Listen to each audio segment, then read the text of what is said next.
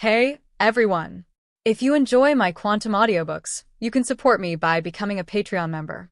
Your support helps me keep creating, and you'll get exclusive perks. You can also access my audiobooks directly through Google Drive. Check out the link in the description.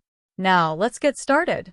No wonder Nangong thought so that month. In fact, in that dark space, Saigo performed the Maharaja with the spirit of Mother of Evil God, which brought deep fear to Nangong that month. In particular, the Maharaja threatened Nangong that month by destroying her world and devouring all living beings. This made the witch in the gap subconsciously hesitate about Saigo's purpose. And now, the disappearance of Gozo Island from the map seems to confirm that the devil's words to destroy the world are not just empty talk. The location where Nangong was transferred after using the space control technique that month was an island not far from Gozo Island. On the island, many tourists looked at the frozen sea and the famous island of ruins in the Mediterranean turned into ice crystal debris. All of them were dumbfounded and looked terrified. After knowing that the ruins that the people in Zioya City were investigating were related to the fourth true ancestor, the Maltese government evacuated the tourists from that island. Tourists themselves are still complaining about Malta's sudden request, but seeing this devastating scene now, all tourists have a sense of gratitude for their survival. Dad. Wearing a red and white priestess costume, Zio Nagisa, who was still a primary school student, saw this terrible scene. She bit her lips and called her father in a low voice with a pale face.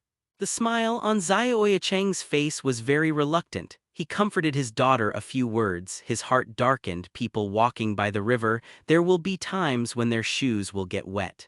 This time, it is estimated that he will really go to prison for a while. Since he asked Nangong Nayu before, now Nangong Nayu rescued his 440 couple according to his request. Zio Yacheng also had to fulfill his agreement. He is not brave enough to deceive the Witch of the Void, so he is going to find a prison and squat in it honestly. At this moment, there was another wave of space around the people who had already escaped from the ruins. Under the vigilant gaze of several people, two figures, a man and a woman, appeared following the wave. One of them was Saigo. He was wearing a black dress with silver trim and his face was clear and evil. Beside Saigo, there is a girl wearing a plain suspender dress with snow-white shoulders. The girl has beautiful hair of iridescent color. Under the sunlight from different angles, she can see colorful, magnificent colors. There is a bright flame in her eyes, her facial features are exquisite and beautiful, and her slender body looks like a sick and weak princess. The 12th body of the fourth true ancestor. Seeing that slender and beautiful figure, Nangong snorted softly that month. The 12th body is really ugly, Zio Nayu. The vampire over there gave her a good name and now she is called Sleeping Beauty, Aurora Floriestina. Saigo said with a chuckle, his black eyes burning with black flames, slowly looked at Aurora beside him. At this time, Aurora was really like a sick and weak princess. Her body looked very weak and her face was pale. After hearing Saigo's words, she tried to cheer up, pretending to be arrogant. Your proposal is good. Since this is your plea, then I also want to express my magnanimity to you and accept your proposal and sacrifice. Aurora Floriestina, well, this name can barely be accepted by the noble me. Congratulations, it is the greatest honor in your life for me to accept this name. Aurora looked like a proud princess, accepting gifts from her subordinates proudly. It's just that no matter how much she strives for her nobility, that posture looks more like a subjugated princess, which is really too downcast. Saigo couldn't help but raised his hand and hit Aurora hard on the head. What are you going to do? Aurora, who was still arrogant just now, immediately became teary-eyed. She clutched her head and shrank back, looking at Saigo pitifully. Seeing Saigo's gaze, she winced again, almost crying. You are such a waste, Aurora. You just accepted my gift of your body and you cried and said that it hurts too much and that you are going to break down. Saigo's eyes were indifferent. He looked at Aurora in front of him and sneered and said nonchalantly. After he finished speaking, Nangong Nayu and Xianjumu I looked at him with strange eyes. La Folia's face was flushed but her expression was very excited. She stood on her toes, trying hard to hear what Saigo would say next. Zio Yacheng hastily covered Zio Nagisha's ears for fear that his daughter would be polluted. But I really hurt too much. I will really be completely broken after receiving too much of your gift like this. Aurora said with some dissatisfaction, but under Saigo's cold gaze, she retorted in a very low voice, and she became murmured as she spoke. What's going on here? What did you demon do to 12th, Aurora? The witch in the gap had a delicate face like a doll. She took a step forward with a parasol and pulled Aurora back to hide behind her. But Aurora didn't appreciate it. Instead, she stepped forward and stood by Saigo's side again. It can be seen that Aurora is very afraid of Saigo, but she still wants to stand with Saigo. This scene is quite surprising. Oh, Zio Neyu, did you misunderstand something, or did you have a problem with your thinking? Saigo looked at Nangong Neyu with a half-smile and said jokingly. Nangong was no longer what she used to be that month, and she was no longer able to be broken by Saigo with a few words. She said with a cold expression, I'm just ashamed that you are interested in such a child. Child. Saigo was stunned for a moment and then laughed dumbly. Aurora is not a child. If you count her age, she should be several thousand years old. Aurora nodded vigorously at this time and said, Yes, I have lived for thousands of years, although I have been in a deep sleep and rarely have activities outside. After a pause, Aurora couldn't help but said again, And I am not a child. My thoughts have already matured, so you look more like a child. I think from the outside, I am older than you. Saying this, Aurora proudly puffed her chest out and raised her chin slightly, as if she was comparing her height with Nangong's that month. If you observe carefully, you will find that she is really a little bit taller than Nangong that month.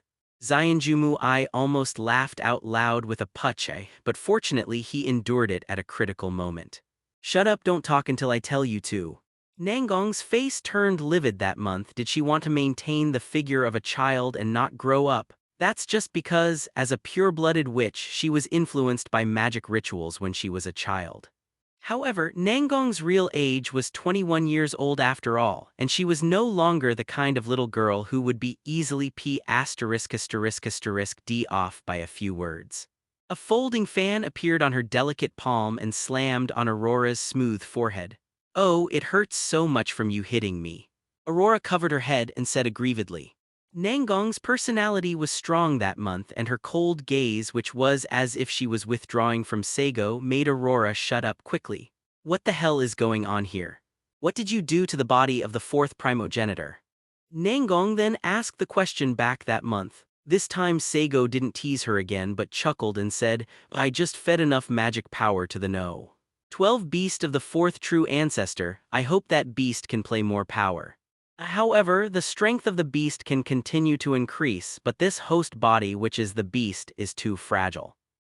Saying that, Saigo glanced at Aurora. Aurora tugged at the hem of her dress with her little hand, and she said in a fearful tone, I am just a medium for sealing the beautiful lady's ice. We were created to seal the beasts of the fourth true ancestor. Although we are also vampires, we are not the fourth true ancestor after all. Our bodies can't carry the power of the fourth primogenitor's beasts. Too much use of that power will cause the body to break down. After the body is broken, the beast that has lost its seal will run away completely, which is absolutely not allowed by me. Because the purpose of my creation is to seal those beasts until Su Sheng, the fourth true ancestor. Saigo laughed and said, In the final analysis, you are still too weak and useless, Aurora. I don't want to, but I can barely use part of the power of the Enchantress Tower Water. Aurora wanted to refute, but in the end she just whispered. Although the expressive power of the fourth primogenitor's beast, Yao Jai Jai Kang Bing, is slightly insufficient, Saigo is still satisfied. At least now he has mastered a wide range of lethal moves. When he was in Yggdrasil's in the past, although Saigo was powerful and had strange abilities, he was invincible in one-on-one situations, and he was absolutely the strongest in the world. But just like the balance of the game, as an aging great demon, Saigo does not have any large-scale AoE skills or magic. At that time Saigo still wanted to be a mage, at least the large-scale bombardment looked cool. It's a pity that Saigo at that time couldn't master similar abilities, but now in this world he has satisfied his addiction to being a mage. Just judging from the performance of the enchanted girl's kangbing just now, the power of that blow is almost the same as the super magic in Yggdrasil's. Destroying the city and destroying the army is not a problem. However, the power of the demon fairies Kang Bing still has room for improvement, and the beasts of the fourth true ancestor not only have such a history. The current constraint is Aurora's body. Because of her destined mission, Aurora will not and cannot overcharge the power of the beautiful fairy's ice so that the seal will be released. But as long as you find a way to increase Aurora's endurance, this power will become stronger. Or collect all the fourth true ancestor's body and completely reproduce the power of the fourth true ancestor. At that time, there should be no trouble of insufficient output. And under my third star particle body, the strength of the beasts I can master will only be stronger than the real fourth true ancestor. Saigo thought about how to adjust and enhance this power next. Although it seems difficult to increase Aurora's physique so that it can carry the ice of the enchantress, after all, it is the beast of the true ancestor, and it is a summoned object that only the true ancestor can raise. But Saigo suddenly had an idea at this time. If he can't accomplish such an incredible miracle in this world, he can completely change the world and use the methods of other worlds to complete it. Saigo is not a vampire. His body composition is the same as those with negative. The vitality of the vampire is completely different. He can't let the beasts live in his body. This is the rule of this world, and it is the guarantee of the existence of vampires. That's why Saigo needs the existence of Aurora and other fourth primogenitors and needs to use them as a medium. To put it simply, Aurora is a magic item, and Saigo can use this magic item to manipulate the beasts of the fourth primogenitor. One prop can only correspond to one beast, so the next thing Saigo has to do is to collect all the primordial bodies. Since you are part of the fourth true ancestor, why should you listen to him? Nangong was a little puzzled that month. No matter how she thought about it, she felt that Aurora shouldn't listen to 2.9 Saigo like this. The girl with the pupils of flame is close to Saigo, and she explained to Nangong Neiyu in a low voice. I was originally the monitor of the original. As the body of the fourth true ancestor, my mission is to complete the banquet of flames and hand over the 12 beasts to Yuan Yuan so that the real fourth true ancestor can be resurrected. Now he is the original. For us, obeying the original's order to complete the banquet of flames is an order that cannot be violated. So as long as you follow the original mission, you must listen to his words. Nangong nodded slightly that month and said, Original, it's that cursed soul. At this time, the Witch of the Void finally knew exactly how Saigo got the beast of the fourth primogenitor. He sealed the primordial in his body. Although it was a cursed soul, it was also part of the theoretical soul of the fourth true ancestor. Naturally, the beasts and bodies of the fourth primogenitor will obey Saigo's orders. This seemingly simple method is actually very difficult because under normal circumstances, anyone who is close to the original will only be cursed by the original being invaded by the body and taking away the soul. That is to say, Saigo used a method that Nangong didn't know that month but instead took away everything in the original. The current Saigo is the original. Nangong also guessed Saigo's next plan at this time that month. He is going to collect all the fourth true ancestor's body, and then hold a flame feast so as to obtain the complete power of the fourth true ancestor. And part of the body of the fourth true ancestor should be in the hands of those three true ancestors, and it is very likely that Saigo will collide head-on with those three true ancestors. Facing the three true ancestors may seem extremely dangerous to others, even unthinkable. But Nangong believes that month for this mysterious and unpredictable demon that may not be such an unbelievable thing. It's just that even if he believes in his heart that Saigo must have his own plans and goals, he has long been prepared to face the three true ancestors. But the witch in the void still has a faint worry about Saigo deep in her heart. When this thought came up, Nangong Neiyu was terrified and then she just laughed at herself. I really don't know when I started to worry about this demon slowly. This demon has been with her every day and night for 5 years. For Nangong that month, Saigo is the person who has accompanied her for the longest time and has the closest relationship with her from birth to now. Nangong didn't have many friends in her 20 years of life that month, and she didn't even have her parents in her memory. No matter how strong the lonely witch is, she longs for an intimate person who can accompany her, and this person is Saigo. Nangong's blue jewel-like eyes looked at Saigo that month, watching him teasing Aurora at this moment. The beautiful girl with flaming pupils was bewildered by him, always looking weak and about to cry. Aware of Nangong's stinging gaze that month, Saigo also withdrew his attention from Aurora. He looked at the witch in the gap and the two looked at each other. The witch didn't show any shyness or panic at all, she stared at each other stubbornly without avoiding it. "What's the matter, Zio Neiyu? Why do you look at me like that?" Saigo asked with a chuckle. "HMPH, I just suddenly realized that I've known you for so long before I knew it. I don't know what your specific purpose is too, but I understand what you are going to do next. Since you have been involved in the incident of the fourth true ancestor, then go and take away everything from the fourth true ancestor. It's just that in this flame feast that we can't understand, you should also pay attention to safety. I don't want any problems with the demons I contracted." Nangong wore a lace parasol that month, and the handle of the parasol rested on her delicate shoulders. The witch took a few steps forward with her slender legs wrapped in black velvet socks, and the frozen breeze on the sea in the distance blew gently, blowing the witch's ink-like long hair. The icy chill and the moisture in the air froze on Nangong Neiyu's hair, condensing tiny ice crystals, making Nangong Neiyu look clear and beautiful, to the point that it looked more like the ice of the enchantress. Nangong's character was strong that month, and he was the only one who respected me. The dishonest personality of Tsundir wouldn't appear in her body. She is a talkative person who does her part. Now that I have noticed the worry about Saigo deep in my heart as well as the subtle and strange feelings. Nangong didn't evade that month but told the truth, expressing his worries decisively. In Nangong's view that month, if she missed many things because of her own insincerity and then regretted it in the future, such a person is completely unworthy of sympathy for her. Acknowledge the past, grasp the present, and look forward to the future. This is the life principle of Nangong that month. Saigo said that she can go to become the queen of string Kamijima. This sentence is not a joke, but Nangong has the power of the Witch King that month.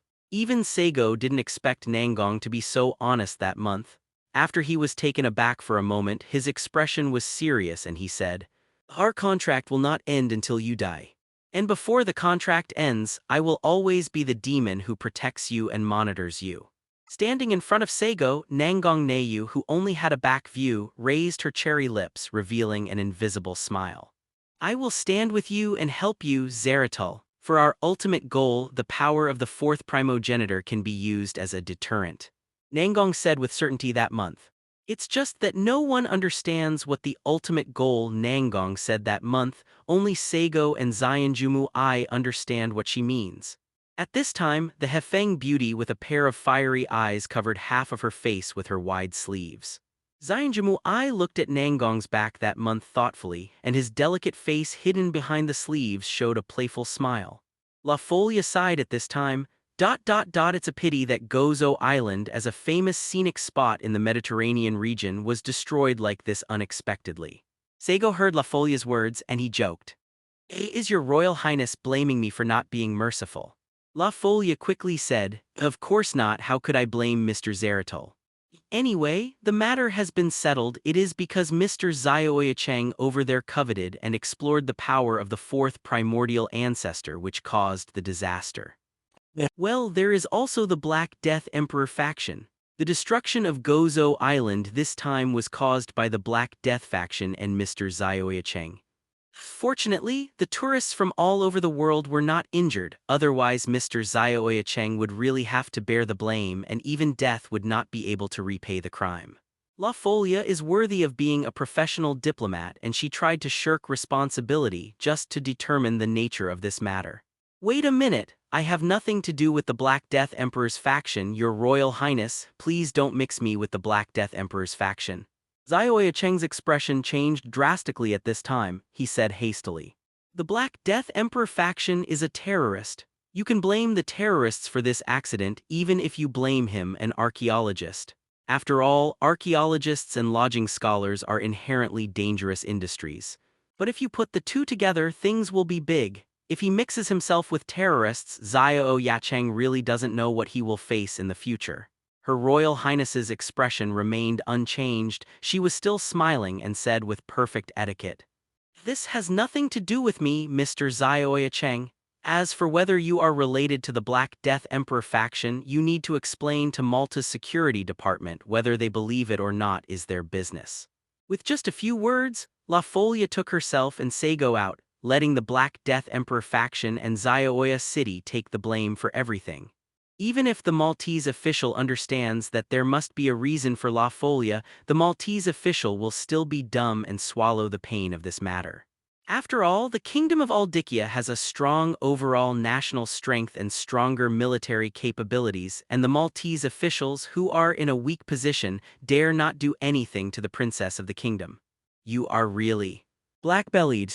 Xiao Yacheng smiled bitterly. She is worthy of being a well-known princess in the kingdom, and she is also worthy of being an elite member cultivated by the royal family. This black-bellied character is really different from her beautiful face. Thank you for your compliment, Mr. Xiao Cheng. As for Miss Liana. Just when La Folia was about to say something, Saigo suddenly said, "Take her away." With long silver hair, the beautiful princess looked at Saigo with puzzled eyes, not knowing why he made this decision. The Karl family in the Warlord domain has already fallen as the next patriarch of the Karl family. If something goes wrong here, the family will be even more difficult to deal with. With a smile on the corner of Saigo's mouth, he said lightly. La Folia seemed to understand what he meant but didn't seem to understand and asked tentatively, "Mr. Zeratul, what do you mean?" "Miss Liana is our prisoner now, so it's only natural that Karl should exchange some things for the prisoner." Hearing Saigo's casual tone, Liana's expression changed slightly and she said, "Since you know that our family is down and out, you should understand that our family can't come up with anything that can be taken from me." "Is that so? But I heard that the highest technological crystallization of the heavenly ministry, the original scriptures of the only 3 Godhead vibration wave driving spells in the world, are in the hands of your Karl family." Saigo said calmly, "It's all a lie, it's all a hoax, it's a rumor created by other families about our Karl family. Our Karl family does not have any original script of the divine vibration wave driving technique. That thing is the secret treasure of the Lion King mechanism, and it is the root of the Lion King mechanism. If our family really has this kind of thing, why is the Karl family still in decline? We have already relied on the original scriptures to revitalize the family." Liana yelled, denying that her family had this thing. "It doesn't matter whether your family has one or not, whether it's just a rumor or not. Even if not, the heir of your family is in my hands, and I will let your family say yes." Saigo didn't care what Liana was talking about, he just said it to himself. Theoretically speaking, what Liana said was right. If her family had this thing, it would be impossible for her family to fall into the present situation. But some things cannot be groundless. In Saigo's view, it is more likely that Liana is lying. Saigo walked up to the vampire woman with one arm missing, patted her on the shoulder and said with a smile, "To revive the glory of the Karl family, Miss Liana, you are obliged. Presumably you will be used as a trade item and your family members will tell the truth. By the way, before I came to Gozo Island, I asked someone to investigate your matter. You seem to have a sister who has a good relationship. I think your sister will give the correct answer in order to save her sister." Hearing Saigo's demonic whispers, Liana's bled face grew paler. La Folia asked curiously at this time, "Mr. Zeratul, how did you confirm that Liana was telling lies? Is it some special technique?" Even her, a princess who is good at observing words and expressions, is not sure whether what Liana said just now is true or false. "No, Your Highness, there is no magic formula in it and I don't know if she is lying. But you have to think about it, the Kingdom of Ardickia and the domain of the Warlord are feuds. Even if a peace treaty is signed now, this hatred cannot be forgotten. Liana herself made a mistake and ran into our hands. No matter how poor her family is, she is still the Earl of the 587 domain of the Warlord. Then killing her and attacking the Battle King domain is also a good choice. Even the first true ancestor can't say much after seeing this. After all, she was at fault first. Do you think I'm right, Miss Rafflia?" Seeing the faint smile on the corner of Saigo's mouth, La Folia immediately understood what he meant. Her Royal Highness said in cooperation, Mr. Zeratul is really far-sighted. You are right, even if it is just to attack the Battle King domain, the existence of Liana is still necessary. Whether she's telling the truth or not, we're all winners. One arm was broken and even a vampire couldn't restore it in a short time.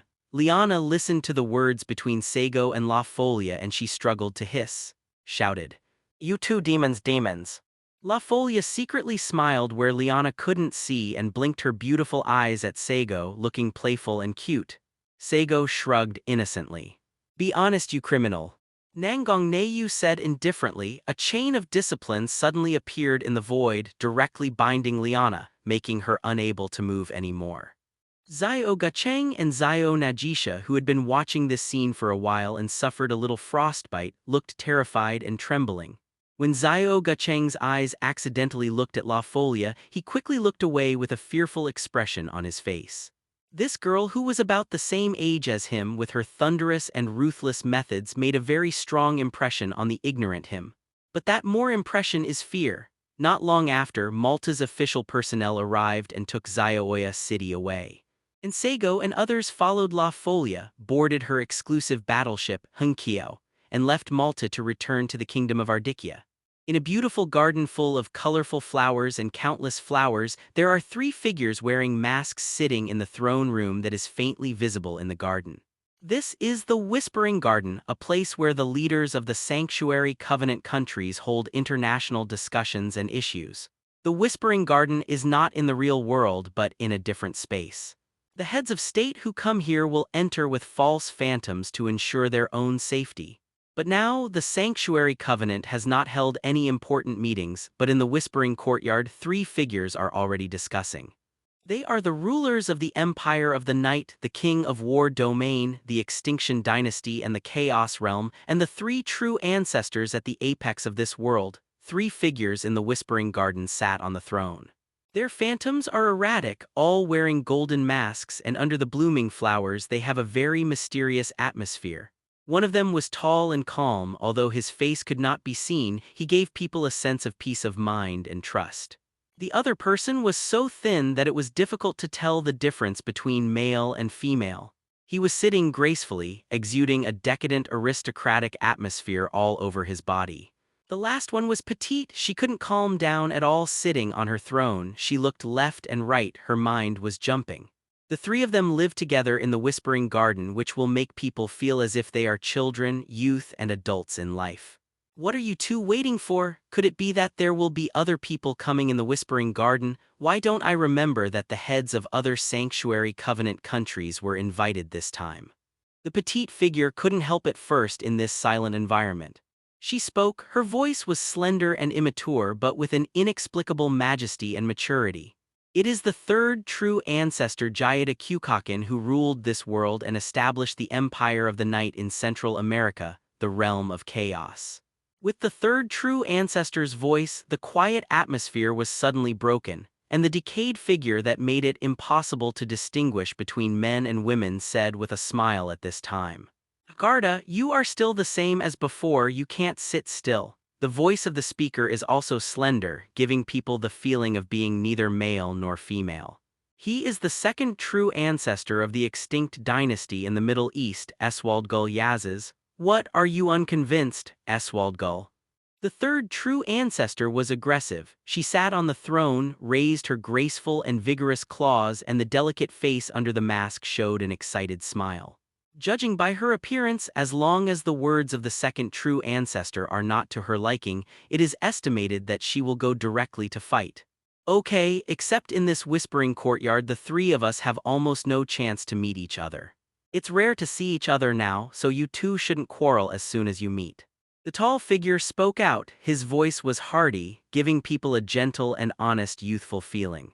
It is precisely in this entire world, the most famous, known to everyone in the world, the 1st true ancestor whose real name is Z Julen Barada, although the 3 true ancestors are all world famous. But the decadent life of the 2nd true ancestor rarely showed up, and the chaotic realm where the 3rd true ancestor lived was mysterious, and there were almost no foreigners in the whole country. This makes the world not know much about these 2 true ancestors. The 1st true ancestor is different. Although he rarely shows up now, he has made outstanding achievements and the order of the entire world is operating under his influence. For example, the Sanctuary Treaty was signed by many world powers under the leadership of the first true ancestor. It was also because of the signing of the Sanctuary Treaty that the large-scale wars between the demons and humans disappeared, and only occasional sporadic local wars still existed. The peace that the world has had in the past few decades can be said to be the greatest contribution to the first true ancestor. However, there are also conspiracy theories that the first true ancestor took advantage of human forgetfulness, hoping to use 100 years to make human beings forget their hatred with the demons and relax their vigilance. Then he can lead his descendants vampires to expel human beings and take the world in one fell swoop. Of course, this kind of conspiracy theory is different from the beholder and the wise see wisdom. Okay, Z. If you have anything to say, just say it directly, don't dawdle. The third true ancestor, Teyvat.The, waved his hand, indicating that the first true group has something to say quickly. Before the first true ancestor could speak, she said again, "There is no one else in this whispering courtyard. We even enter here in our respective postures, and there is no need to vote by secret ballot. Is it necessary to wear a mask?" Facing the words of the third true ancestor, the first true ancestor still said calmly, "This is the rule in the Whispering Garden. Even if there are only 3 of us here for the time being, we are familiar with each other, so don't break it. Set the rules." When the Sanctuary Covenant country makes any major decisions, they will vote by secret ballot.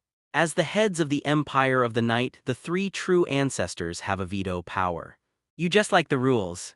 The third true ancestor shook his head, non-committal to the first true ancestor's decision. Among the 3 true ancestors, the first true ancestor was the most disciplined person, and the other 2 true ancestors were already used to his behavior. "I think you should know why I summoned you in the Whispering Garden." At this time, the tone of the first ancestor Zoroastrianism suddenly became serious. "No, actually I don't know very well. I only know that the 12th body has awakened." A glass of red wine appeared in the hands of the second true ancestor at some point. He knocked on his leg and said while shaking the wine glass, "This true ancestor is always immersed in his decadent and depraved life and is not at all sensitive to outside news. Then you should know what the awakening of the 12th body represents, Eswaldger." Z's tone remained low. "Is it original?" At this time, the second ancestor Eswaldgull frowned behind the mask, and the hands that were shaking the wine glass stopped. "The original seal has been completely lifted. That cursed monster is going to have a flame feast." The third true ancestor Teyvat asked at this time. The 3 true ancestors are all old antiques who have lived from the long past to the present. From the time when the heavenly ministry ruled the world to the present, there is nothing they do not know. Therefore, whether it is the 4th true ancestor or the original one, they are under their surveillance. It doesn't matter if it's just the original awakening, then it's going to be a flame banquet according to the set procedure. The trouble is that after the original was unsealed, it did not obtain a body capable of action, nor could it fulfill its mission and will. The primordial was swallowed by a certain existence in a way that we can't even know, so the person who swallowed the original obtained the ownership of the 4th true ancestor's beast and body. And the person who devoured the original was an unknown demon that appeared in this world a few years ago. The first true ancestor told the other 2 true ancestors everything that happened on Gozo Island in detail. As if he was at the scene at the time, he explained every detail clearly. In fact, these details come from Zioia City, who is in prison in Malta. "You mean the demon with self-will? Ha, is he really a demon?" "It is impossible for a demon to have self-will." The third true ancestor Teyvat showed a look of great interest. Her petite body leaned forward, and she made an appearance of listening carefully. Even her tone was much more excited. "I don't know the devil's heel. I wonder if he is the same as the Tianbu." Before the first true ancestor finished speaking, the second true ancestor said, "You suspect that the demon is not a demon but came from another planet and invaded this planet. Well, we all know that human beings are not native to this world but come from the Eastern land. The Ministry of Heaven just plundered some human beings from the Eastern land and raised them on this planet. At that time there were still some dragons chasing and killing the heavenly ministry. Although the dragons had been nearly extinct on this planet for a long time in the hometown of the dragons in the Eastern Land, the number of dragons was still huge. That's why I wonder if that demon is related to the Eastern Land. If so, is there something wrong with the only foreign land connected to the Eastern Land? The first primogenitor's voice became worried. For a long time, he has regarded this planet as his hometown, as his homeland, and he does not want any existence other than the stars to come to this land. That demon is quite powerful, and the Void Witch who signed a contract with him has already shown us the strange ability of that demon. If the demon is only one person, we can still deal with it if there are many such demons appearing. The first true ancestor didn't finish his words, but the other two true ancestors immediately understood what he meant. It's just that the third true ancestor laughed loudly and said, "Wouldn't it be very interesting if so many unknown demons really appeared? I think the more interesting things like this happen, the better." The first true ancestor was speechless. He could understand Garda's feelings, and even his own blood, which was already cold, was throbbing again. Vampires, especially the vampires of the previous generation, have lived for too long, and their feelings have become dilapidated under the wear and tear. Therefore, for many ancient vampires, they are not afraid of death and even look forward to death because they have no meaning to live. It is also this group of vampires. Their way of thinking is different from ordinary people. They are not afraid of death and they pursue happiness and pleasure. But the long life has allowed these vampires to enjoy everything. As the threshold rises, the only thing they are interested in may be the unknown existence. As the three true ancestors with the longest lifespan, they were more severely worn. If it wasn't for the first true ancestor, he still kept in mind the mission he had promised to someone. Perhaps he would be like Sister Gia at this time, only feeling excited and not worried. Suppressing the restless blood in his heart, the first true ancestor Chi Yi Julen Barada still calmly said, "The beast of the fourth true ancestor is controlled by that unknown demon. Although it is only one, it is already very dangerous. Don't you guys forget what happened in this land in the long past and forget why we became true ancestors. If the demon uses the power of the beasts wantonly to make these unstable monsters run wild, then the tragedy thousands of years ago may happen again. Familiar beasts have never been truly conquered by us, and what we have done so far is to give everything to make them quiet." The words of the first true ancestor finally silenced the other two true ancestors. Even Jayada, who has always been active in her mind, stopped talking at this time. They seemed to be caught in the memory, returning to the past thousands of years ago, the moment when they became the test subjects with a fearless spirit and became the true ancestors. The long time has caused the three true ancestors to forget many things, and their temperaments have changed somewhat. But the only thing they will never forget is the oath they made and the mission they have after becoming true ancestors. We need someone to monitor that demon. If there is something wrong with him, we must first take action to solve this trouble. The banquet of flames can happen, but it is absolutely not allowed to use the power of the beasts indiscriminately to make them go berserk. Thousands of years of hard work have allowed us to barely reduce the threat of the beasts to a controllable level. If the beasts of the fourth true ancestor are allowed to go crazy, our efforts of thousands of years will be in vain. You shall not forget, nor shall you forget the meaning of the existence of the beast as the fourth primogenitor. The second true ancestor was also very serious at this time. He sat up straight and restrained his loose and decadent aura and spoke righteously. Then, just when the second true ancestor was about to volunteer, expressing his willingness to become the demon's watcher so as to spend the rest of the boring time, the third true ancestor, Jayada Kyukaken, took the first step and said, "Then leave it to me and let me monitor that demon Wang Nuohao." The second true ancestor's tone was suffocated, and he said with a dissatisfied expression, "Jada, your Empire of the Night is so far away from Europe, it doesn't seem like that demon will go to North and South America for you to monitor." "Look," Jayada said indifferently. This is not a big deal. I can come to Europe from Central America.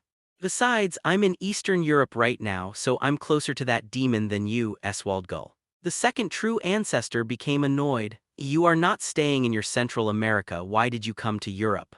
"I'm not like you. I always hide in my own palace, how boring that is. Since our true ancestor is bored enough, of course we have to work hard to find fun and run around the world. Jayada sneered and said to the second true ancestor, "Or do you want to fight with me? Whoever wins, let him watch the devil. I don't mind passing the boring time like this." Seeing that the anger between the two became more and more intense, Zayi had no choice but to intervene in the conversation between the two of them. "According to our agreement, since Jayada is the first to accept this matter, I will leave it to her. Let's deal with it, delete." Eswald Gull barely sank his breath and said, "I thought you would say that this interesting thing should be done by you, the head of the Empire of the Night located in Eastern Europe." The first true ancestor laughed and said, "Actually, I was going to say that, but now I don't want to fight with Jayada, so let her do it." Next, we still have an important topic to study, that is how to deal with the fourth primogenitor body located in our Empire of the Night. The Kingdom of Ardikya is located in the Nordic region. Because of its high latitude, the temperature is low all year round. The culture of a country is always linked to the local land, environment, and climate. However, because of the cold climate of the Kingdom of Ardikya, its overall culture and art tend to be simple and rough. Just like the street storefronts in the capital of the kingdom, all of them are monotonous in color, not as gorgeous and exquisite as near the Mediterranean Sea, but more magnificent. Saigo took Aurora on the streets of the kingdom, admiring the exotic scenery, listening to the beautiful songs played by street performers. Aurora was wearing a coat with wool around the neck, and inside was the simple white off-the-shoulder dress she slept in the ice crystal coffin. Since she is called Sleeping Beauty, she has a delicate and elegant appearance like a princess. Especially Aurora's iridescent hair from different angles as well as her flame-colored pupils always attract the surprised eyes of people passing by. Aurora seemed to be very curious about everything. She looked here and there. Her delicate and beautiful face showed a look of exploration. When he first arrived in this country, Saigo was also interested in the Nordic culture. However, Nangong stayed in Europe for so many years in that month and also stayed in the Kingdom of Ardikya for a long time. Now Saigo has no 730s throbbing with the scenery here. Aurora's slender white legs suddenly stopped. She saw that Saigo didn't seem to notice her at all but continued to walk forward. After hesitating for a while, she stretched out her tender white hand and grabbed Saigo's sleeve. "Huh. What's the matter, Aurora?" Saigo felt a slight force coming from the cuff. He stopped and looked at the parasite of the enchantress Kang Bing with some doubts. Aurora raised her other hand. She pointed aside secretly. Her delicate face was slightly flushed as if she was a little embarrassed. Saigo looked in the direction of her finger and what she saw was a street store, and some pastries placed in it made people's index fingers move. Smelling the aroma of the pastry, Aurora's throat surged as if she swallowed her saliva. "You wanna eat?" Saigo understood what she meant and asked with a smile, "Well, I'm a little hungry." Aurora clutched her belly, looking at Saigo timidly like a puppy waiting to be fed by its owner. There was a begging look in her flaming eyes, and she was not as ruthless as when she was ordered by Saigo to call out the Act of Enchantress to destroy the island and freeze the sea on Gozo Island. "Are you a vampire? Shouldn't you be sucking human blood? Why do you still eat the food of ordinary people? Isn't this a waste of food?" Saigo frowned. "Do you have any misunderstandings about vampires? The blood-sucking behavior of vampires is the impulse of sexual desire, not for nutritional supplements. Even a vampire needs to eat." Aurora corrects Saigo's misunderstanding of vampires. Speaking of which, after coming to this world, Saigo really did not conduct any research on vampires. He thought that the vampires in this world were the same as his impression, except here vampires have summons like beasts. But from Aurora's mouth, Saigo discovered that the vampires in this world are completely different from what he imagined. For vampires, blood-sucking is not necessary. But thinking about it carefully, it seems to be the case. If vampires and humans have the same relationship as humans and food, it is absolutely impossible for the two sides to coexist peacefully, and the Sanctuary Treaty is simply impossible. That's interesting. Saigo rubbed his chin and even began to wonder at this moment, are the vampires in this world really vampires? Could it be that vampires are all group gill eels like in the World Tree game? Thinking about something in his mind, Saigo walked forward slowly. His tone was calm and unwavering, and he said to Aurora, "If you want to eat, of course I don't mind. But you'll have to pay for it yourself." When Aurora heard Saigo's words, she said confidently, "I have no money." Saigo turned his head and glanced at Aurora, who looked arrogant, as if it was a great thing that he had no money, and he said unhappily, "This is the first time I see someone so blatantly wanting to let others pay for it. I reject your request. Remember, Aurora, you are just a prop, my pet, and pets are not qualified to make requests. You can only get what the master is willing to give you." Hearing Saigo's cold words, Aurora whispered, "But I will starve to death if I don't eat. There are enough steamed buns and rice in the hotel anyway, it's just to fill the stomach, and it's the same to eat anything. It's too cheap. I don't want to just eat rice every day." Aurora let out a timid whimper, but seeing that Saigo ignored her, Aurora didn't dare to complain anymore and followed Saigo honestly. Because, as Saigo said, she is just a prop, a container, and a containment that seals the ice of the enchantress. Although she was given the name of Aurora, she is still only the 12th body of the true ancestor. Its only meaning of being alive is to participate in the flame banquet and resurrect the 4th true ancestor.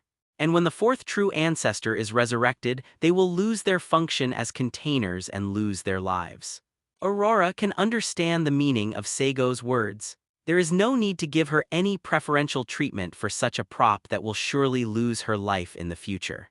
It is also impossible for Aurora to have any thoughts of resistance. Even if the person in front of her is not Saigo, the demon who has absorbed the primordial, as long as someone is willing to participate in the flame feast, she will follow the order, and everything is for the resurrection of the 4th primogenitor. Not to mention, the current Saigo is the original, and Aurora, as the boarding body, cannot disobey his orders.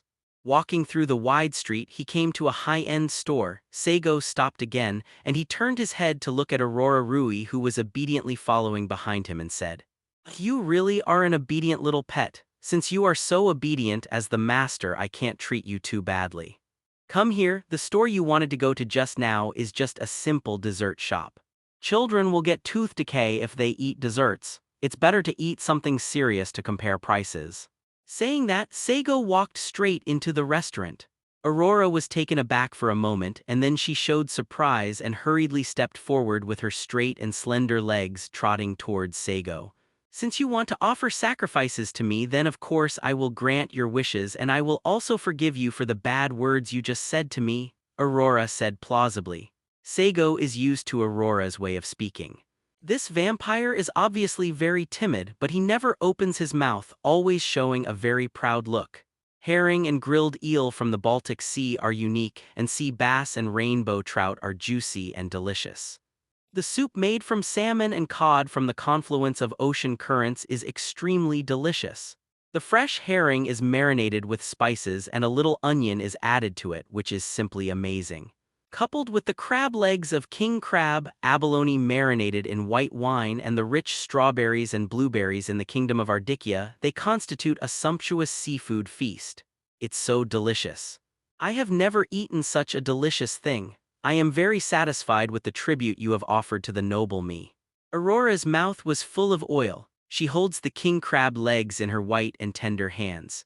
The powerful force does not require other tools at all, just break the crab legs directly.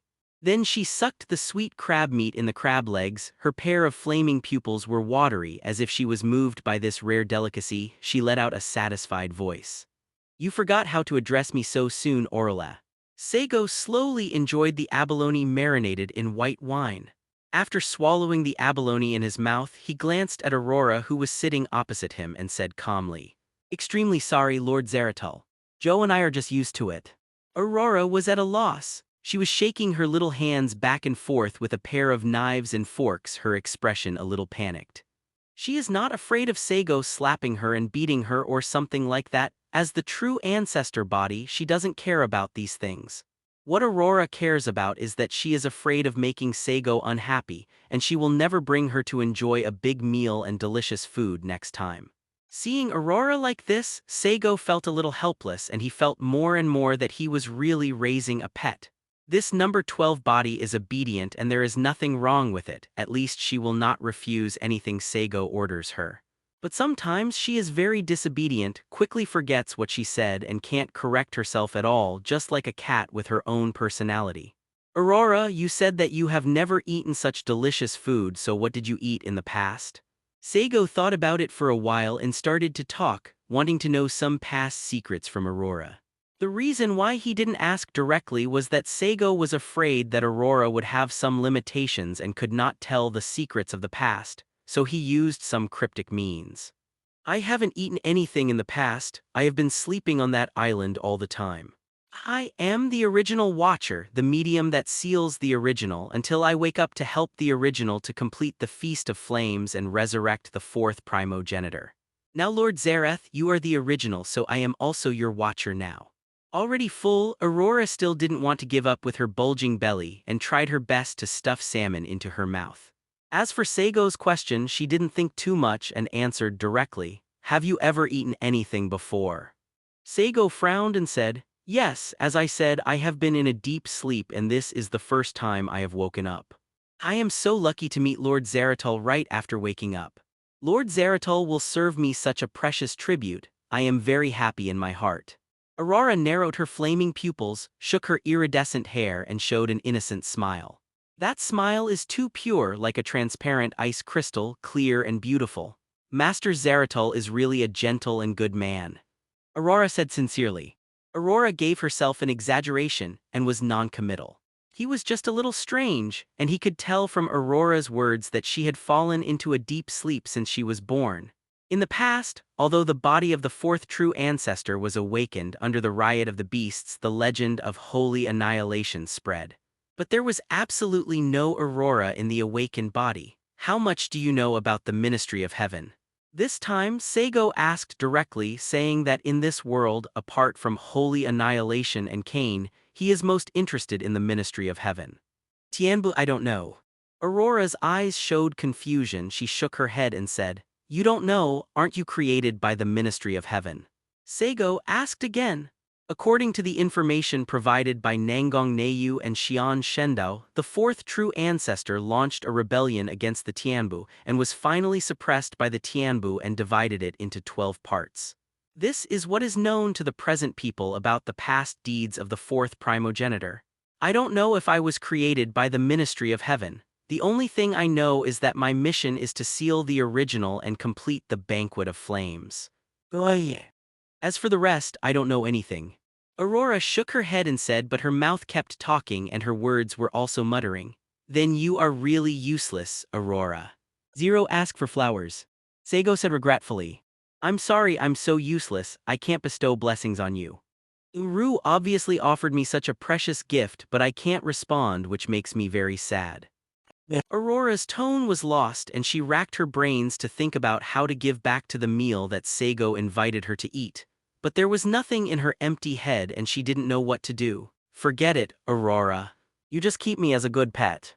Since you don't know the news about the Ministry of Heaven, it's fine, but do you know where the other bodies are?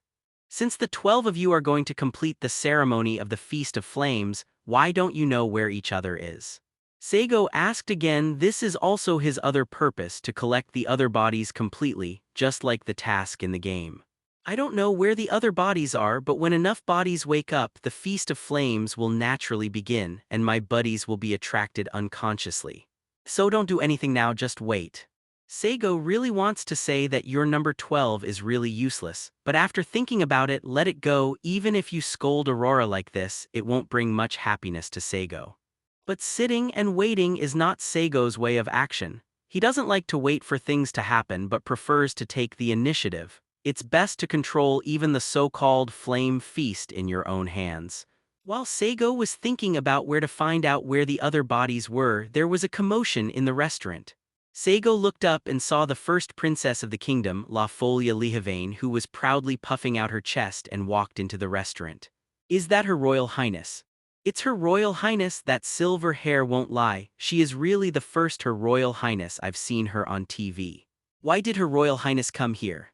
The people who were dining around looked at La Folia in whispers. All of them looked excited and even had a trace of piety.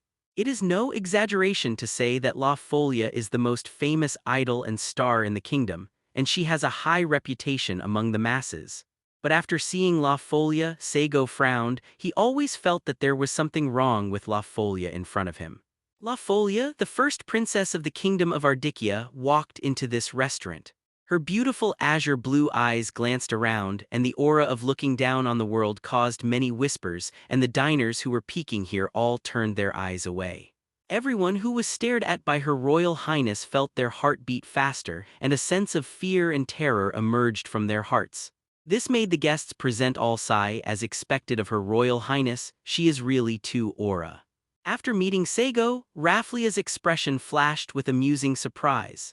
She stepped forward with her slender legs under the military uniform. Her silver hair fluttered gently in the wind as she walked forward, and her walking posture made people think of the word tiger and tiger. His Royal Highness La Folia, why are you here? Saigo frowned. He looked at Her Royal Highness in front of him, and after a little thought he asked with a faint smile of 640. Because I heard that Mr. Zaratul is here, I came here. Her Royal Highness walked over to Saigo and pulled out a chair to sit down as if she was the master here. But for La Folia, who will inherit the kingdom of Ardicchia in the future, she is indeed the master of this place and the future master of this country. At this time, the waiter of the restaurant hurried forward, came to the side of Her Highness, nodded and bowed and said, Your Highness, what do you want to eat? Here is the menu, please take a look. La Folia took the menu from the waiter, flipped through it with her slender fingers, and finally chose an open sandwich mixed with blueberries, apples, bacon, and kiwi. This is also the special delicacy of the kingdom. After the waiter left, Saigo finally asked, His Royal Highness La Folia, why are you looking for me? I remember that you are not busy discussing with the officials in the field of the King of War, discussing the next peace celebration between the two countries. La Folia waved her hands indifferently and said, The matter with the King of War domain is not a big deal compared to that matter. Mr. Zaratul's place is more important. Her Royal Highness's beautiful eyes flickered slightly and she seemed to be shy and evasive. But soon she raised her head proudly and said to Saigo with an aura that others could not learn from, Mr. Zaratul, how are you thinking about that matter? Saigo raised his eyebrows and asked, what is it? La Folia suddenly smiled slyly. She didn't care about the location at all, and she didn't care about the crowd nearby. She said in a clear and resonant voice, About our engagement. When I was on Gozo Island, didn't I just tell you, Mr. Zaratul, as long as Mr. Zaratul is willing to help the kingdom, you will become my king's husband? Saigo seemed to have guessed about La Folia's suddenly bold words. He looked as usual, not surprised at all. On the contrary, the diners who were dining around became messy at this time. La Folia spoke loudly and didn't care about the surrounding environment. Naturally, everyone present heard her bold speech. A group of people began to whisper again. The overly shocked expressions and curiosity about gossip made many people restrain their fear of La Folia's aura at this moment. Pairs of eyes fell on Saigo with scrutiny, envy, anger, unwillingness, and all kinds of emotions. They really couldn't imagine why the first princess, whom they respected, would take a fancy to this foreigner. It turns out that as long as the other party agrees to help the kingdom, they can marry the princess and become a royal family in one fell swoop. You must know that La Folia is the first-in-line heir of the kingdom of Ardicchia, and marrying her as a wife means that the princess, husband, will definitely become the king of the kingdom of Ardicchia in the future. Kingdoms have had queens in the past, but rarely. If there is no male heir to the throne in this generation of the royal family, then the female heirs, the people of Beijing, will choose excellent men to be their husbands, so that the husbands will be kings and they will be queens. La Folia's father is like this, and her mother is the real princess and heir of the previous generation. But after marrying La Folia's father, her father changed his surname and became the king of this country. La Folia's invitation is not only an invitation to get married, but also a promise to become a king. This kind of thing is a great thing for any man. In addition to the dreamy and enchanting beauty possessed by Her Royal Highness Princess La Floria in this country, many men yearn for this princess and want to kiss her. But now this opportunity is actually obtained by a despicable outsider. How can this not make everyone angry? You must know that Her Royal Highness is ranked first among the women who want to marry by a national authoritative magazine, and the celebrity who ranks second has dozens of votes with Her Royal Highness. How are you thinking, Mr. Zeratul? Could it be that I am too ugly to make Mr. Zeratul look down on you? La Folia's tone of voice was a little disappointed when she said this, and her expression was about to cry, which was in line with her black-bellied character and temperament. But at this time, Her Royal Highness boldly pulled the collar of her military uniform, and with her slight twist, only Saigo saw the alluring bamboo collarbone under her collar. It is sexy and enchanting that can take away all the soul of a man. Seeing Her Royal Highness's bold actions and her disappointed tone, many diners nearby were even more furious. Facing the eyes that seemed to want to kill him, Saigo didn't care. At this time, Aurora asked in surprise, "Is she your blood companion, Master Yuan?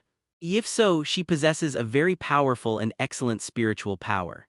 If she becomes the blood partner of Sir Yuan, then she can easily restrain the rage of the Enchantress of Kangbing." Having said that, Aurora's tone seemed very happy. Saigo glared at her and said, "Could it be that without a blood companion, I can't suppress that mere beast?" Aurora thought of the almost unlimited amount of magical power that Saigo provided to the Enchantress Kangbing before, and even the total amount of magical power could explode the beasts. Thinking of this, she quickly said, "Of course not, I'm just congratulating you for finding a bloodmate so you can vent your blood-sucking urge. Although I am not the most orthodox vampire, I also know that the blood-sucking impulse is difficult to control." Saigo laughed dumbly when he heard the words. "I am not a vampire at 3.6. Where did the blood-sucking impulse come from?" Then Saigo looked at La Folia and he said playfully, "Your Highness, I agree to your request, but I don't want to be the king of the kingdom. Why don't you give me another thing?" La Folia puffed up her chest, raised her beautiful neck and promised, "I can agree to whatever Mr. Zeratul wants." "That's right, then what I want is the Chaos Realm of the Empire of the Night. I think as long as I marry you, I will be the king of the Chaos Realm." "Do you think so?" The third true ancestor Jayata Kyukaken, there are really very few people in this world who know your name and some of your abilities. Of course, I didn't expect that the third true ancestor would recommend himself as a pillow.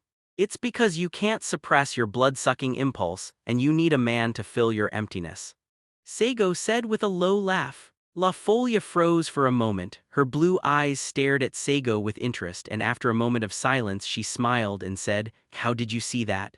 "I think I should do a good job in acting. In order to act in such a play, I deliberately investigated the behavior of the princess. I even investigated what happened when you were in Gozo, and even what you said. In my opinion, based on my thousands of years of experience, I should not be discovered by you." The third primogenitor bluntly stated that he was not La Folia, and frankly admitted what Saigo said just now.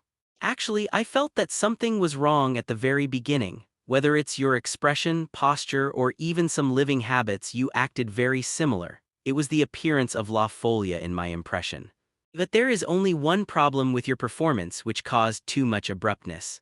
The smile on Saigo's face remained unchanged. He slowly drank the drink on the table in front of him, but his heart was filled with vigilance. 2. The third true ancestor, the Lord located in the chaotic realm of the Empire of the Night in Central America, the true ancestor of vampires who lived in this world for thousands of years, nearly 10,000 years. Known as one of the three most powerful kings in the world, this true ancestor is as mysterious as the second true ancestor. The main reason is that the realm of chaos does not accept any foreigners. It is an absolutely closed boundary, and it is not even possible to travel there. Except for a very small number of officials from major countries who went to the realm of chaos due to political reasons, ordinary people have no chance to enter the Empire of the Night at all. In this internet-developed world, there are very few photos of this country circulating on the internet, which is simply unbelievable. "Oh, is there something unexpected in the end? I would like to hear the details." After her identity was discovered, the third primogenitor stopped imitating La Folia. Her posture became more casual, and even her way of speaking became more wild and free and easy. It's actually very simple, that is, no matter what La Folia herself thinks, the education she has received since she was a child makes her always respectful and polite when facing anyone. "But you are different," the third primogenitor. "Maybe the long life has made you lose interest in life, and you will subconsciously ignore it when you face others." Just like when you entered the door just now, if it was La Folia herself, when facing the gaze of the diners here, she would respond with a polite smile.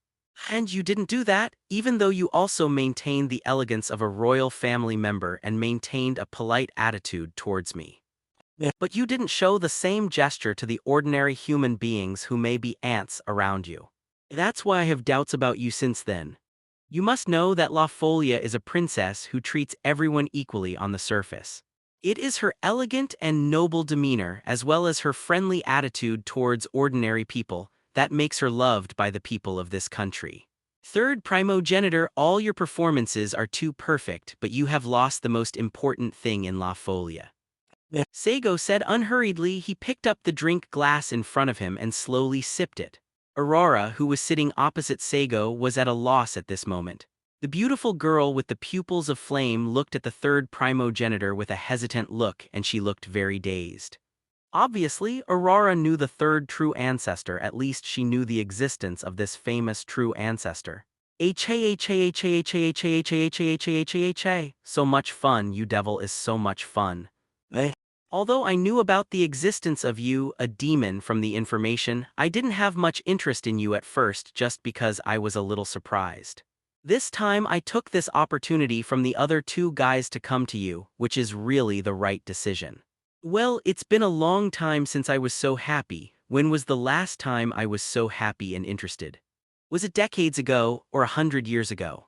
The third primogenitor clapped his palms and laughed loudly. That overly unrestrained posture completely didn't match the face of La Folia she was using now.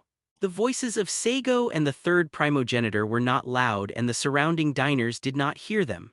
Seeing the look of their own princess, which does not match the perfect etiquette at all, everyone looked surprised and unbelievable. Hey, where did you come from, this demon? I have lived for so many years and I have never heard of such a demon as you.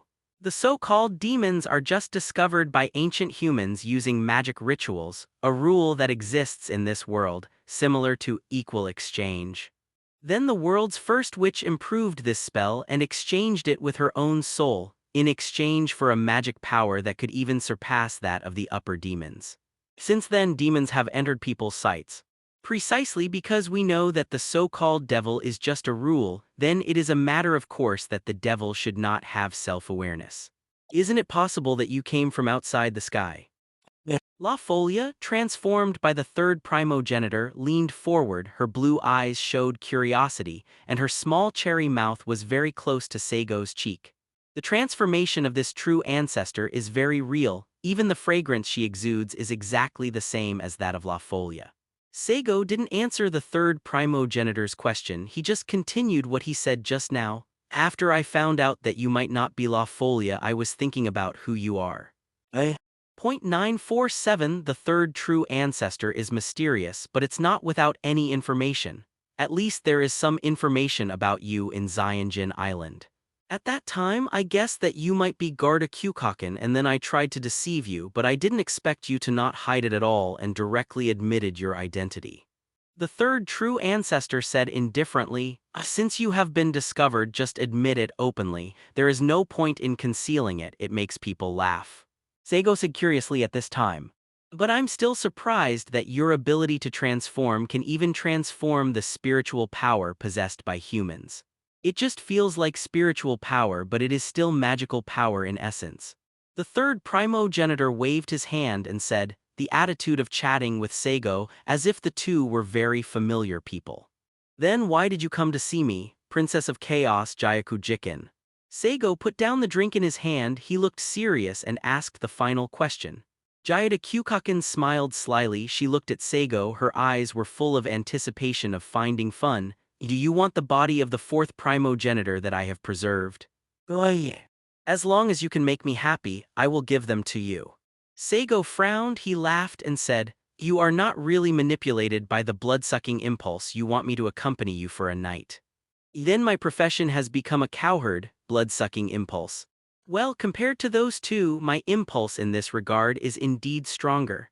Zaijulen Barada has 72 blood companions for him to solve the blood-sucking impulse. Acewald Gull's life is corrupt, and that guy is not taboo towards men and women, and things like blood-sucking urges will not appear on him. However, we, as true ancestors, are different from other vampires. Even if we have blood-sucking impulses and sexual desires, this instinctive impulse of the body can be overcome only by will. Devil, if that kind of thing makes you feel interesting, then you can boldly pursue me. If you have the ability, I can also give you satisfactory enjoyment. Gyada-Kyukaken's smile is wild, even though she is still wearing the appearance of a princess, but at this time, no matter who it is likely that she is not a princess at all. Hahaha, I have lived for so many years and this is the first time I have seen someone say such words to me. It is simply audacious. But you are a demon. In legends, demons are aggregates of desires. It is only natural to have such thoughts. Now I am more interested in you. Before I lose interest in you, let you satisfy my boring life first. As Gyada, the third true ancestor, spoke, her appearance changed drastically in an instant. One moment, it was the elegant posture of La Folia with long silver hair and straight appearance. The next moment, the tall figure began to shrink, and what appeared in front of Saigo was the real body of the third primogenitor. It was a petite girl not much older than Nangong's moon just from appearance. Her skin is a healthy wheat color, but it has nothing to do with adjectives like rough. Instead, it seems to be covered with a layer of moist luster. The long light green hair is like a pale emerald, verdant, and the same emerald green pupils are like a deep lake, giving people a sense of mystery like a dream. Gyada-Kyukaken was wearing a very civilized white dress that looked like it was hundreds of thousands of years ago. The clothes looked as simple as being wrapped in a shop sheet. Because the clothes were too cool, the third Tianzu's fragrant shoulders and plump thighs were exposed. Those powerful legs like a cheetah are full of absolute power. At this time, Gyada was crossing her legs, her petite lotus feet were wearing white high heels, and her toes without shoes and socks were hooked on the straps of the shoes, which was very attractive. There was a wild smile on the delicate and beautiful face of the third true ancestor, and she didn't see any unnecessary movements, and the surroundings were plunged into absolute darkness. Sitting next to Gyada, Saigo, who was admiring the beauty of this true ancestor that is different from ordinary women, frowned at this time, raised his head and looked at the black kangyu above his head that covered everything. The previously bustling restaurant has now completely fallen into silence. Except for the table in front of you and the delicious food on it, everything around you is plunged into darkness. Enchantment. This is Saigo's first thought. No matter how you look at it, this kind of scene seems to activate the barrier, sealing another person in the barrier. But soon Saigo denied his own idea. If it was him in the past, he really couldn't see the methods used by the third true ancestor Gyada. But after swallowing the original, although Saigo did not gain the memory of the vampire, he also gained a deeper understanding of the various abilities of the vampire. This is a beast. Is it a barrier-type beast? Saigo whispered. His eyes looked at the third true ancestor, but the figure of the third true ancestor had disappeared here at some point. Ha, you want to lock me up here? Thinking about being a true ancestor, you shouldn't be so stupid, Gyada. Or is this our appetizer? At this time, Aurora shrank her neck, her flaming eyes carried a little fear. She looked at the silent darkness and said, Master Yuanyuan, what shall we do next? Saigo smiled at Aurora and said, The next thing to do is very simple. Since the other party has already made a move, then we have no choice but to see the trick. This is the battle between the fourth true ancestor and the third true ancestor, but it is a pity that I only have you as a beast now. If it is purely about the ability of vampires, I am not Gyada's opponent. Aurora's pretty face revealed a guilty expression and said, It's because my strength is too weak, Master Yuanyuan. Saigo shook his head, his eyes caressing her iridescent hair, comforting her. This has nothing to do with you, Aurora. You are only 1/12 of the fourth true ancestor, trying to defeat the third true ancestor with 1/12 of the fourth true ancestor. That is wishful thinking. But it doesn't matter, I'm not a pure fourth primogenitor, let alone a pure vampire, I'm a devil. Now follow my orders, come quickly, the enchantress of the blue ice. Saigo, who was sitting on the chair, raised his right hand, exuding the condensed horror magic power from Aurora's body. This magical power is like a gust of wind blowing up the frozen snow in the polar region, and countless fragments of ice are scattered in this dark space, as if we have come to the ancient ice age. If the beast is likened to a creature, then the current Saigo is swallowed by a monster. With the strength of the third true ancestor, her beasts must be difficult to defeat, but that is only compared to other vampires. But for Saigo, who owns the fourth primogenitor beast, it is absolutely impossible to seal such a barrier-type beast. You must know that the beasts of the fourth true ancestor are all extremely destructive, which can be described as the simplest natural disaster. Now 11. Ice crystals shone all over his body, and a beast made of a combination of a mermaid and a demon bird appeared in this dark space. This beast let out a cry like a phoenix, centered on the demon girl's blue ice, blowing an immortal cold wind that froze the world and tore apart everything. Woo woo woo woo. The ice crystal north wind over level 10 roared past, bringing a piercing and sharp whistling sound. Crack. There was a slight cracking sound in this pitch-black space, and then the endless darkness surged up, as if the body of the ancestor beast was suffering huge, good money damage, making it difficult to endure. Boom! With an earth-shattering loud noise, countless cracks spread throughout the dark space. When the space was completely shattered, the light from the outside also shone into it. The enchantress Zhai Kang Bing spread her demon bird's wings, and the cold wind whizzed past. In an instant, with it as the center point, everything was frozen quickly. When Saigo saw the rays of the sun, what appeared in front of him was a completely frozen world. This restaurant, the diners around, the tables in front of it, and even the city area have all been turned into ice sculptures, like a playground made of ice. In this absolute freezing, besides Saigo, the only one who can still move is the third primogenitor Jada Kyukaken, who is still sitting beside Saigo with his legs crossed. The third primogenitor stared at Saigo with her emerald-colored eyes and said with burning eyes, "It seems that you have really devoured Yuanyuan completely, and you have been able to display all the strengths of the fourth primogenitor's beast, strength." In the royal palace of the kingdom of Ardicchia, La Folia is accompanying her parents, who are also the king and queen of the kingdom. The current king, Lucas Lehavane, is a man of strong stature. If one only looks at his figure, one might suspect that he is not a king at all but a berserker. And His Majesty the King used to be a well-known warrior, and then he fell in love with the previous princess of the kingdom, married into the royal family, and became the current king. Of course, the reason why La Folia's mother fell in love with him was probably because His Majesty the King actually had a delicate and gentle heart that was easy to bully under that majestic figure. Simply put, His Majesty the King is a strict wife. La Folia, what do you gain from going to Gozo Island this time? Is there any difference between the demon contracted by the witch and the gap?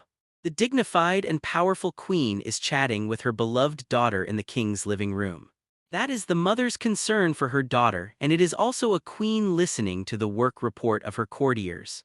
The royal palace of the Lehavane family is not very big, except that the culture of the kingdom of Ardicchia is accustomed to such a rough architectural style.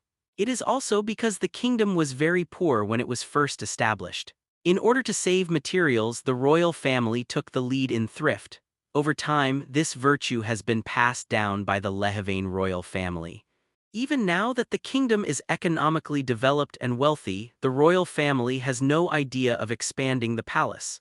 The Witch of the Void has gained a lot of fame in recent years, and countless powerful demons and humans have died in her hands. Naturally, this witch came into the sight of the forces of all countries in the world, especially the devil she contracted with, and they all paid 120,000 points of attention. It wouldn't be a big deal if it was just that the witch's wish was grand and thus she got great power from the demon, but this witch in the gap is different. The demon she contracts with is beyond people's imagination. What this kind of monster with self-awareness will bring to this world is still unknown. People are always worried about unknown changes. Mother, that demon is quite unbelievable, even I can't find the feeling of being a different kind or a demon race in him. He is more like a human being, as if he has a thorough understanding of human beings as a demon. La Folia thought about it for a while, and slowly told her impression of Saigo.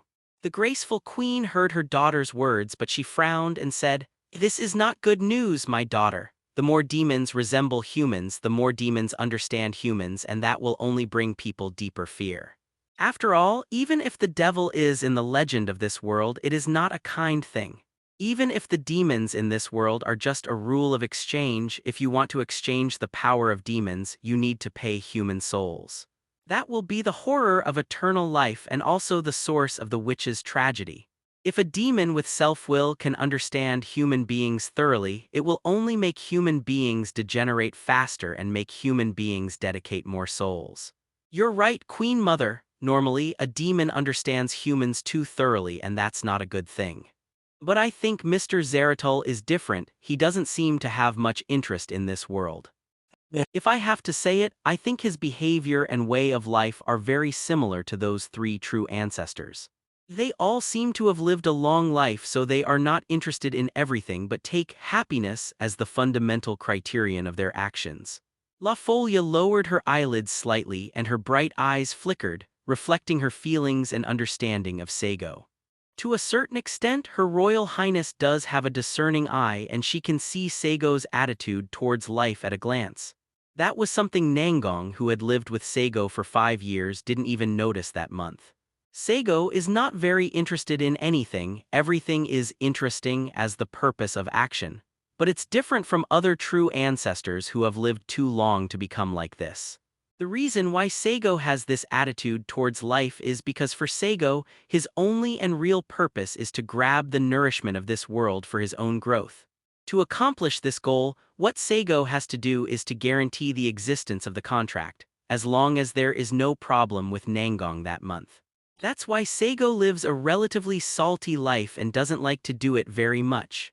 The more troubles are caused, the more unpredictable changes will actually be brought about, making the future uncertain. This time, if he hadn't become interested in the beast of the fourth true ancestor and wanted to improve the attacking surface of his ability, otherwise he would not have participated. The Queen of the Kingdom of Ardikia had no doubts about her daughter's words. La Folia is born with a talent that is different from ordinary people. She is very sensitive to human nature and human emotions. It is precisely this kind of talent that allows the 14-year-old princess to become the most important diplomat of the kingdom, ACP, to visit various countries and even participate in international negotiations. In all the negotiations, she has never been at a disadvantage. Even at a young age, she has already taken over the country's diplomatic responsibilities and is preparing for her future succession to the throne. It is also La Folia's excellence and beauty beyond ordinary people that make her so famous and supported in this country. Since Pulfolia said that the devil has such a character and way of doing things, and the queen believes that the devil is like this. I'm very interested in what happened to you in Gozo, so please tell me the details. Her Majesty the Queen made a gesture of listening. Rafflia also narrated everything that happened at that time in detail. Mr. Zeratul is very talented. Although he is a devil, he knows the operation of human society, the relationship between countries, and even political compromise. I really don't want such a person to leave. I want to keep him in the kingdom. Moreover, Mr. Zeratul also devoured the primordial and obtained the power of the fourth true ancestor. The fourth true ancestor, who claims to have no blood relatives, is alone, does not seek any domination, and is the strongest vampire who controls 12 disaster incarnations. Thinking about it the other way around, the fourth true ancestor is a calamity, but it is also a very strategically important existence. The war between the kingdom and the warlord's realm cannot really be quelled. There will always be villains who will stir up conflicts between the two sides again. For a long time, the Forgotten Warlord has never really participated in the war with the kingdom. But we must be prepared for danger in times of peace. If one day the Forgotten Warlord invades the kingdom with the power of the Empire, I think even if we can win, we will have to pay a huge price. But if we can get the strategic help of the fourth true ancestor, it will be enough to fight against the first true ancestor. Mr. Zeratul himself is a powerful demon. If he can get all the beasts of the fourth true ancestor, I am afraid that even the Forgotten War King will not be his opponent. La Folia's tone was very excited. Although she tried her best to suppress it, the queen could still hear her daughter's affection for the devil and a hint of admiration. Her Majesty the Queen sighed in her heart. Her daughter is too conformist. Although she is talented, her own strength is not strong. Perhaps it was the devil who ignored all order and law and acted recklessly in chaos, attracting his daughter who followed the rules to chase him. Knowing daughter Mo Ryumu, Her Majesty the Queen guessed La Folia's thoughts. "It seems that you have a good impression of that demon," Her Majesty the Queen said jokingly. La Folia did not deny it. She raised her pretty face like a fairy and said, "If it is beneficial to the development of the country, it doesn't matter if I marry him." Can't. Before the queen could speak, His Majesty the King roared angrily, "How can I let my daughter make such a sacrifice to marry a demon?" Like the king, the queen smiled and said, "My dear." Although she shouted kindly, her eyes were full of threats. His Majesty the King was afraid to speak out immediately. Her Majesty the Queen looked at La Folia again and she said softly, "Unlike other similar families, I will not question your decision, nor will I block your decision. In other families like ours, the marriage of the children is handled by the parents alone, but we are different. As long as it comes from your own will, whether you choose to sacrifice yourself for the country or you love each other sincerely, I will support you, Rafflia." When the princess heard her mother's words, she pursed her lips and said gratefully, "Mother Queen." Just when the mother and daughter were deeply in love, suddenly, a terrifying magic power of extreme cold broke out in the capital. This magic power is the blue ice of the enchantress. La Folia's expression changed drastically and she quickly ran to the window. Even standing in the king's bedroom, even in the palace, La Folia can clearly see the huge beast in the distance that is spreading its wings, like a fusion of a mermaid and a demon bird. Centered on the enchantress's kambing, an incomparable storm of magic power is sweeping across the capital. Visible to the naked eye, crystal-clear snowflakes are falling on that area of the city Tilda. A city was covered in ice like this, and it froze into a city of ice sculptures in an instant. And the terrifying cold wind blows in all directions, even if they are separated by such a distance. It makes La Folia shiver, and the coldness is performed from the deepest part of her heart. "La Folia, is that the one?" Her Majesty the Queen looked solemn. She came to her daughter and asked in a low voice while staring at the inconceivably huge beast. Even the queen herself didn't realize that her lips were trembling slightly. "That is the beast of the fourth true ancestor, Kang Bing of the Demon Girl. In Gozo, this beast shattered the island with a single blow, freezing the sea. Although the area of the king's capital is larger than that of Gozo Island, it is the capital of a king and there are more than 10 million people living here. If that beast strikes here..." La Folia's lips turned white and her voice trembled. Although she didn't say the next words, both the king and the queen could imagine what a terrible scene it would be. The death of hundreds of thousands of people, the shattering of the capital, and the resulting national economic and military turmoil will all have terrible consequences. This is the beast of the true ancestor. The queen groaned, her body shaking slightly. In the past thousands of years, the three true ancestors who existed in this world have made very few moves. And in the last few hundred years, the three true ancestors have never really made a move. Therefore, people in this world know that the beasts of the true ancestors are very powerful, and every true ancestor is a monster that can rival the enemy. But there are only rumors about how powerful the true ancestors are, and no one has really seen them. At this moment, the members of the royal family of the Kingdom of Aldikia finally saw the horror of the true ancestor beast. You don't need any measuring instruments at all, just use your physical body to sense it, and you can know that just one beast is enough to destroy a huge city.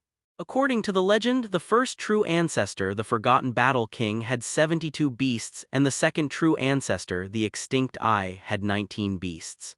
The third primogenitor, the Chaos Empress, has 27 companion beasts, and the fourth primogenitor, Yangwang Yibo, has 12 companion beasts. Just thinking about the liberation of all these beasts, it will not only be a disaster for a country but a disaster for the world. The fourth true ancestor who walks the earth in the name of disaster is really the purest spokesperson for destruction. His Majesty the King's face turned pale, and he ordered loudly, "Let the Knights of the Holy Ring dispatch quickly, and don't let that beast wreak havoc in the king's city. Send out the knights, then what? Let the Knights of the Knights fight that terrible monster hand to hand. Or should we directly mobilize warships to shoot at it?" It's no problem to kill that beast with a group of warships, but this is the royal city and the kingdom's warships cannon fire on the heads of its own people, then there will be a bigger problem. And the beasts of vampires can't really be killed. As long as you wait for a certain period of time, these magical polymers will be resurrected again. We were able to kill the beast of the true ancestor once, but can we continue to kill it? Her Majesty the Queen said to the king. Although my husband has a good personality, he used to be a soldier and has little experience and ability in governing the country. Therefore, His Majesty the King is the king in name, but it has always been the queen who really determines the direction of the country and issues orders. In any case, the queen is the bloodline inheritor of the Lehevane family, and the reason why Her Majesty the Queen chose the king as her husband is probably because the other party doesn't understand government affairs. This prevents the kingdom from being taken away by others. Then what should we do at this time? His Majesty the King also knew that there was a problem with his coping method, but he could only think of this method just now when he was in a hurry. Make preparations for the large-scale assembly of the knights and then call the strongest knights of the knights, open the Holy Sword system to limit the disaster to the smallest possible range. Her Majesty the Queen calmly ordered. Who is the enemy who will make Mr. Zaratal summon the beast? Could it be other true ancestors? La Folia has also known Saigo for 3 years and she has her own understanding of Saigo. 0. Asking for flowers. Her Royal Highness knows very well that although Saigo is a demon, he will not commit massacres unless necessary. Now that Saigo directly summons the beasts in the city, this behavior is tantamount to the massacre of ordinary people. So La Folia believes that it must be because Saigo has encountered a difficult enemy to do so. There are other true ancestors here, then this will be a big trouble. His Majesty the King lost his voice at this moment. However, he knew how smart his daughter was. Since she said so, I am afraid that there are really 2 true ancestors in this city. La Folia ignored her father. She jumped out of the window and activated the spiritual words and left the palace at a faster speed by magic, going to the scene where the incident happened. La Folia. His Majesty the King wanted to stop her, but Her Majesty the Queen interrupted the king's thoughts. Let La Folia go, but now I have deeper worries. Her Majesty the Queen frowned and said, is there any more troublesome problem than 2 true ancestors appearing in the royal city at the same time? His Majesty the King asked quickly. It would be fine if the true ancestor that Mr. Zaratal is confronting is another true ancestor. At least the kingdom has no apparent hostile relationship with other true ancestors. But if that true ancestor is the first true ancestor Forgotten War King? The Queen didn't finish her words, and His Majesty the King was not a fool, so he immediately understood what his wife meant. If it is the Forgotten Warlord who appears in the capital, it means that the Warlord domain is ready for a full-scale war. Moreover, even the first true ancestor who hadn't made a move for hundreds of years would personally act. That would be the moment of life and death for the kingdom. Let the Knights of the Holy Ring get ready, and all other secret troops are also mobilized. We must pay attention to the information on the frontier. As for the interior of the royal city, I don't have a good solution for the time being. Her Majesty the Queen said with a headache. In an area of the kingdom's capital, centered on the ice of the demon girl, the area of 3 kilometers from Fang Yuan has been turned into ice sculptures. Saigo sat on the icy chair, crossed his legs and looked at the 3rd primogenitor Jayada beside him. In this area, except for Saigo and Garda, everything is turned into polar frost. 3rd primogenitor is the same as Saigo. She leans leisurely on the back of the chair, her wheat-colored skin is healthy and full of vitality, and there is a wild sense of beauty on that beautiful face. Jayada even moves in the same way as Saigo, with her legs crossed, her flawless jade feet hooking her white high-heeled shoes with a carefree look. The reason why you tried to seal me in that enchanted beast was to test whether I really devoured the original. Saigo stared at Garda with eyes burning with black flames and asked calmly. Well, that's one answer I want to know. If you really devoured the primordial and completely manipulated Yangwang Yibo's number 12 beast, then it would have been easy to break my one. It's a pity that beast should not be used like this. It should be used in conjunction with other beasts. 043, but now it can only temporarily withdraw. Although she said regrettable words, Jayada's tone was still indifferent. Jayada has 27 beasts, temporarily losing one will not affect her combat effectiveness.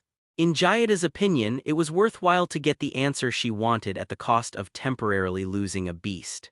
It's really strange, how did you devour the original? Although vampires have a tradition of cannibalism, you are definitely not a vampire, and it is impossible to devour that cursed soul. Although that little guy Dmitry has been very active in recent hundreds of years and even once looked for Yibo Yehuo and wanted to devour him. But the snake charmer who once devoured the vampires of the previous generation, if he really encountered the cursed soul, he would definitely be swallowed back. After all, this was a safety method created by the Ministry of Heaven at the beginning. Even our three true ancestors would not dare to engage in a soul battle with the cursed soul. This is a bit strange, the soul of another vampire that even the true ancestor of vampires could not swallow was swallowed by you, a demon. Besides, you who are not a vampire, you who do not have negative vitality, not only can command beasts but also appear to be able to handle them with ease. Oh yeah. Demon Zarathustra, my interest in you has reached the extreme and now no one can stop me from approaching you. I know you are also interested in me, so here we are, let's please each other to our heart's content.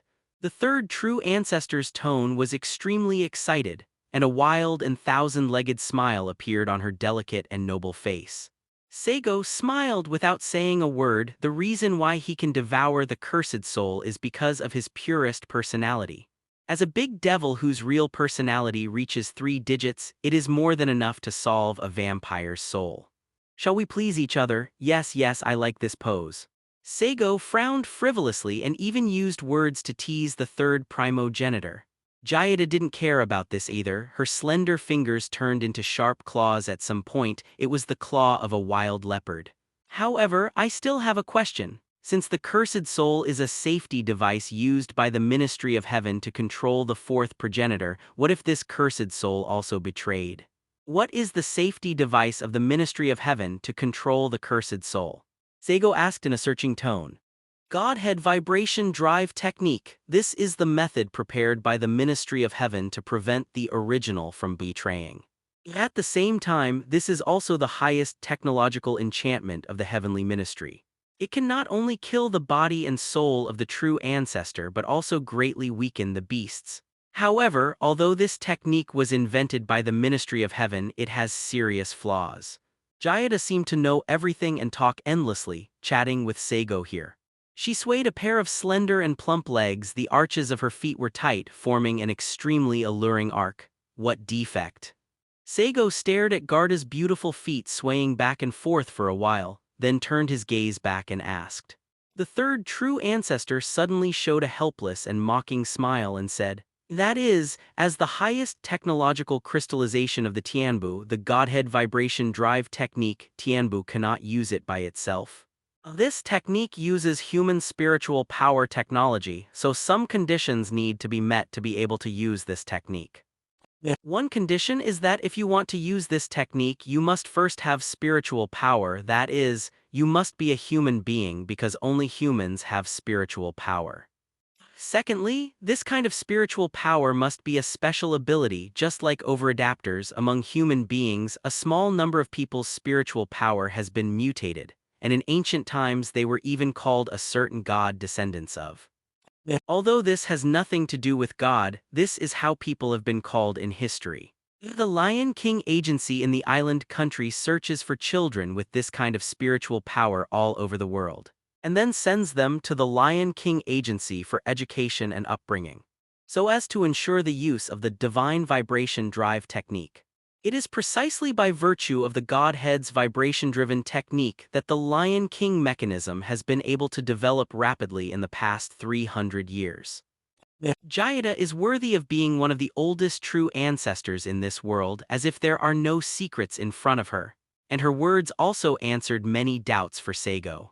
For example, since the Karyana family, who are vampires, have obtained the Godhead Vibration Drive Technique, why don't they use it? Now it seems that my guess was right, the blood-sucking Gyu can't use this spell. I know you still have a lot of questions you want to ask me, but I won't tell you everything.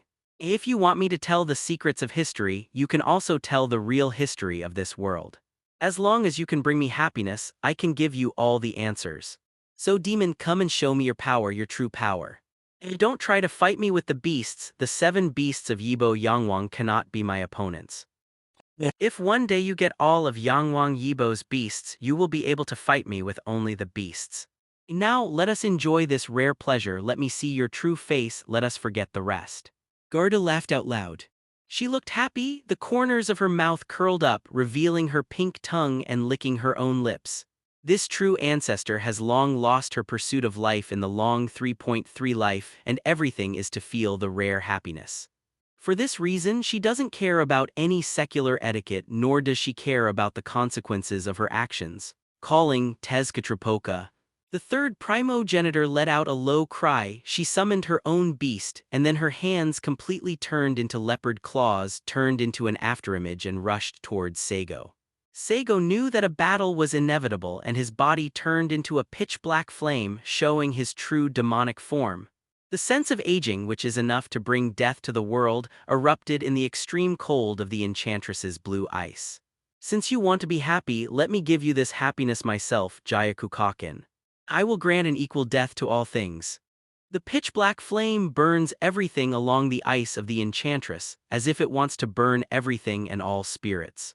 The third true ancestor has a vigorous body, and she has completely transformed into a wild cheetah. While the sharp claws were waving, there was a whistling wind in the atmosphere, and the oscillating shock waves spread to the sky and the earth, but in an instant, the air in the surrounding area was squeezed out. Saigo's right arm, made of condensed black flames, raised and collided with Garda's sharp claws, and there was a muffled crashing sound between the two. The chairs the two of them sat on were completely broken, and even the ground that had been frozen by the enchantress's azure ice was shattered into pieces of ice. At this time, Aurora's eyes were lost. She had completely turned into the host body of the enchantress Kangbing and temporarily lost her will. In the name of original, Saigo commanded the No. 12 body of the 4th primogenitor to manipulate the beast. Saigo only felt a huge force coming from his right arm, almost smashing his arm into pieces. The sharp claws of the third true ancestor actually tore his sleeve and chopped off a section of his arm, transformed from black flames. It is said that vampires are not good at hand-to-hand combat, they just show off their power with the help of beasts. It seems that this sentence can't be used on you, Sister Jia. Saigo lowered his gaze and said in a low voice. As one of the 6 demons created by Mother of Evil God 2, Saigo is born with the talent to perfectly manipulate his own abilities. In other words, Saigo has sufficient combat experience as a demon. In the World Tree game, because the game's values are relatively balanced, it was impossible for Saigo to crush other players at that time. The reason why he can become the strongest in the world is because of his extraordinary fighting instinct and experience. It is precisely because of this instinct that during the interlaced collision with the third true ancestor, Saigo discovered that this true ancestor is different from the traditional vampires in this world. She is a vampire who is extremely good at hand-to-hand combat. Those orcs who claim to be physically strong are not even worthy of lifting shoes in front of her. This made Saigo's heart sink slightly. If vampires are pure summoners, as long as they entangle their summoned objects and find a way to get close, Saigo will be sure to tear them apart, even the true ancestors. But Garda is different from other vampires. Her hand-to-hand combat ability is so strong that it is probably unmatched in this world. Is this true ancestor a faith warrior or a paladin? No, it should be called a druid. At this time, Saigo realized that Garda had actually summoned the beast, but the beast was not a phenomenon or a weapon that could be seen with the naked eye.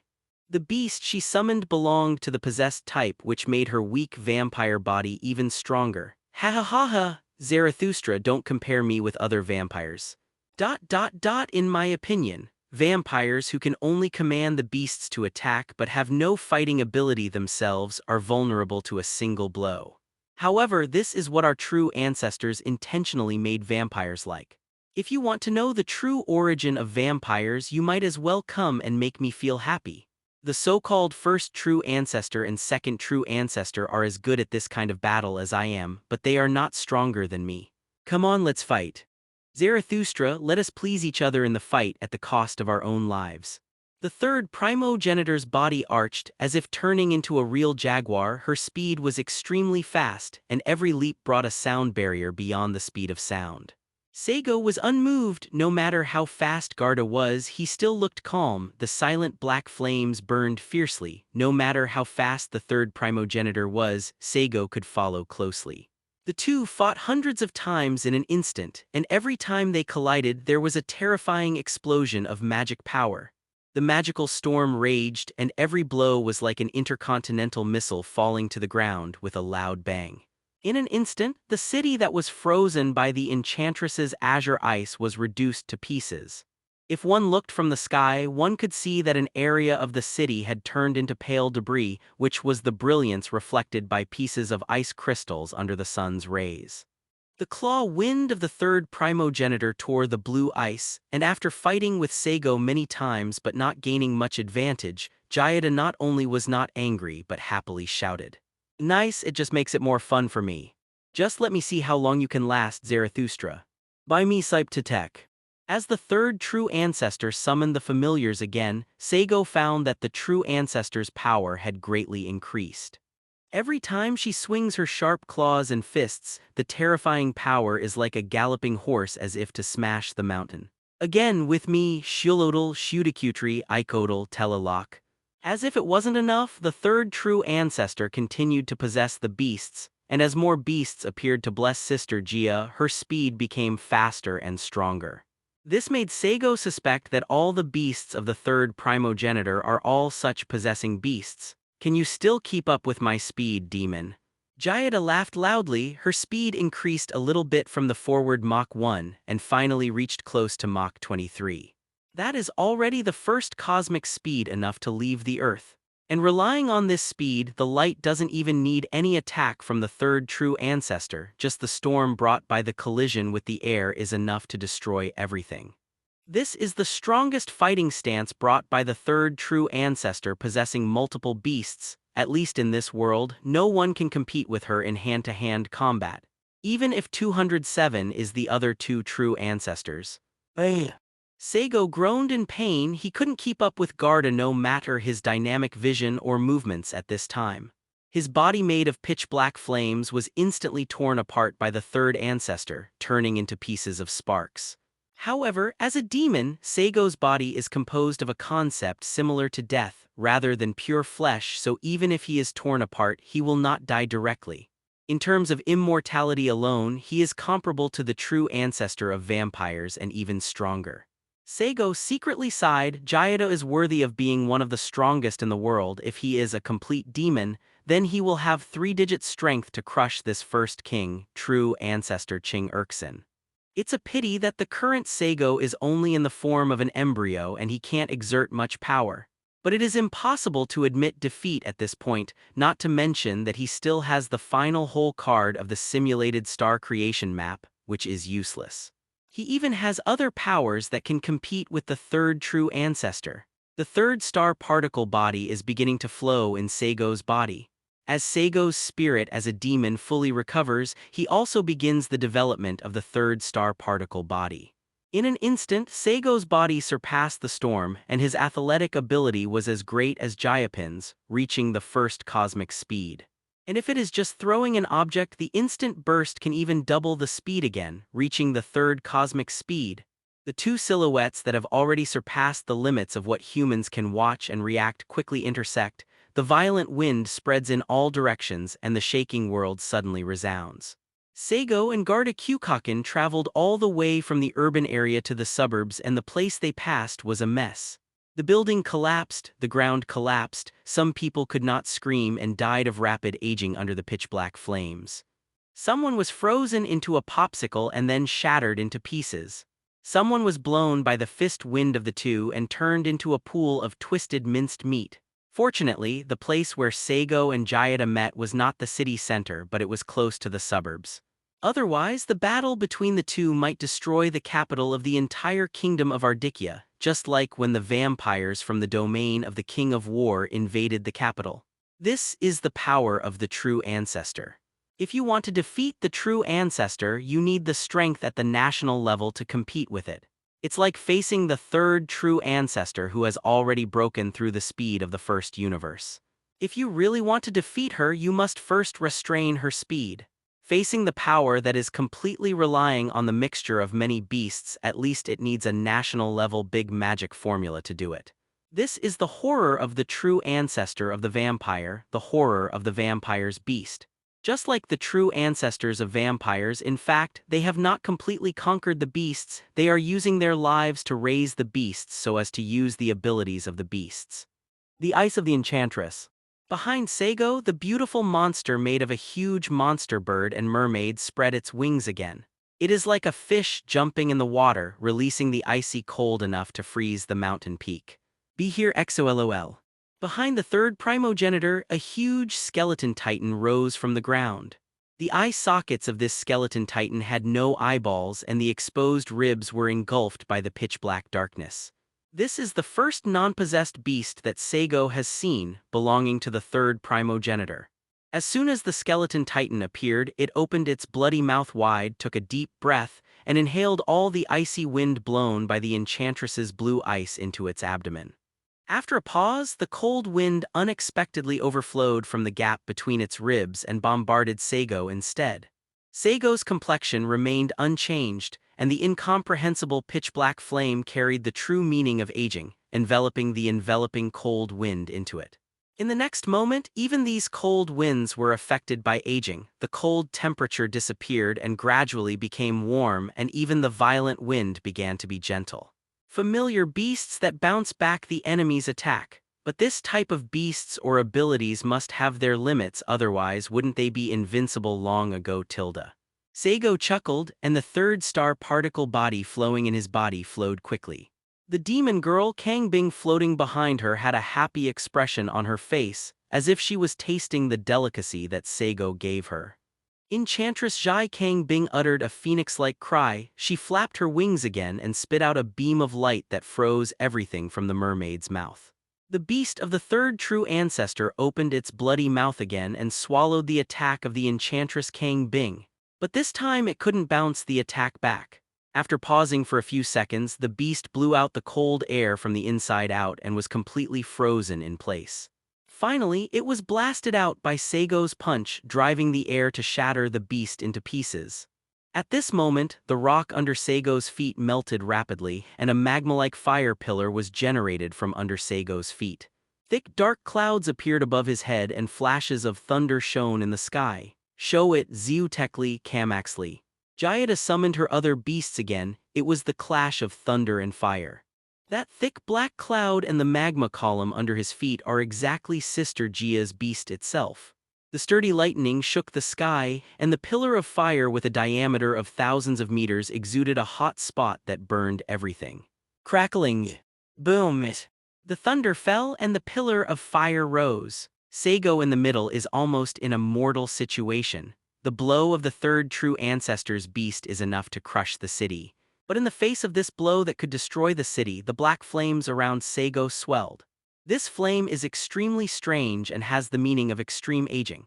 Whether it is the phenomenon of thunder or flame or the two strange beasts, they all weaken rapidly under the halo of aging until they turn into pure magic power and dissipate. Huh.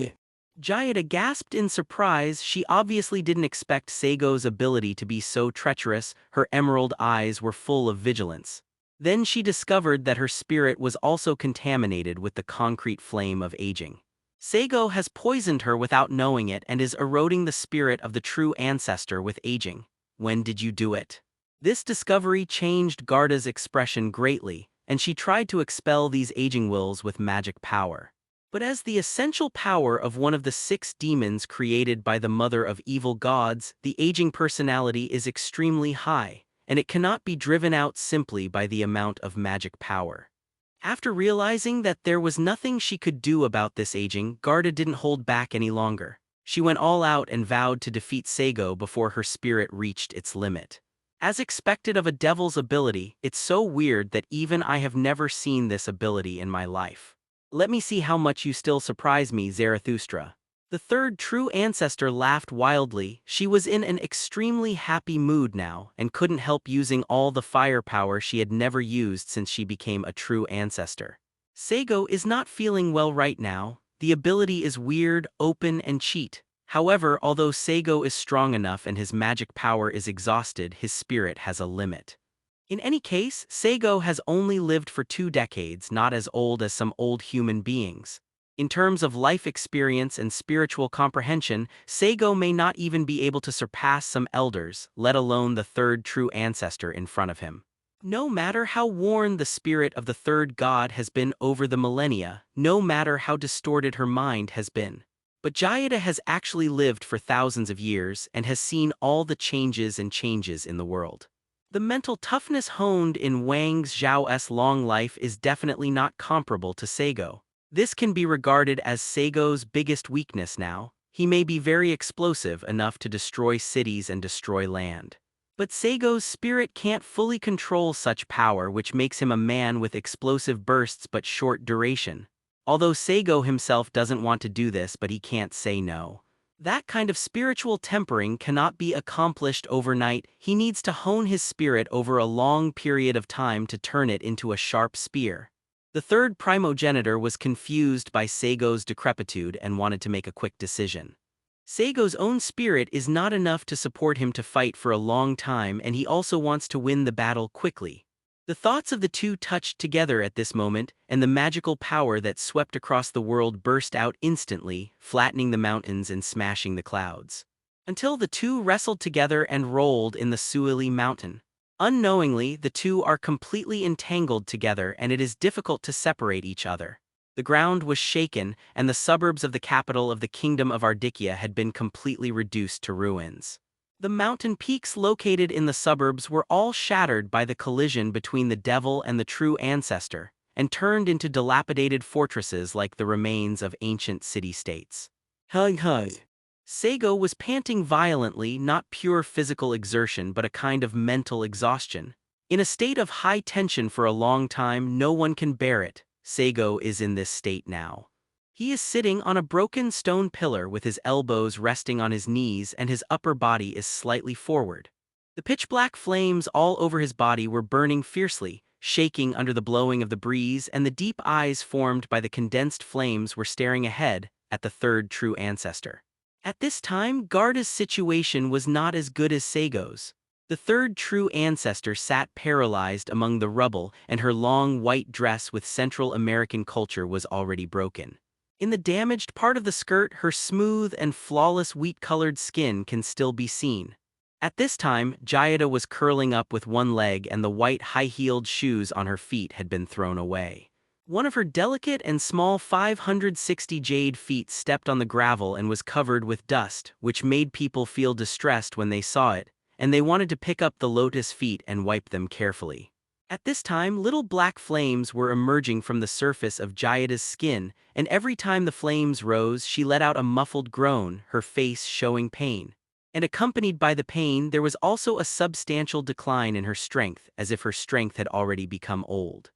Jayada slowly raised her hands. Those slender and powerful hands looked like old chicken feet at this moment, wrinkled and ugly. Facing the signs of aging in her body, Jayada did not panic. Instead, she said with great interest, "Is this the ability of demons? It's really unbelievable.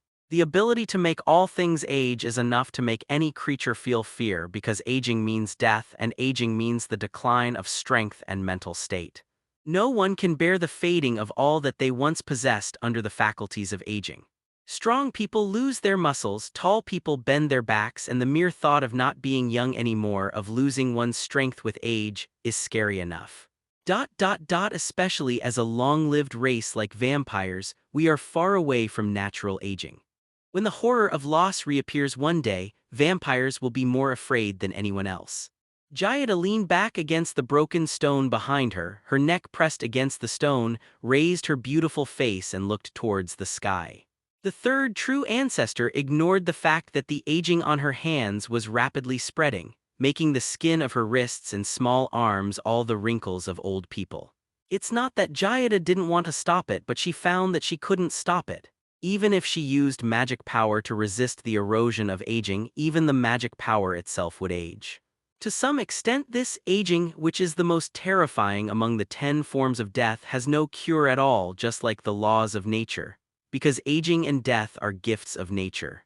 Even the negative vitality of the vampire has no effect. This ability is not like pure magic at all, but is more similar to Cain's holy annihilation. It acts on the positive of unreasonable. I thought that your ability is like poisonous gas which needs to slowly erode the enemy, so I chose the fighting method of fighting you quickly. But it seems that my fighting method is completely wrong. Even if the speed exceeds 20 times Mach, your dynamic vision and physical ability can keep up. Even the strongest part of your ability is on your hands. Garda's emerald eyes fell on Saigo's hands made of black flames. After a battle with Saigo, the experienced Garda has fully understood Saigo's ability. Anything touched by Saigo's hands will accelerate aging. The reason why her own hands became so dry was that during the battle with Saigo, the two hands would always touch each other. Not only living things like the body, but even physical phenomena or concepts like rocks, thunder, and flames would be cancelled out by his hands. Just like Garda's beasts that summoned thunder and rain, they all turned into dust under Saigo's hands. The battle is to reveal each other's whole cards and then crack the opponent's whole cards. Now the third primogenitor has seen all of Saigo's current cards, but she has not found a way to crack them for the time being, and can only watch the aging flames eroding her body.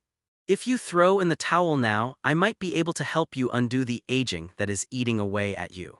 Saigo folded his hands in front of him. He sat on the stone pier with his elbows propped on his thighs. He seemed very relaxed, but his forehead was slightly wrinkled. Now he has a splitting headache, and he is even in a trance, wanting to show off the full-strength fight like before is no longer possible. It can be said that the battle between him and Garda this time is a complete lose-lose. As one of the 6 major demons created by the mother of evil gods, if the aging demon had a job, it would be more like an assistant. The real combat abilities are actually the characteristics of other demons. What the aging great demon exhibits is the treacherous and terrifying side of the demon, rather than pure combat power. Therefore, Saigo, who appeared in the form of an aging great demon, actually doesn't have many combat skills. The strength he showed just now is similar to that of Garda, but actually relies on the third star particle body. However, under the premise of insufficient combat ability, the aging great demon as an assistant has the most evil ability. Any substance and concept touched by his hands will fade under aging, the sword held by Saigo will rust, and the magic touched by Saigo will fade away. So in the past, in the World Tree game, Saigo is the real mage nemesis. The mage's magic can't hurt him at all, even super magic. And as long as Saigo gets close, the crispy mage will be instantly killed. His hands can corrupt everything. On the contrary, even if those fighters lost their weapons and armor, they could still fight Saigo and then be defeated by Saigo's powerful combat experience and talent. Under normal circumstances, although Saigo has lost most of his combat power now, what the third primogenitor Jayada will lose is his life. But now Saigo is still wary of Jayada, who seems to have no resistance. The true ancestor of this world is not Gentia. In terms of immortality, Shaltyr's lamprey true ancestor is not worthy to lift the shoes of the true ancestor of this world. Therefore, Saigo can't guarantee that his ability can kill Jayada, the third true ancestor. After all, today's Saigo has not reached the 3-digit figure and there has been no qualitative change. If he can reach 3 digits, I am afraid that as long as he grabs a part of Garda's body, he will be able to suck her into a human F***K. Admit defeat? Well, maybe you think so. Jayada giggled suddenly and she leaned back on the broken rock behind her, the branches of her laughter trembling. Then, the third true ancestor smiled slyly. Don't underestimate the true ancestor who has the memory of thousands of years of blood. In order to complete the agreement with that guy, the 3 of us, even after thousands of years, still endured the maddening sense of death. The first generation of vampires have gone crazy or died for a long time, and these vampires would even choose to commit suicide. But the three of us have been trying to survive, even though we wanted to die countless times and wanted to choose a certain way countless times to end our lives like an accident. But we still haven't really made that choice, which can be regarded as barely responding to the sacrifice that guy once made. Therefore, we are the real ancestors, and any other vampires will always be vampires. The name of our true ancestors is not because we are the original vampires, but because we carry the deepest memory of blood. Jaida's tone was a little excited. She wondered if she recalled the past experience again. Her graceful and beautiful face showed a painful expression. Your ability is very special, even I can't expel your ability. But the true ancestor who has the memory of 10,000 years of blood will not die so easily. Garda's voice was getting weaker, and older. From between her fingers, Saigo's decrepit spirit began to rapidly eat away at the third primogenitor's body. Her slender wrists became dry and her jade arms began to wrinkle due to the rapid lack of water. And Jaida's vigorous and beautiful carcass also began to age rapidly, and the sensuality disappeared as if it had become a skeleton, and even the exposed ribs could be seen. Immediately, her beautiful green hair turned white, the flesh on her face faded, and even her white teeth turned yellow and fell off. Just in the blink of an eye, the third true ancestor who once overwhelmed the country and the city perfectly interpreted what it means to be a pink beauty and a skeleton. But even so, the power of aging was still there. Her body quickly broke, and the only remaining skin and bones turned into powder little by little. No matter how you look at it, the third true ancestor is completely dead, but the vigilance in Zai's heart is raised to the highest level. As a gust of wind blew by, the pool of ashes disappeared with the wind, and only a little gray-white dust was scattered on the ground. Then the next moment those tiny white ashes rose up against the wind. It was reincarnated from the dead. The ashes began to grow under the action of some mysterious force, and finally turned into a bone. And using this bone as the starting point, Jaida's nerves, flesh and blood and physical body were restored again. In just a few seconds, the dead third true ancestor was completely revived. She was still leaning against the gravel, and the white dress was held in her arms and wrapped around her body, blocking the infinitely beautiful spring light. The revived Jaida is completely different from before. She no longer has the sense of vicissitudes eroded by aging, and her skin is full of healthy blood. Saigo was stunned by this unbelievable scene. The ability to revive is too powerful. Even if he is a demon body made up of concepts, it is impossible for him to continue to be resurrected after being reduced to ashes. If every true ancestor had such immortality, it would be really difficult for these true ancestors to want to die. After carefully looking at Jaida, Saigo laughed. You are weaker than me now, not to mention the ability to fight, and it is probably impossible to even walk around. Well, let me guess, your ability to regenerate should come from a certain beast. Saigo thought about it. Garda showed a delicate and weak smile and said, You guessed it, Zarathustra, this is exactly the ability of my beast Zyptotic. The ability of this beast is rebirth. After exchanging life with the beast with its blood memory, it can be resurrected even if it is turned into ashes. I have never used this ability, and I even thought I would never use it in my life. But I didn't expect my first time to be taken away by you. I don't know if Jaida did it on purpose. She deliberately used some kind of description that would be misleading. This ability itself is a means to deceive the enemy after encountering a strong enemy, but in the past 10,000 years I have never encountered a strong enemy that allows me to use this ability. The cost of using this ability is, as you can see, although I can be resurrected, I can't use any power for the time being. Consider this battle as yours, Zarathustra. But I still want to thank you. It is you who let me taste the fear that I have long forgotten, and even let me choose this way of self-destruction to escape the aging Seheng. Zero, ask for flowers. Jaida whispered with a sad look on her face, wondering if it was an illusion of Saigo. He always felt that the words she said had more emotion in front of the third primogenitor. The previous third true ancestor was like a lunatic, regardless of it, just for happiness, but now she seems to have a certain amount of reason. I remember you signed the Sanctuary Treaty with the King of Forgotten War. Now the Kingdom of Ardicchia is still a member of the Sanctuary Treaty country, but you are making such a fuss in the capital here so that those who died in our confrontation just now don't know what to do. Aren't you afraid of forgetting the trouble King Zhan came to you by doing this? Saigo asked at this time. In fact, he was testing the relationship and connection between these true ancestors. Point 0. Jayada is not stupid. She saw Saigo's purpose, but she didn't care. She just said casually, Sanctuary Treaty is just something Z made. I have no interest in obeying it. Oh yeah. Besides, so what if the treaty is signed in black and white? As long as I want to, it is a piece of waste paper. The so-called Sanctuary Treaty country exists because of our three true ancestors. If any one of us abandons the treaty will naturally be invalidated.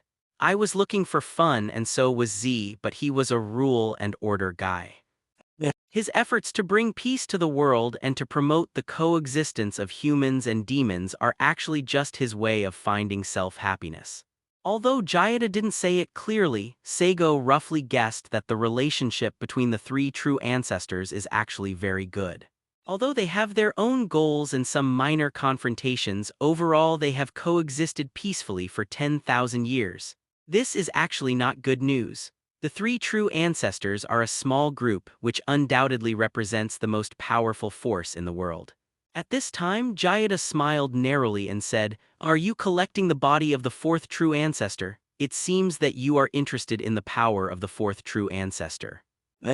Now that you are the original, you can be regarded as my kinsman, and I can even help you collect these bodies so that you can fully grasp the power of Yibo.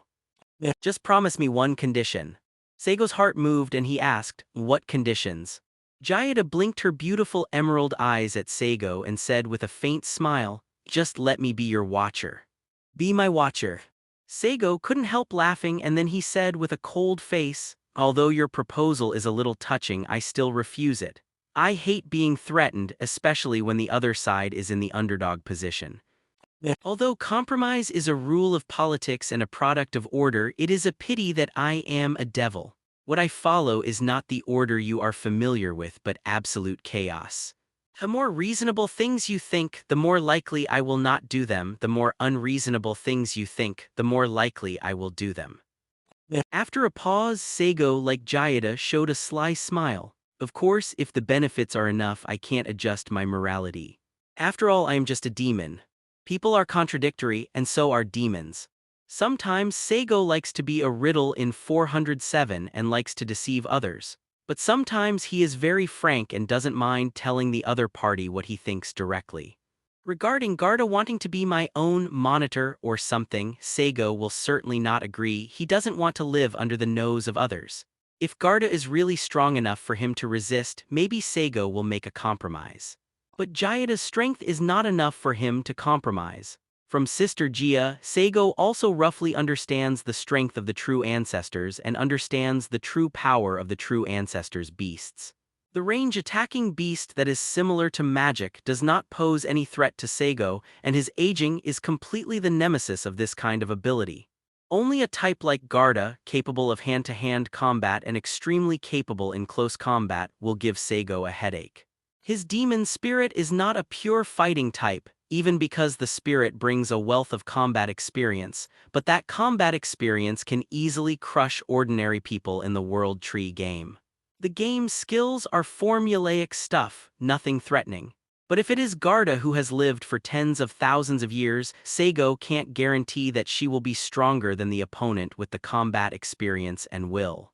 It can be seen that the combat experience of the third true ancestor is considered weak, and she should have seldom fought in these 10,000 years. This allowed Saigo to still have an advantage in fighting instinct and experience in the battle with Garda. But no matter how few mobile phone opportunities there are, the optical load of 10,000 years is not comparable to ordinary humans who can only live for 100 years. If it is true as Jayada said, she is the strongest among the three true ancestors in hand-to-hand combat, then the other two true ancestors don't have to worry too much, just be careful of their weird beast abilities. The greatest threat in this world is indeed Cain and his great sage annihilation. Saigo muttered to himself. He is also very fortunate that the strongest race in this world is vampires, a group of races that rely entirely on beasts to show off their might. If the strongest race in this world is a real fighter like the orcs who don't want to fight with their lives, then it will give Saigo a headache. But even so, these true ancestors are much stronger than those players in the World Tree game. After all, players are just players, just ordinary people who have gained power and they can rely on the skills set by the game system. There is no pain setting in the game and there is no death, but it can become the fourth natural disaster. But after time travel, if you feel pain and you will actually die, the gap between ordinary people and the real strong will widen infinitely. From this point of view, the other members of Aints Ualgaun may not be very strong even if they have time traveled. The flying squirrel has an advantage in this aspect. The dead body of the undead is really useful, except that there is no excessive desire, which is a pity. Saigo sighed in his heart. Desire is the driving force for a person to continue to become stronger, and losing desire is actually losing the future. Just as Saigo was thinking and continuing to assess the overall power of this world, Garda clapped her hands and laughed loudly. Ha ha ha ha, that's why I said you are interesting, Zarathustra. I just like people like you who do things without scruples. That guy Z just has too many worries. He does things in a roundabout way and he has to sign some kind of treaty with humans. It's simply boring. Jayada's tone was very dissatisfied and her wild and pretty face was slightly flushed, looking very angry. But the object of her dissatisfaction is not Saigo, but the first true ancestor. Immediately afterwards, Jayada sighed again and said, "But precisely because Z has concerns among the three of us, he is the one who maintains the most sanity and the strongest memory of blood. You don't have to care about monitor or something like that, it's just a title." The power of Flame Yibo was obtained by a demon who probably came from a foreign land, which made Z and Eswaldgull very worried. The three of us met once not long ago because we were worried that you would wantonly use the power of Yangwang Yibo, so I mentioned that one of our true ancestors will become your Monitor O. And I volunteered to come. Garda seems to really not care about everything in this world, and the only purpose of living is to find fun. She actually told Saigo directly about the conspiracy of the three true ancestors. I don't know if she is so frank or she hopes that after Saigo knows the plan of the other two true ancestors, he will let him have greater conflicts with the other two true ancestors. Contradictions will lead to fights and fights will lead to greater chaos. Saigo thinks that the second point may be Garda's true thoughts. After a brief contact with the third primogenitor, Saigo has long seen her true nature, which is a pure fun person who only fears that the world will not be chaotic. At this time, Jayada looked at Aurora, who was shrinking her body and hiding behind Saigo with a sluggish expression. She smiled and said, "It is impossible for a single Yangwang Yibo's body to fully grasp the power of the beast. The reason why you called back the number 12 beast just now is because the body of that body can no longer carry the power of the demon girl's glycoside ice. If you want to fully grasp the power of Yibo Yibo, you must gather all 12 bodies and use the Feast of Flames to complete the final ceremony. Triangle is the most stable structure. When only our three true ancestors exist, there will be no great chaos. But if someone gets the power of Yangwang Yibo, then this triangle will be broken. How about 2.8? Do you want to join forces with me, Zarathustra?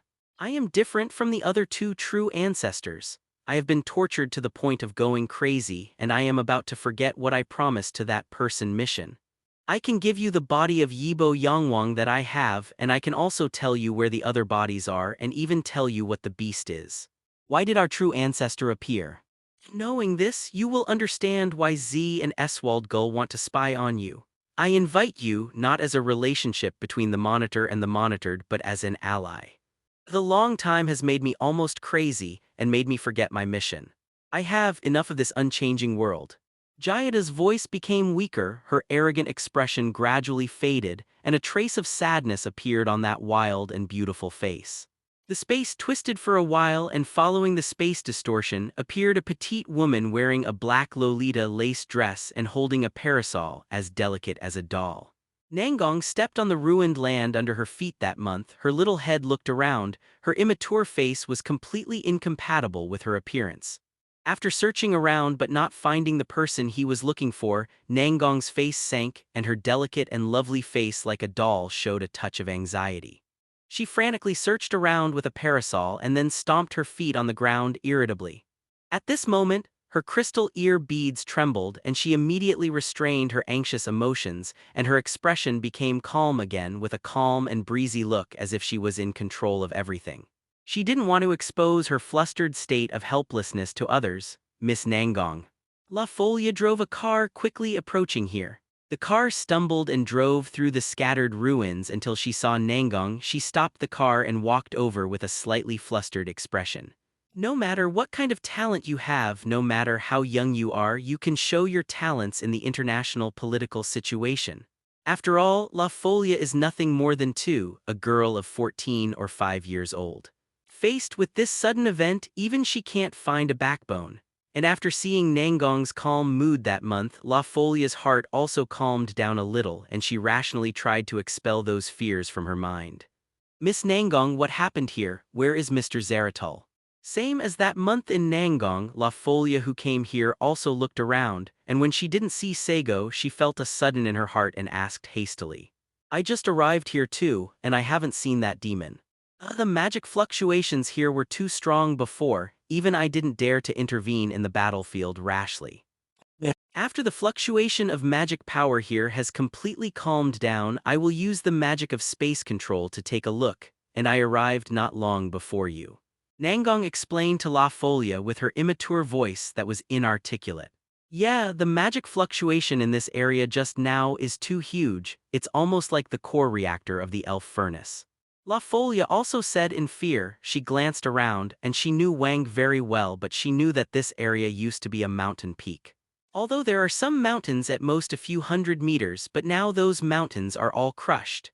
Except for the countless broken rocks left on the ground and the bumpy mountains that can barely be seen as mountains, no one can imagine what the terrain here looked like before. Now La Folia thinks back to not long ago when she was sitting in the car and saw the cold wind blowing in the outer suburbs, the flashing thunder, the pillar of fire soaring into the sky, and the explosion of magic power from time to time, all of which would make her heart palpitate. She never imagined that the combat power of an individual could reach the level of war. To cause such damage, in La Folia's view, at least one group army's firepower is needed to cover it. Do you know who is fighting Zeratul? Nangong asked in a low voice that month. She has some guesses but not necessarily accurate. It's the third primogenitor, the Chaos Queen Garda Kyukaken, La Folia said with a serious expression. When this battle broke out, I asked the kingdom's intelligence department to investigate and finally found out that the third primogenitor entered the border without knowing when. The mysterious Central American Empire of the Night. The daughter of the Chaos Realm. Nangong Nayu-Dai frowned. She guessed that the person fighting Saigo must be a certain ancestor, but she didn't expect that it would be the one farthest from the kingdom, the Central American ancestor. She thought it was the first true ancestor or the second true ancestor. The people in the world know the most about the first true ancestor. This true ancestor was relatively active, and he even took the lead in signing the Sanctuary Treaty. Although the second true ancestor is rare, his Empire of the Night is also open to the outside world. Anyone can go there and feel the exotic scenery from the Middle East. Only the chaotic realm of Central America is different. That country is completely enclosed, and it is extremely difficult to enter this country. Naturally, the outside world knows even less about this Chaos Queen. It's the most mysterious third true ancestor. After finding out some ancient records, the beasts that appeared in the previous battle also fit the characteristics of the third true ancestor. As for why the third primogenitor came here to find Mr. Zeratul, I think it must be related to the Yob Flamelight. La Folia said in a deep voice. Well, I also guessed it. It seems that the Flamelight Yibo is more mysterious than we imagined. This fourth true ancestor should have secrets and pasts that we don't know. What about the loss of the kingdom? Nangong asked that month at this time. La Folia smiled wryly. The specific data has not been investigated yet, but fortunately the place where the battle broke out was close to the outskirts of the capital. The direction of the battle after that is also to move outside the city. The casualties are probably around 10,000 people, and the specific economic losses still need to be calculated. This battle has been watched by everyone in the capital. Now the entire capital is in panic. My father and mother are trying to appease the people. Miss Nangong, what's the result of the battle between Mr. Zeratul and the third primogenitor? At the end of La Folia's words, she asked anxiously. I have no idea. Nangong shook his head that month. I haven't seen those two people since I got here, but I think Zeratul should be fine.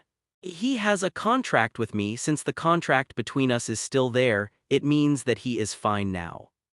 Your Highness, why do you pay so much attention to a demon? The witch in the gap looked at the princess in front of her. La Folia's expression remained unchanged, and she said with an elegant smile. Mr. Zeratul has extensive knowledge and wisdom. I can always get answers when discussing some questions with him. He is just like my 990 teacher. Same. Of course the students are worried about the teacher. How about you, Miss Nangong? Why are you so worried? Hearing La Folia's rhetorical question, Nangong snorted that month. He is the devil of my contract.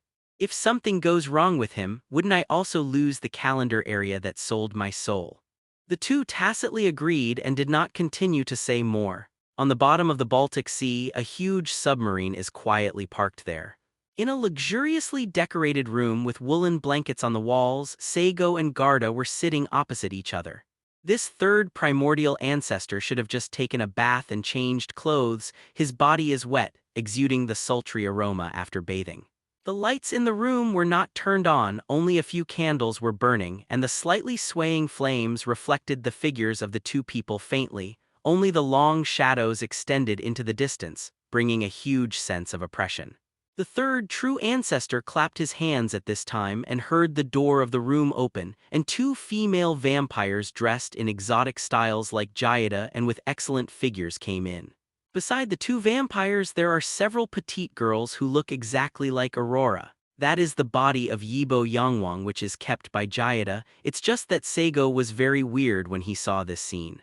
Why is the plot so similar to going to the women's branch, and the old bastard is asking the girls to come out to pick up the guests and let the guests choose? Could it be that the original job of the true ancestor is actually a bastard?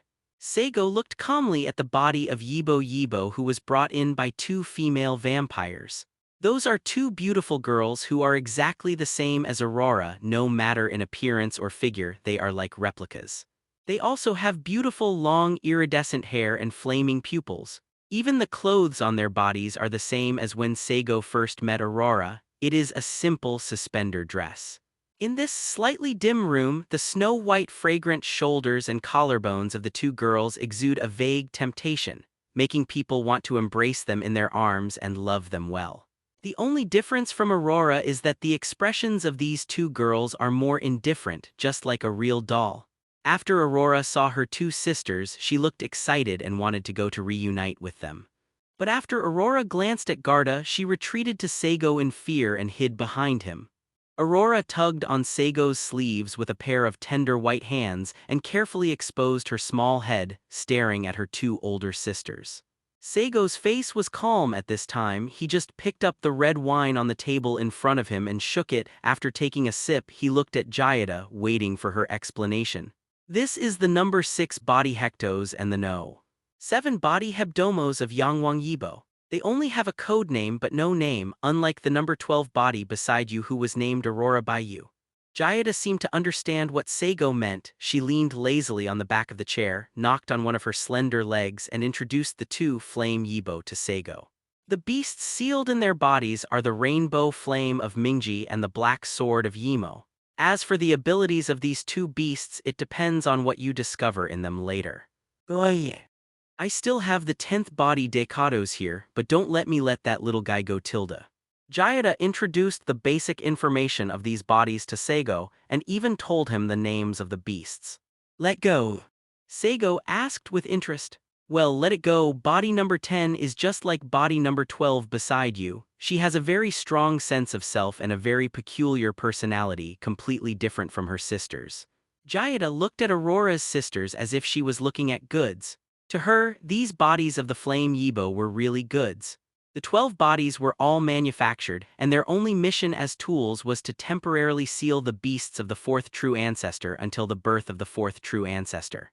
After I discovered that number 10 has its own personality and thoughts, I found it very interesting. You know, I rarely have interesting feelings.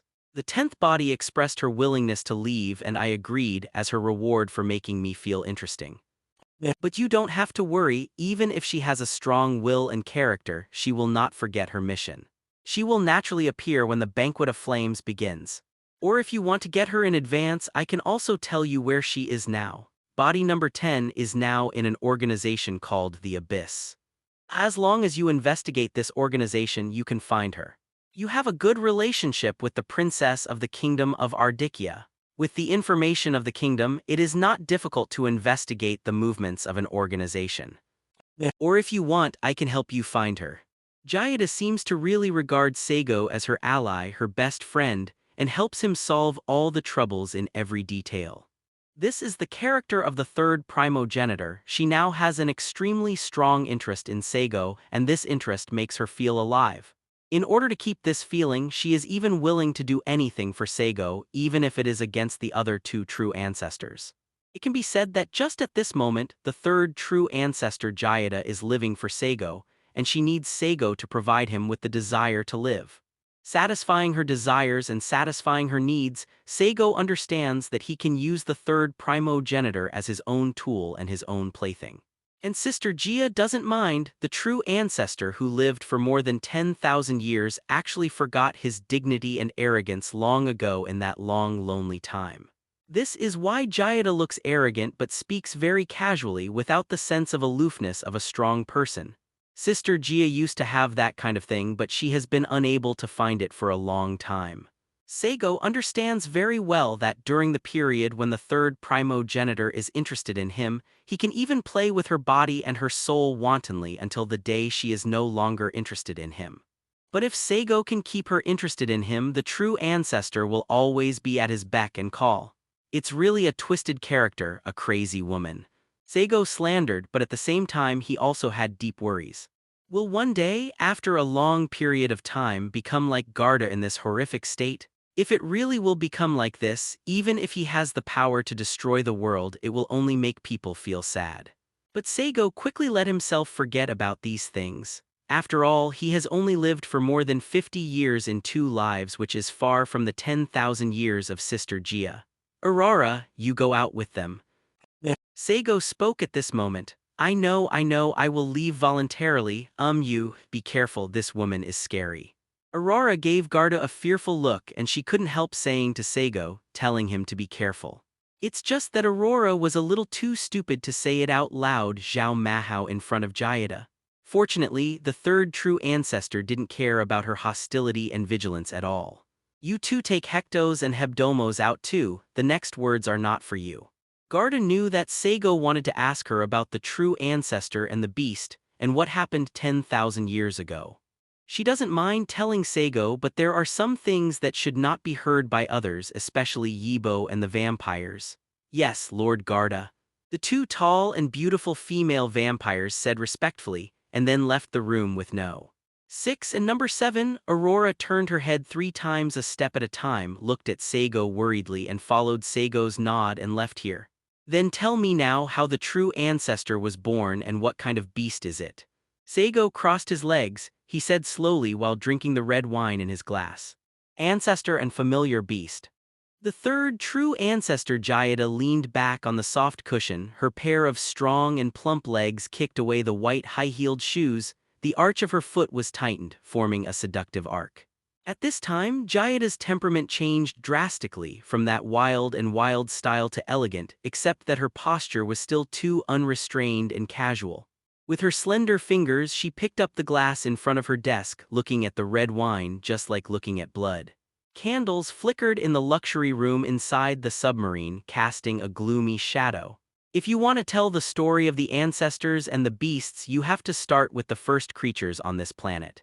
First of all, one thing to be sure is that the humans who rule this planet now are not the original species of this planet.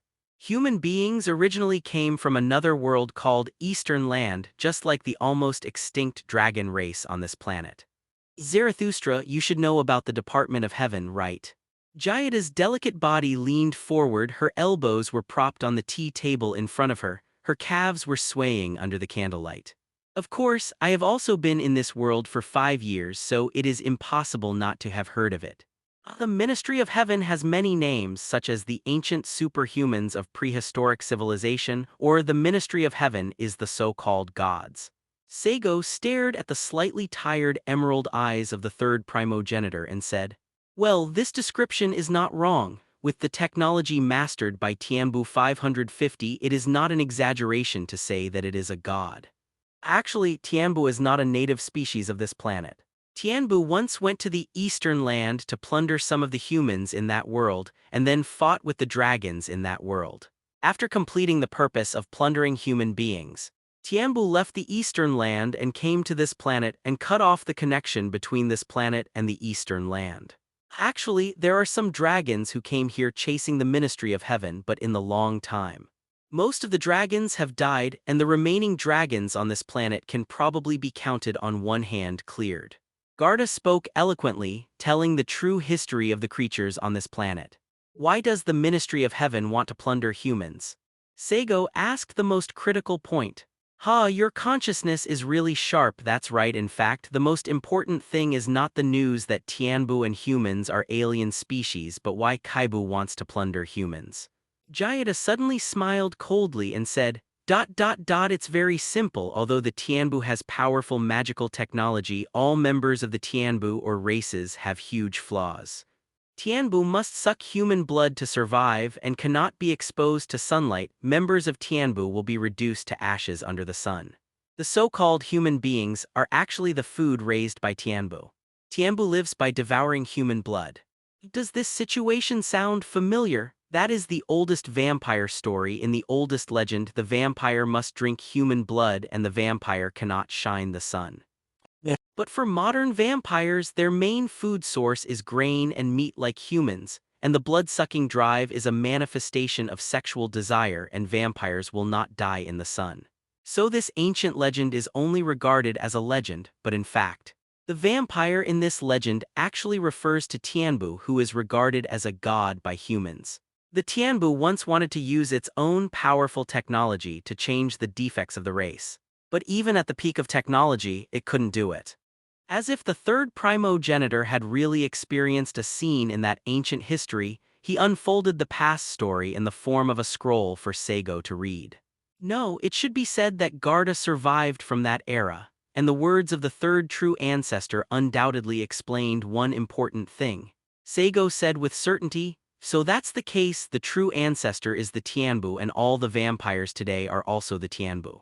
It's just that the current vampires are inferior to the former Tianbu in terms of technology, but they have also discarded most of their defects in race. Is this evolution or degeneration?" Garda asserted. "This is evolution." After a pause, she continued. "According to human legends, Cain, the god of guilt, is the ancestor of the demon clan, and it is even said that the current demon clan is the fallen gods of the heavenly tribe. But this is actually wrong. All the demons today are actually just the creations of the heavens. The strong orcs are laborers who dig ores, and the treants are used to plant forests. Each race has a corresponding job.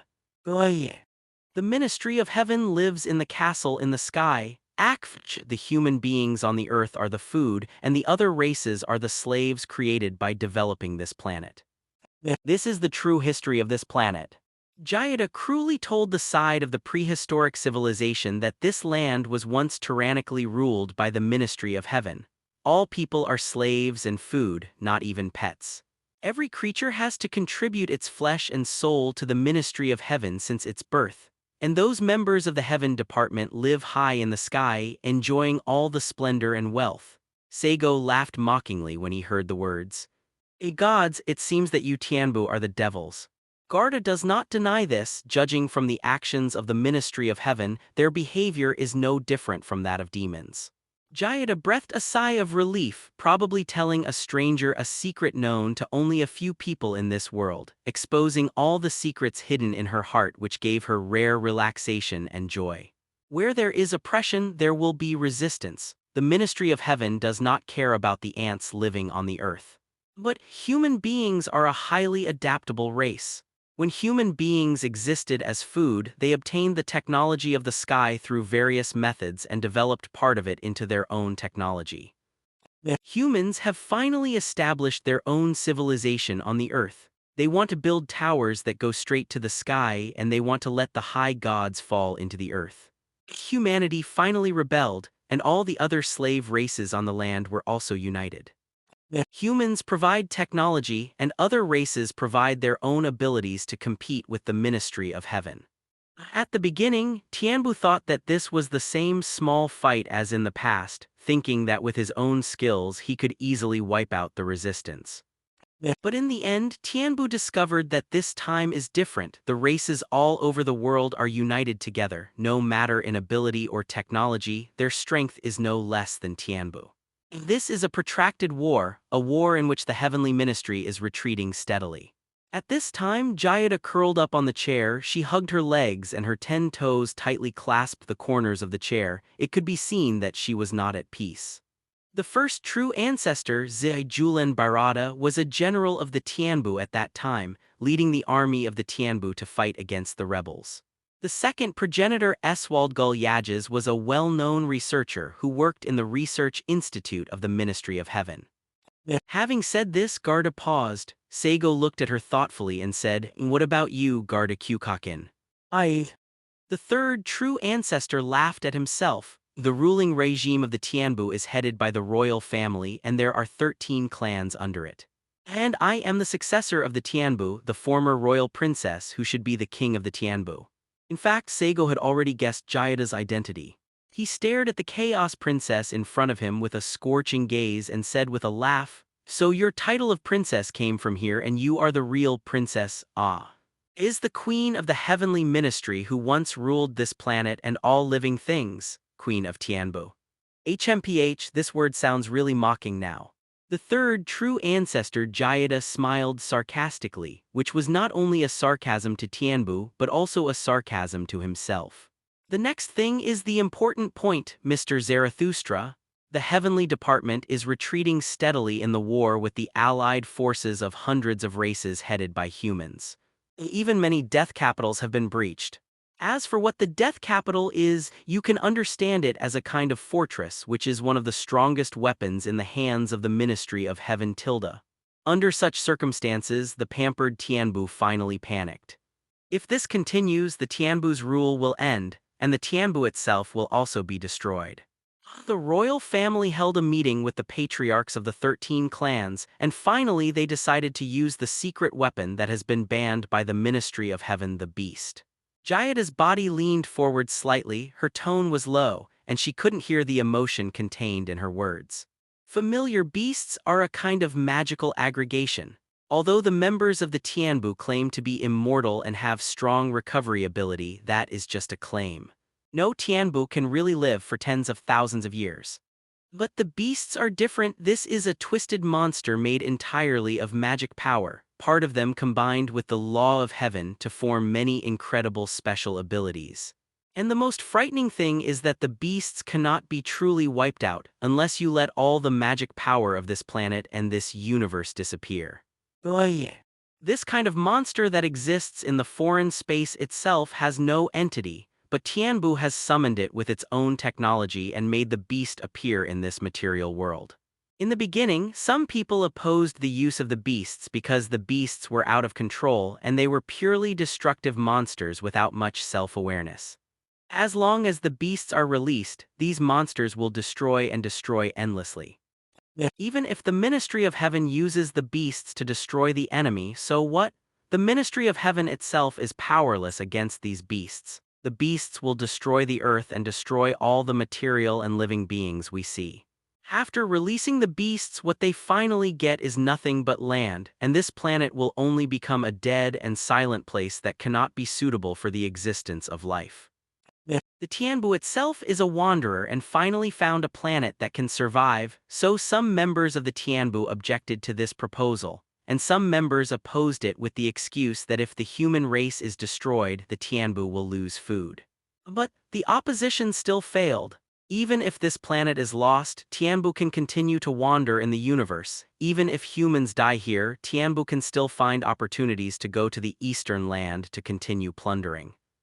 But if those slaves of the Ministry of Heaven are allowed to rebel, the Ministry of Heaven itself may perish. In this life-and-death crisis, the familiar beast warhead is activated. Jayada paused for a moment, her right hand was trembling slightly.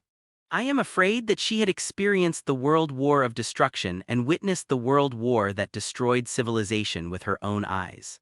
Seal the beast in the body, which is the technique used to make the Yibo body of flames, and then seal the body in the warhead and launch it to all parts of the world through the warhead.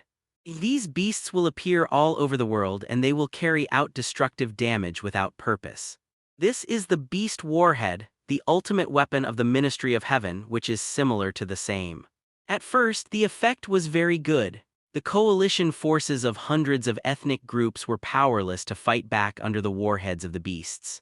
One after another, the cities built by humans were destroyed. Hundreds of thousands or millions of lives died in an instant. Before the Ministry of Heaven celebrated its victory, these arrogant guys forgot one thing, that is, human technology has already approached the Ministry of Heaven infinitely. Humans have also developed a method of summoning beasts during the crisis, which is not an advanced technology in itself. As long as you find the different space where the beasts exist, the real difficulty is that no one can control the beasts. Humans have also begun to manufacture warheads of beasts in large quantities and launch them towards the dead city where the Ministry of Heaven is located. Barriers. At this point, the two sides can't stop anymore. All we can do is to fire warheads at each other until everyone dies together. The third true ancestor, Jayada, bit her lip hard. Obviously now she has been able to control the 27 beasts she owns. But she is still afraid of the terrifying scene of thousands of beasts raging on the earth. Saigo fully understood at this time, isn't the warhead of this beast is a nuclear warhead. Destroy cities with one blow and wipe out millions of lives with one blow. This is the power of nuclear weapons. After the beasts are released, they will continue to attack indiscriminately, walking on the ground, making this planet no longer able to allow life to survive. For Flowers. 0. This effect is not the nuclear radiation after the nuclear warhead explodes. The reason why the true ancestor's beast is said to be powerful is because a blow from the true ancestor's beast is actually equivalent to the explosion of a nuclear warhead. It's just that this kind of explosion doesn't necessarily appear in the form of high temperature, high pressure, or shock waves, but in other different forms under the various abilities of the beasts. For example, the Enchantress Kangbing that Saigo controls now is a nuclear weapon that can freeze everything. And the reason why the prehistoric civilization of this world was destroyed was because of a nuclear war.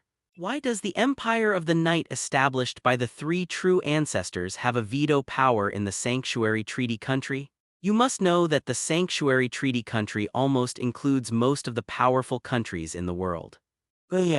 Point 0.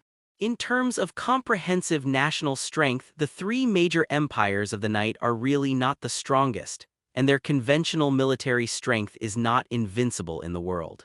But the reason why the Empire of the Night has a higher status is that these three empires of the night are the only three nuclear powers and they have nuclear weapons. The so-called Sanctuary Treaty was established under the nuclear peace. Saigo has completely straightened out his thinking on the development of civilization and history in this world. Everyone is crazy and destruction has become the main theme of the world. Even if a reasonable person wants to end this war, there is no other way. The beasts have been released, and the world is hopeless. Even if the Ministry of Heaven and human beings stop firing warheads from the beasts, the warheads that have already been fired are enough to wipe out all living beings. In the midst of desperation, there was a man who wanted to end this war and found a solution. He is the head of the research department of the Ministry of Heaven. He disobeyed orders and studied the taboo cane. Jayada raised her head, staring at Saigo with emerald eyes. She said word by word, even if the Ministry of Heaven has developed this kind of weapon to destroy the world and launched it. But there is a taboo that even the Ministry of Heaven dare not touch. That is the rules of this world, the rules of heaven that the world can exercise. But Cain violated the rules. He touched the law of heaven and invented the great secret method of distorting the law of heaven. Yeah. It is also worthy of being the 10 most intelligent and outstanding researchers in the history of the ministry of heaven. Great sage annihilation. Saigo made a sound slowly. Rubbing the wine glass with his fingers, he gently shook the red crystal like wine. Yeah, it's the great sage J. It seems that you have enough understanding of this world, Mr. Zeratul. Jayada put down her legs. She leaned back on the back of the chair, half-closed her eyes and said, Cain has developed a technique like the great sage annihilator that can distort the laws of heaven. Oh yeah. And the great sage annihilation is the origin of the birth of our true ancestors. In the midst of the great war that spread to the world, Cain found a solution to that hopeless future. He used the power of the great sage to transform Tianbu so that Tianbu, who cannot survive without human blood and is afraid of the sun, has perfected the shortcomings of his body. And under the power of the great sage Jian, the changed Tianbu gained the ability to seal the beasts in the body. This is our 3 true ancestors. Jayada stood up at this time. She walked lightly to 770 next to Saigo, raised her glass to touch him lightly, and then sat on Saigo's lap. Saigo put his arms around her slender waist, listening to her continue talking. Cain didn't change all the members of the heavenly department with the power of Saint Annihilation. He has long been dissatisfied with the actions of the heavenly department. He clearly knows that if he does this, the final result is that the ministry of heaven will enslave all races again, and one day in the future, such wars will still happen. So he chose 3 people. One was Zai Yi, who had the same idea as him and was leading the heavenly department to fight against the rebels at that time. One is his friend and subordinate Eswaldgull, who knew about his research but did not report it, and finally me, the royal princess, who has a good relationship with him.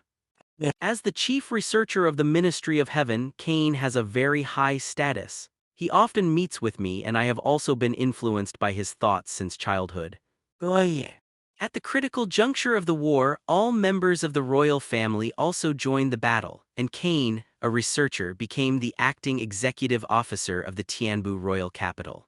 This gave him the opportunity to launch the Holy Annihilation. Such a powerful technique requires a lot of preparations, and it happens that the royal family's territory has all the materials he needs. Jayada put a hand on Saigo's shoulder, and her sharp chin rested on the back of her hand, exhaling like blue. He sealed the most powerful beasts in the bodies of the 3 of us, preventing these beasts from continuing to destroy. He also believes that we will complete the mission and use the long time to kill the existence of the beasts until they are no longer in danger.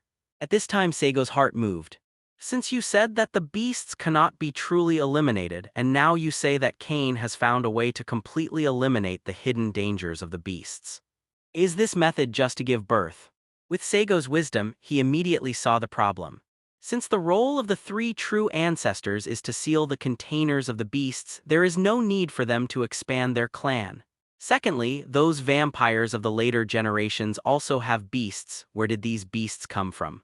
And why do vampires of later generations have ever more service? The only explanation is that the expansion of the vampire group has made the beasts weaker. Jayada smiled and said, "That's right, it's childbirth. The true ancestor looks for a blood partner and then gives birth to the first generation of vampires, and the power of the beasts will be differentiated. As long as the offspring of vampires keep giving birth, the power of the beasts will be dispersed more and more. Yeah. Even if the number of beasts doubles by then, the strength of individual beasts will become weaker and weaker, and the threat of beasts will no longer exist. For example, now most vampires are not very strong. At least it is completely impossible to resist the violent institutions of a country. Z found 72 bloodmates, and Eswaldgull is both male and female, and the 2 of them gave birth to enough descendants. But I am different anyway. I am also a princess of the Tianbu royal family, and I don't want to have children with different men casually. So another inheritance of the method I use is to inject my own flesh and blood into the bodies of other creatures, turning other species into vampires. This is one of the reasons why my Chaos realm does not allow outsiders to enter, because the descendants I am looking for are all female. There are no men in the entire chaotic realm, so even if the descendants of the three of us are all vampires, they are divided into different races. At this time, Jayada broke free from the fear of reminiscence, and she became casual and lazy again. When Saigo heard Jayada's words, he was immediately excited. The realm of chaos is simply a man's dream. A country is full of beautiful vampires, which is simply the ultimate enjoyment for men. Well, of course, it is also possible to be sucked and ed. After all, the blood-sucking impulse is sexual desire. Tianbu's plan at the time was to abandon this planet and flee, but Kane used his position at that time to use all the resources of Waibu to escape from this planet to launch annihilation. The result is that the beasts disappeared from the Earth and the Ministry of Heaven and Humans once again entered into a conventional war zero. Although the Tianbu and human beings suffered heavy losses at that time, the population gap was reflected at that time. In the end, the Tianbu was defeated in this war and has since withdrawn from the stage of history. Kane's behavior is no different from betraying the Ministry of Heaven, betraying his own race, and becoming a sinner who was exiled. Kane originally planned to directly use the power of the Saint Annihilator to destroy the beasts, but there were too many beasts raging the earth at that time, and the Saint Annihilation was not so easy to control, so he did not succeed. This is the second best option, and choose the seal method. Jayada stopped Saigo's neck with a soft arm and she said with flickering eyes, "I don't care whether you, a demon, come from other planets or from other spaces or worlds. You have made me interested now, and I also know that you are investigating and looking for the power of holy annihilation. I have kept a large amount of holy annihilation materials here, and I can give you all those things. No matter what you do next, I am willing to stand by your side, even if it is a war with the other two true ancestors. I will fight against them for you. I just want you to promise me one thing." Jayada's cherry lips moved close to Saigo's ear. She smacked the pandan lightly and said softly, like ears rubbing against each other, "What's up?" Saigo remained calm and asked calmly, "Since the familiar beasts were too powerful and too many at that time, and the Holy Annihilator couldn't get rid of the familiar beasts, it should be possible to launch the Holy Annihilation again now, just to clear the familiar beasts that I sealed. A coward, I don't have the determination and strength of Z and Swaldger. 2.2. After all, I used to be just a pampered princess, and one of them was a general on the battlefield and the other was a determined researcher. The power of the beast gave me almost unlimited life, but the time of 10,000 years has tortured me to the point of going crazy. It's just that I, a coward, still have the last dignity. I promised that Cain would not release the sealed beast in my body, and I also promised that I would not get involved in the holy annihilation. So I can only beg you, please use it to grant me real death after you get the power of holy annihilation, and let me get rid of this painful fate and madness." Garda opened her mouth and bit Saigo's shoulder hard, but she didn't suck blood. She just murmured, "I can give my all for this." For a person who pursues death, she has nothing she can't give up except for that dignity and commitment. Sure enough, male creatures from ancient times to the present, whether they are humans or demons, are all so disgusting and perverted. Jayada walked out of the luxuriously decorated room. Her footsteps were unsteady, she looked a little weird, and there was such a trace of helplessness in her tone. If you observe carefully, you will find that Jayada seems to be walking on her toes, not wanting to step on the white high-heeled shoes with her feet. Lord Garda. The two hot vampires that Saigo had seen before were standing not far from the house, bowing quickly after seeing the third primogenitor. Although Jayada was the princess of the royal family 10,000 years ago, compared to the first true ancestor and the second true ancestor, she is more like a pampered young lady. But after becoming a true ancestor, she completely changed her behavior habits. The descendants of the three great ancestors all have their own characteristics, and the path chosen by Garda is more like a druid in Saigo's view. It is full of wildness, powerful in melee combat, and can also carry out a large-scale impact similar to a magician. The same is true for her descendants of vampires. Almost all of them are possessed, just like groups of leopard girls. Send those bodies of Yibo Yangwang to him. Jayada waved her hand, subconsciously stepped on the high-heeled shoes with a delicate sole. Her brows were slightly clustered and she looked very inconvenient. But in order not to let her subordinates too notice her problem, Jayada still kept her face calm. Yes, Lord Garda. The two female vampires responded. Although they noticed that Jayada seemed a little strange since the true ancestor didn't say anything, of course they didn't dare to ask more. After receiving Garda's order, the two just bid farewell and left because they brought Liao Luola and others to Saigo. After her subordinates left, Jayada finally couldn't hold back her expression. She quickly walked a few steps to her bedroom and went straight to the bathing place, although this is an elf furnace-powered submarine operating in the deep sea. But as the third true ancestor's car, in addition to the advanced magic technology on it, the interior decoration itself is also extremely luxurious. But no matter how extravagant it is, the basic law must be followed, and Sister Gia cannot build a huge Roman-style bath here. Even so, building a bath in a war submarine is an exaggeration. Jayada came to the edge of the bath and sat down. Warm water will always be supplied here. She quickly kicked off the pair of white high-heeled shoes, lifted the hem of her long skirt and soaked her feet in the pool water. The third true ancestor bent down his slender waist, scrubbed his feet vigorously with a pair of small hands, and did not heave a sigh of relief until they were cleaned. Looking back and seeing the stickiness on the soles of her high heels, she was worried for a moment. This shoe can't be taken anymore, but if you throw it away, it's not good if your subordinates find it because there is still a smell left on it. Those vampires of his family have sharper noses than dogs. Besides, the shoes belonged to Jayada at first glance and anyone could guess what happened in that reception room before. Even if the subordinates knew about it, they couldn't tell her in front of her face, but she still wanted to save face as the Chaos Queen. Tisk, that devil? Although I had thought that the devil would not let me go easily, but after it really happened I was still a little upset. Jayada covered her heart with her hands, feeling the vigorous beating of her heart. That kind of strong sense of shyness made Jayada very excited. How many years has she lost this kind of emotion? Wanian is a bit exaggerated, but it still exists in decades. Unexpectedly, she could still have such emotional feelings now, which made Jayada feel alive again. Picking up the pair of white high-heeled shoes, he threw them into the bathtub and the third primogenitor turned into a cleaner, rubbing and washing his shoes bit by bit. She didn't take the shoes out of the bath until she cleaned them and put them back on. Feeling the warmth of the soles of her feet soaked in warm water, she felt a rare sense of peace of mind. On the other side, two of Garda's subordinates brought the bodies of the three flame Yibos to Saigo's room. Saigo looked at the three Aurora in front of him with great interest. His eyes were sharp, and he could see at a glance that these bodies did have man-made traces. Because they are too perfect and assimilated. There are no two identical leaves in the world, but as living individuals, every structure of their bodies is exactly the same. This is a miracle that only humans can do. However, the three of them were still different. The real Aurora looked timid, like a frightened little elk. Whenever Saigo looked over, Aurora would proudly raise her head, but as long as she was stared at by Saigo for 2 seconds, she would lower her head in fear.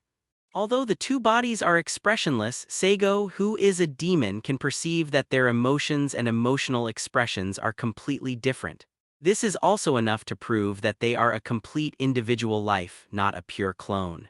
Number 6. Number 7. Well, it is too troublesome to name you, so I will continue to call you Jupiter and 7 Star. Saigo shook the red wine glass and he leaned lazily on the chaise longue, sipping the red wine in the glass lightly. Hey, Zio Neiyu is still too poor to let herself enjoy herself. Looking at the accommodation provided by La Folia and Garda, there is really no comparison. It seems that it is time to go back to String God Island, and then kill the group of managers and take away the ownership of the artificial island and everything on it. I have been salting fish for so many years and I have a sufficient understanding of the world. In the past, Saigo was unwilling to move because he had no pursuit. But now he has a huge interest in both Yangwang Yibo and Shengjian, especially Shengjian, which involves the law of heaven. Now that I am still and thinking about moving, it is also time to show my ability as a demon. You must know that he is not a good person, he is a real devil and everything he does is evil. All according to the original master's order. Mingjai's rainbow flame and Yimo's black sword bowed their heads, showing great respect to Saigo. They are the bodies of Yibo Yangwang, and even the third true ancestor cannot fully command them. But facing Saigo, who devoured the original soul and became infected with the cursed soul, they didn't have any intention of daring to resist. It's time to retrieve all the bodies and hold a feast of flames.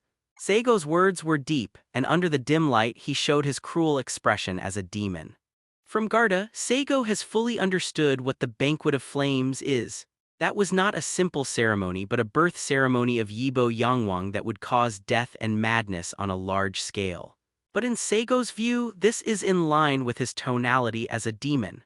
He hasn't done anything in this world for so many years, and the devil himself is really not worthy of his name. We will obey the orders of the original adults, both sisters and younger sisters. Number 6 and number 7 spoke in unison. Oh, you should know that if a flame feast is held, your living existence will disappear and you will only become sacrifices for the 400th birth of Flame Yibo. Didn't you want to resist? Saigo asked with interest. Tianbu's technology is simply unable to create a substrate that can really allow the beasts to lodge perfectly. If the Ministry of Heaven had that technology, there would be no need for the Holy Annihilator, and even this ability to host a beast was brought about by the Holy Annihilation, distorting the laws of heaven. For those bodies that are not complete Yangwang Yibo, the final result must be death. This is the mission of our birth, which is to dedicate all our bodies and souls to Su Sheng, the fourth true ancestor. Number 6 and number 7 said blankly. But Saigo also clearly noticed a wave of fluctuation in their still emotions. Death is the most terrifying thing. Saigo believes that when any living being has self-awareness, it will resist death. What do you think, Aurora's? Saigo looked at Aurora again and asked with a smile. I am also willing to dedicate everything to the birth of Yibo Yangwang. That is my destiny, an irresistible destiny. Aurora just hesitated for a second, then raised her head and said proudly, "Oh liar, you don't think so at all." Saigo grinned dumbly. Hearing Saigo's words, Aurora wanted to say something, but Saigo stopped her. Don't talk, come here, sit on my lap, Aurora. Without any hesitation, Aurora walked over to Saigo with her back to him and sat on his lap. Holding the petite girl in his arms tightly, sniffing the musk emanating from her iridescent hair, Saigo whispered in her ear, I have an idea that might be successful, so I'll give it a try when the time comes. In the great underground tomb of Nazareth, I still have one of my permissions that I haven't used yet. So, what the hell is this woman doing?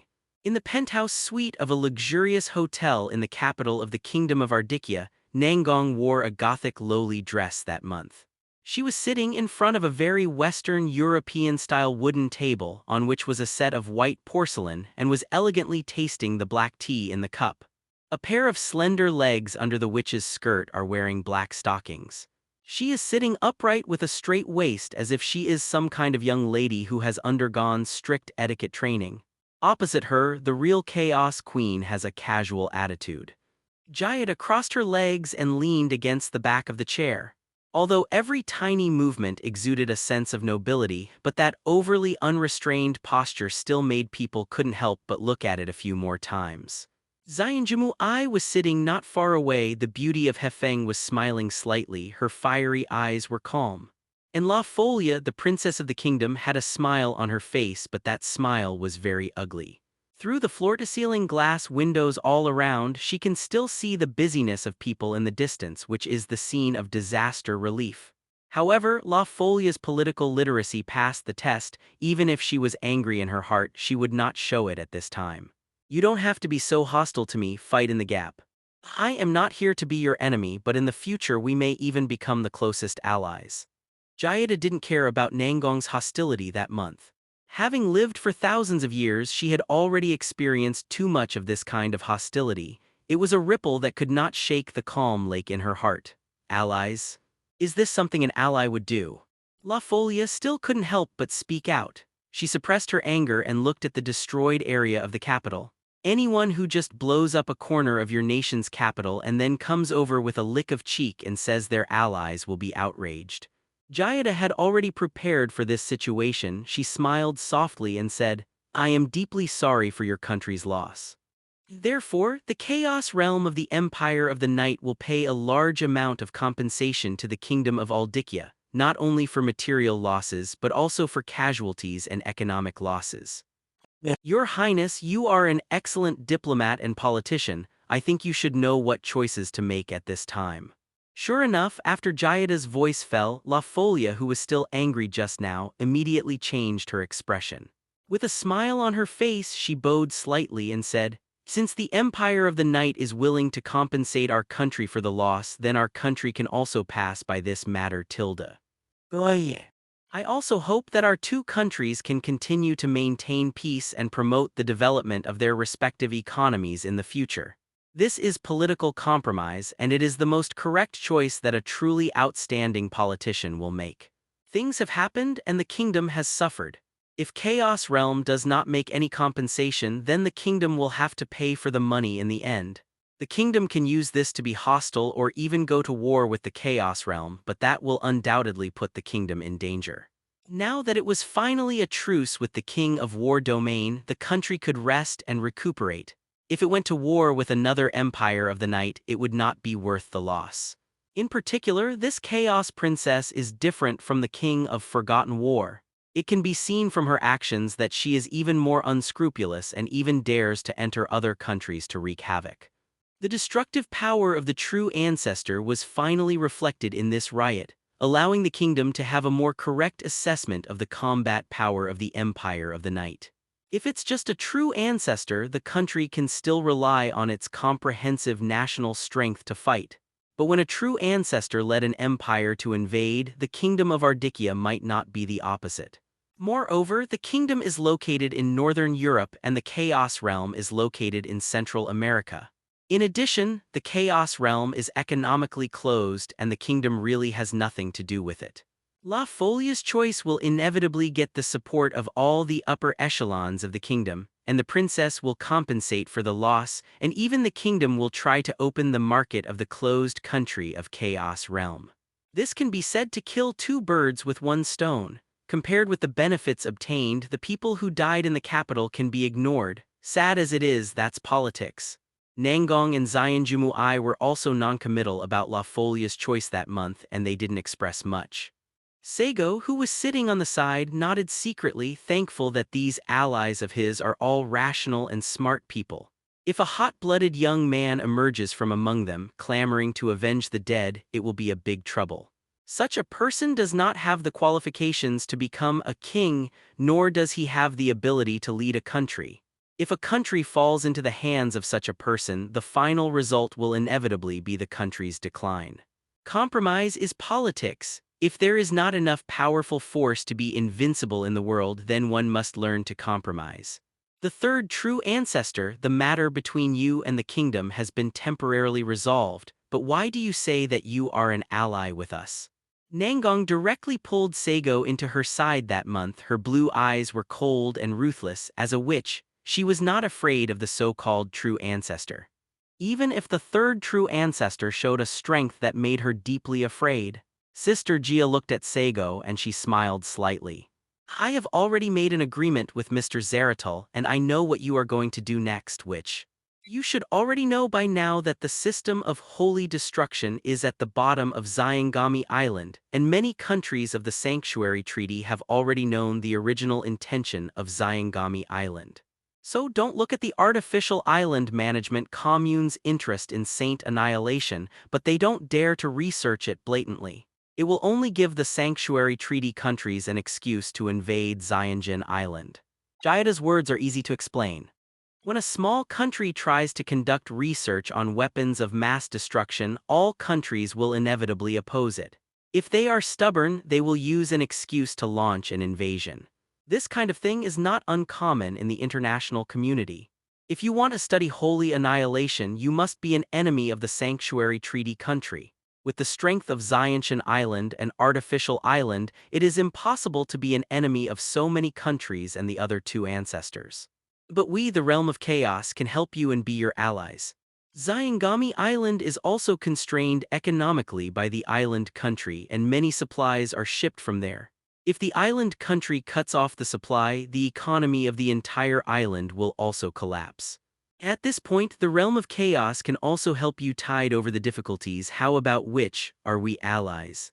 The witch in the gap pondered for a moment. She nodded slightly and said, "Your reason is very good, the third true ancestor." Nangong couldn't find a place to refuse that month, and the Chaos Empress almost needed the power of the whole country to help her fulfill that ambition. Then the witch looked at Saigo and then at the three Aurora who were following Saigo. She frowned and couldn't help but said, "Are you going to open a kindergarten on Ziontian Island?" Saigo said with a smile on his face. "Kindergarten? No, no, no. Aurora and the others look like junior high school students. Kindergarten is a little overdue, so young."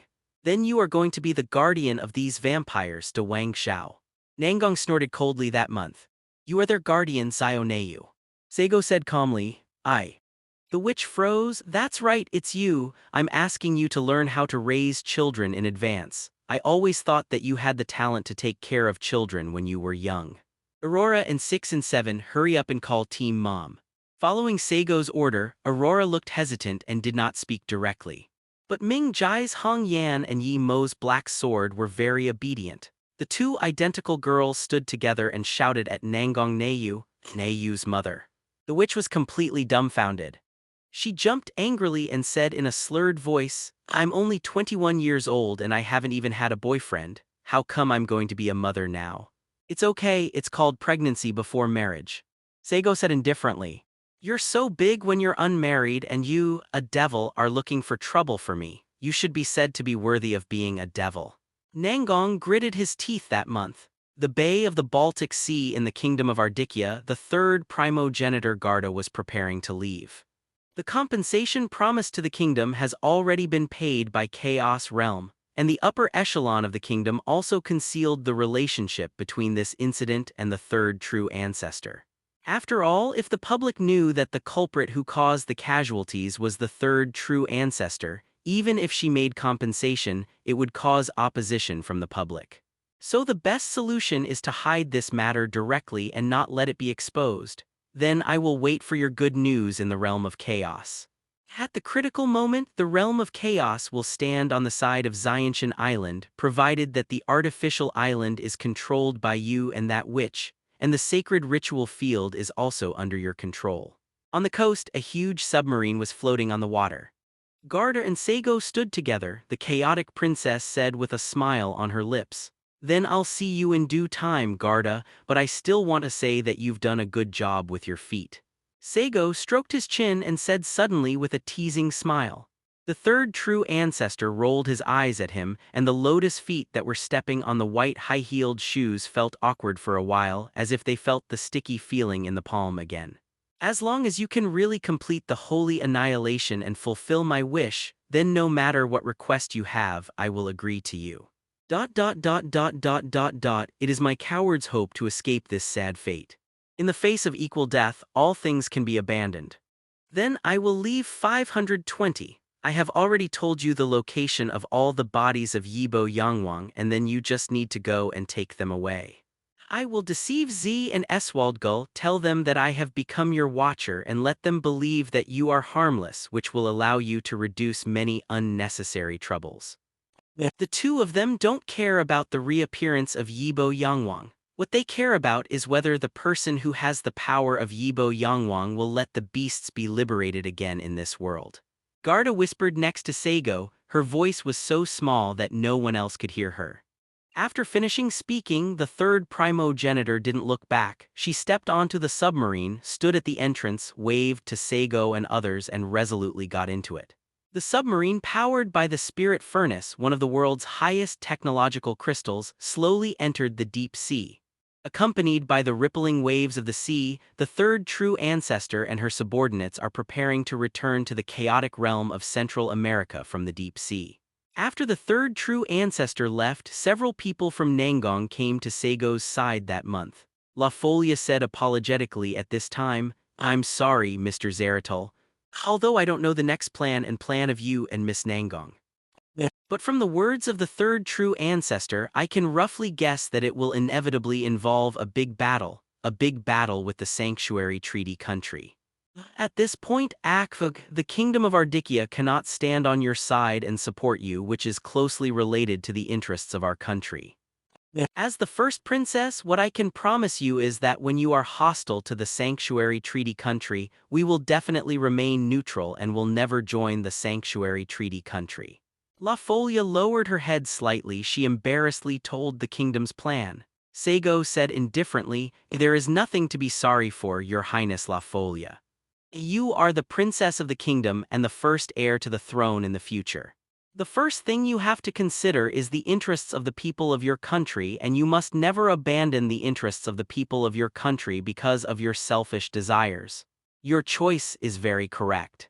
This is a manifestation of your maturity. The maturity of a future leader means that the future of this country is worth looking forward to. Under your leadership, this country will prosper." Saigo said with a smile on his face. He didn't mind that La Folia couldn't help, but instead rewarded her for her reason and determination. La Folia was a little embarrassed by Saigo's praise. Her fair and pretty face blushed a little, and she bowed her body and said, "I am really grateful for your praise and praise. All I can do is to wish you prosperous martial arts. By the way, if your plan with Miss Nangong fails, the gates of the kingdom will always open to you. I appreciate your intelligence and talent. I think if the kingdom can get your help, this country will become stronger." La Folia had an elegant demeanor, and while giving blessings, she also winked playfully at Saigo, and the following words were also very tactful. Saigo laughed and said, "Oh, then if I come to the kingdom, can I be the future king?" La Folia covered her lips with the sleeve of the military uniform, and she rolled her beautiful eyes a little shy and said with a coquettish smile, "If you are willing to propose marriage, then the position of Mrs. Wang is also for you, waiting for a vacant seat." After the black-bellied princess made fun of Saigo in turn, she straightened her expression, saluted Saigo again, and left with her knight. "Heh, I didn't expect you, a demon, to be so good at dealing with women. Are you really the demon in charge of aging, not the demon in charge of lust?" Nangong waited until everyone had left that month before she took a step forward. The girl, as delicate as a doll, taunted. Then she stood next to Saigo with a parasol and said nothing. It's a pity that among the 6 demons created by the Majesty, there is no one in charge of lust. Are you afraid, Zioneu? Saigo turned his head to look at the young girl standing beside him and asked softly, "What have I to be afraid of?" Nangong had no fear on his face and asked back, "If we start the plan, the next thing we will face is the union of the first true ancestor and the second true ancestor, as well as the pressure of the armies of the most powerful countries in the world. That is already the vast majority of the military power in this world. You are not afraid at all if you want to face them alone." Saigo watched Nangong Neu with interested eyes, trying to see what she really thought. "It is impossible to say that I am not afraid at all, but I will not shrink back as long as it is something I decide. I will definitely go to the end. The demon in the gap is resolute. She is a person who will not compromise easily and will go forward bravely in the face of any desperation and difficulty." "It's really beautiful, Zio Neu. It's not your appearance but your firm heart enough to be called a strong will. That way I can rest assured," Saigo said in a relieved tone. "What are you worried about?" Nangong asked suddenly in his heart that month. "At that time I can hand over my spiritual status to you," Saigo replied like this. Nangong na Yuidai frowned. She didn't know what the spiritual power was, but she subconsciously felt that it might be the root of Saigo's power now. "I don't want anything from you." Nangong snorted that month. She turned her back, clenched her little hands subconsciously. She always felt that there was a sense of vicissitudes in Saigo's words. "Ha ha ha ha." Saigo burst out laughing. "Why are you laughing?" Nangong looked at him suspiciously that month. "Oh, I suddenly feel that in the face of the alliance of so many forces in this world, I may not be an opponent, and I am thinking about my retreat.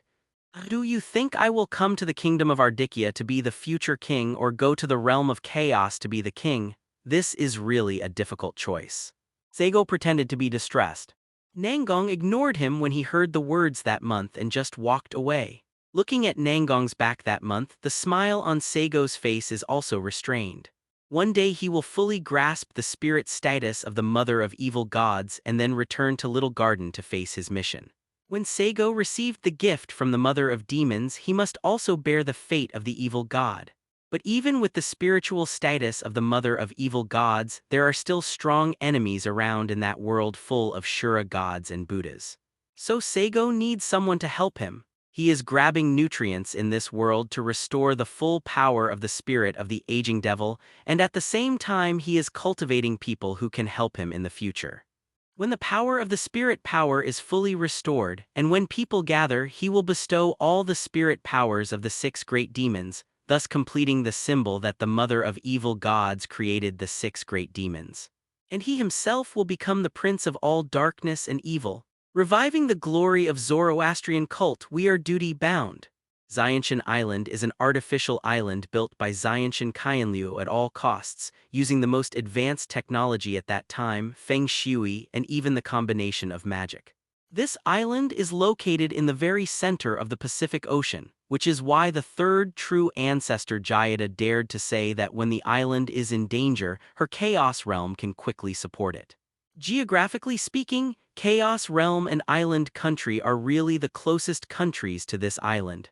Many large corporations and families invested heavily in the construction of this artificial island. Although String Kamishima clearly follows the election system, the island's 560,000 people elect String Kamishima councilors. But in fact, the real leaders of the entire island are those large enterprises and families that once invested in the establishment of this island. They are collectively called Artificial Island Management Commune. On the surface, the construction of this island is to set up a new special zone for the demons. But in fact, no matter whether it was Xianshan Qianliu or those big business groups, their purpose of building this island was for the altar of the resurrected god Cain. It can be said that this group of people are followers of Cain, and it can also be said that what they admire is Great Saint Annihilation. The temperature of Xianshan Island is maintained at above 20 degrees all year round, and it will be hotter in Zia Tian. The chirping of cicadas came from the trees on the island, and the scorching heat caused the air to be distorted. Xiao Gacheng was walking on the way to school. He raised his head and glanced at the long street and complained helplessly. Xiangami Island is fine with everything, but Zia Tian is really too hot. Haha, there's nothing you can do about it, isn't it that you have been completely attracted by the beauty and temperature of the Mediterranean Sea in the ancient city, and have begun to hate this island? How did you enjoy your vacation? The Mediterranean is still fun, right? Besides Xiao Gacheng, a handsome man of his age smiled sassily. Yace Motoki and Akatsuki Kojo's classmate, as junior high school students, their relationship can't be said to be very good, but because they have a common friend, they can be considered good friends. Don't mention it, this trip is really the worst decision I've ever made. If I could, I'd rather stay honestly on Xianshan Island during the vacation than go to the Mediterranean Sea. Xiao Gacheng thought of what had happened on Gozo Island in the Mediterranean Sea, and he couldn't help shivering, fear radiating from the bottom of his heart. I heard that your sister Nagisa fell ill after returning from the Mediterranean Sea. It seems to be related to the disaster that happened on Gozo Island in the Mediterranean Sea. Yace Motoki asked in a worried and tentative tone. Xiao Gacheng glanced at him vigilantly. What are you asking my sister for? Let me tell you first, she is only a primary school student, so don't have any thoughts about primary school students. Motoki Yaze was embarrassed for a while. He quickly waved his hands and said, No, I won't do anything to my friend's sister, I just care about it. Xiao Gacheng withdrew his gaze. He sighed and said, Nagisa was frightened at the time and had a fever after returning, but it's not a serious problem, just rest for a few days and it will be fine. Not only his younger sister Xiao Nagisa was frightened, but he was also frightened. It was the one time he was infinitely close to death in all these years of his life. And his unreliable father seems to have gone to jail. Xiao Gacheng is quite in favor of this. If it wasn't for that old man who brought them into a dangerous situation, how could he and Nagisa need to come into contact with such a scene of life and death?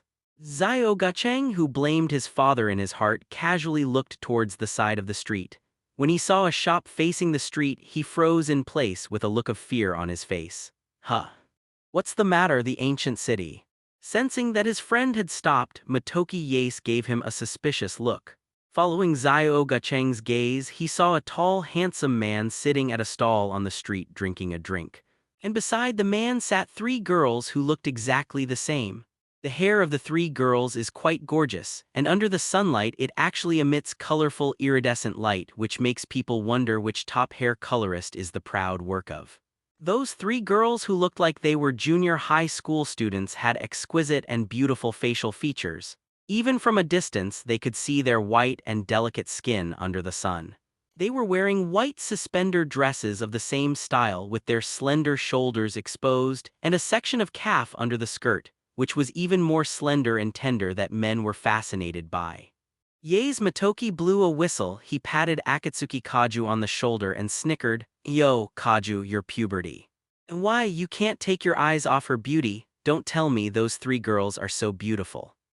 However, I advise you not to stare at others like this. Don't look at the elders beside them. Be careful of being beaten." Zioga Cheng came back to his senses at this time. The orc was brutally killed, the blood and internal organs were scattered all over the ground, and the scene of a whole island and the sea being frozen appeared again in the depths of his mind. He pulled Yace Jishu in a panic, ran quickly and said in horror, "Hurry up, Jishu. Zero, ask for flowers." Akatsuki doesn't know why that monster appeared on Zayangami Island. Could it be that after destroying Gozo Island it wasn't enough for him and he wanted to make this island Lu Chen? Saigo withdrew his gaze from Akatsuki Kojo and Yace Matoki, and he took a sip of the herbal tea in the cup looking at the main character, Aurora, sitting in front of him, sipping ice cream. "How is the taste?" Saigo asked with a gentle smile. Aurora, whose mouth was full of ice slag, reluctantly stopped the spoon in her hand, raised her head and said proudly, "I have to praise you, you have dedicated this wonderful sweet nectar refreshes my heart. These sacrifices must be rare treasures in this world. For the sake of your dedication, I will just expose your previous disrespect. And I won't mention it anymore." Saigo lifted his head angrily and patted Aurora on the head, speaking human words. "Well, it's delicious, Master Yuan." Aurora lowered her head with tearful grievances, then mustered up the courage to raise her head again, staring at Saigo with those flaming pupils, and timidly said, "Can you have a copy, Master Yuan?" As soon as Aurora finished speaking, Mingji's Hongyan and Yimo's black sword also raised their heads. Although they didn't have much expression on their faces, the hope in the flaming pupils was almost ready to come out. The waitress who was working nearby with the plate saw the expressions of Aurora and the others. She couldn't help but snickered and said, "Your sister is so cute, this doctor." She only thought that Aurora would speak in that ancient language when she was middle-aged. "This is not my sister but my daughter. Don't look at me young, but I'm almost 30 years old." Saigo took another sip of herbal tea and said calmly. The waiter was surprised, "So this is your daughter?" It turned out to be a triplet daughter. What a blessing. Saigo shook his head and said, "Not triplets but 10 natives. 12 twins." The waiter blushed for a while. "Your wife is really, really amazing." She didn't know what vocabulary to use for a while. "Yes, she is very powerful. In order to support her family, she has to work hard at 2 jobs. Saigo sighed. "What does your wife do?" The waiter asked curiously. "She works as a teacher at school, and after school she goes to the police force to work part-time." Saigo said with a gentle smile, "What about you?" Saigo said confidently, "Of course I am taking care of the child 7 at home."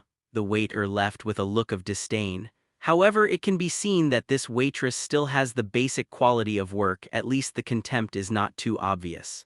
Perhaps in her opinion, Saigo is a person who idles around at home every day and eats his wife's soft food.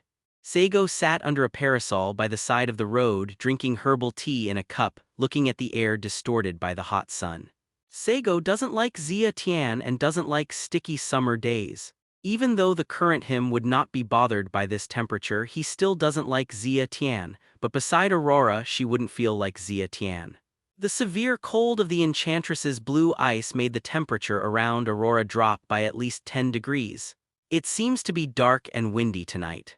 Saigo stared at the clouds in the distance and murmured. Then he smiled 480 and looked at the naked bodies of the 3 flaming Yibo who were scraping the bottom of the bowl with a spoon after eating the ice cream and asked, "Finished?"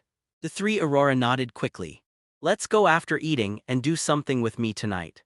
Saigo stood up and he took out a mobile phone-like machine from his body and prepared to pay. What are you going to do at night, Mr. Yuan? Aurora blinked at Saigo with a pair of flaming beautiful eyes and asked. Go and kill. The devil is succinct. In the junior high school of the private Keihai Academy, a group of junior high school students were making noise during the break, and the younger children excitedly shared their happiness during the holiday.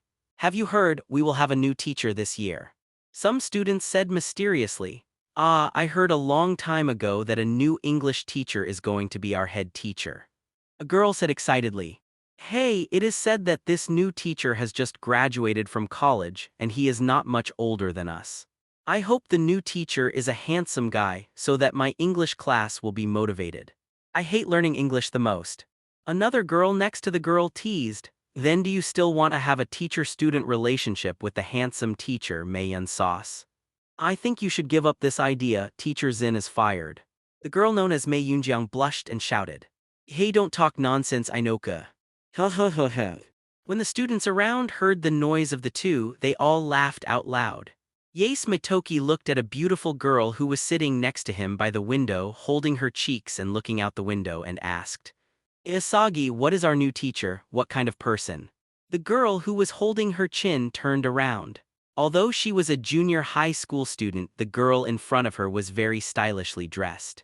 She has light golden to yellowish hair and jewel-like reddish-brown pupils. The girl's hairstyle is very gorgeous, and there is light makeup on her face. Coupled with the girl's already extraordinary physical development, she is like a blow to dimensionality reduction among students of this age, and she is the campus goddess in the hearts of many boys. When Lan Yu Kainkong heard a question from her best friend since she was a child, she just gave him a blank look and said, How do I know who our new teacher is? I thought you knew everything. Yaze Matoki joked. Did you misunderstand me? Oops, it's time for class, don't talk anyway, you'll know who the new teacher is in a while. Lan Yu Kainkong waved her hand and said impatiently. She does have the ability to know who the new teacher of the class is in advance. Anyway, the data of the new teacher should have been entered into the campus database long ago. But Lan Yu Kainkong was not bored enough to investigate this kind of thing. The class bell rang and the students sat back in their seats quietly. Then, under the curious, expectant, or excited eyes of many children, a petite and delicate girl like a doll walked in a gothic lowly dress. Seeing the little girl, Yace Matoki just blew a whistle and said, Yo, little sister, did you go to the wrong place? This is the private Seikai Academy. There are only junior and senior high schools. The elementary school is no longer here. The other students who heard Yace Matoki's teasing words secretly smiled, and the scene was very lively. Only Xiao Gacheng looked pale, looking at Nanshi Neiyu, who walked in with fear. He had seen with his own eyes how this witch killed those orcs on Gozo Island. Xiao Gacheng never expected that he saw the devil on the side of the street in the morning and saw the witch in his class during class. Could it be that they really came to destroy String Kami Island? Thinking of this, Xiao Gacheng's expression became more and more terrified and his body was crumbling. Nangong, who was walking into the classroom with the lesson plan, took a look at Yace Mitoki Neiyu.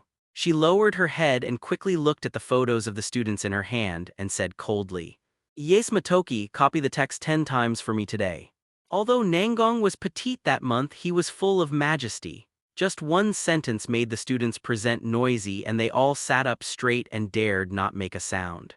The same is true for Yace Matoki. Nangong's look that month made him feel as if he had fallen into an ice cave, and he held everything in his mouth and dared not say it.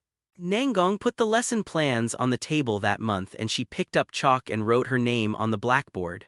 Then she turned to the group of junior high school children and said, My name is Nangong Neiyu, and I will be your English teacher and homeroom teacher next. I hope you don't get bored and can study hard, especially my English class. At this moment someone suddenly said, Xiao Neiyu. Shut up. Don't use the word little or chan in front of the teacher.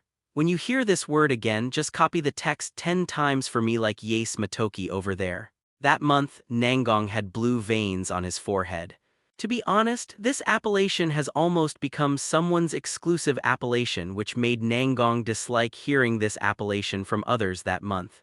In an instant, many students fell silent. The majesty of the witch is not something a group of ordinary students can face. Although the noisy appearance of this group of students felt troublesome, Nangong didn't hate that month. As Saigo said, she actually likes children very much, otherwise she would not want to be a teacher. At home, she also took good care of Aurora and the others. Although she always let Aurora and the others do this and that, Nangong sincerely treated Aurora and the others as his own children that month. She is like a strict mother, although she always speaks ruthlessly, but the gentleness in her heart makes Nangong Nayu have a strange feminine charm. At night, dark clouds blocked the moonlight, and members of the Artificial Island Management Commune were having a meeting at the gate of the cornerstone of Itagami Island. Little did they know that the killing of demons was about to come. Gate of the Cornerstone, the meeting hall of the Artificial Island Management Guild, many people in suits and leather shoes are sitting in a circle. Most of them are middle-aged people over 40 years old, and there are also a few elderly people. These people are the real rulers of Xianjin Island, a group of capitalists who suck the people's fat and people's ointment. The news from the island of Gozo has been confirmed, where the demon who made the contract with Nangong that month devoured the cursed soul and took control of the body of the flame Yibo. A middle-aged man with a big belly looked around at this time, holding a report in his hand, and said slowly. Other people gathered around the conference table. At this time someone said, "That is to say, that demon who made a contract with Nangong that month has mastered the beast of the fourth true ancestor." Exactly. How did he do it? The cursed soul is one of the highest technological crystallizations in the past. For thousands of years, no one has dared to collide with that soul in the soul realm. That demon actually devoured the other party completely, allowing himself to obtain the power of the fourth true ancestor. Someone made an incredible sound. Who knows, maybe it's the secret of the devil. The devil who made a contract with Nangong that month is different from the orthodox devil. He has his own special body, which is also true. The middle-aged man who gave the report before said with a slightly hesitant expression, "Don't worry about how that demon devoured original Tuchu. What we should consider is how this incident will affect Zyangami Island and our purpose." A gray-haired old man knocked on the table and said. His words also temporarily quieted the noisy meeting room. The middle-aged man who gave the report said at this time, "Judging from the results, this should be good news. We are all on our own, so we have to say something directly. The reason why your families and companies chose to sponsor Xiantian Qianliu to build Xiantian Island was for only one purpose, and that was to blame God Cain's altar and the Great Sage Annihilation System. However, due to the obstruction of the Sanctuary Treaty Country and the other three true ancestors, even though we have occupied Zyangami Island for so many years, there is still no progress in the research on the Saint Annihilation. But now the opportunity has come. The fourth true ancestor, who claims to have no blood relatives, is alone, does not seek any dominion, and only controls 12 disaster incarnations, the world's strongest vampire. As long as we can grasp the power of the fourth true ancestor, we will have the capital to fight against the other three true ancestors and the Sanctuary Treaty Country. This will create an excellent opportunity for us to study the Holy Annihilator. As long as we can master the power of Cain's great Holy Annihilator, then this world will be at our fingertips. Now the witches of Cain are under our control. As long as the moment is right, we can try to activate the Holy Annihilation. The words of the spokesperson made the managers of Xian Kami Island nod secretly. Someone asked, "Then how do we make the power of the fourth true ancestor work for us?" The white-haired old man smiled and said, "It is simple. Empty Witch signed a contract with the devil, and her real wish in the contract is peaceful coexistence between humans and demons. If she wants to fulfill her wish, she must have the support of String Kamishima, and she will definitely not betray String Kamishima.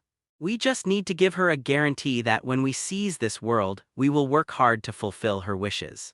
Presumably, the witch will also obey our orders.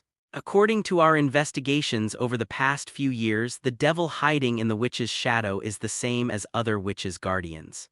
He doesn't seem to have any extra thoughts and has been keeping his own place.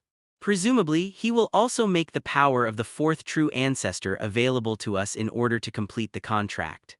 The words of the old man were recognized by everyone present. Even if they are ordinary people, so what? As long as they have mastered the money and power and mastered the weaknesses of other people, they can control those strong, let those strong be their own box. This is exactly the arrogance and prejudice of this group of people. Even witches and demons will be used by them and used as tools by them. So now, shall we help that demon get another body so that the power of the flame Yibo can fully appear? Of course, I think it's necessary. Seconded. Seconded. A group of people raised their hands to vote. Everyone looked relaxed and even faintly excited.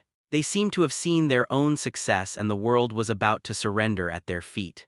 Although I am very grateful to you for wanting to help me capture other bodies, I feel that I should do my own thing. If you have to bother others with everything, wouldn't it appear that you are too incompetent, don't you think so?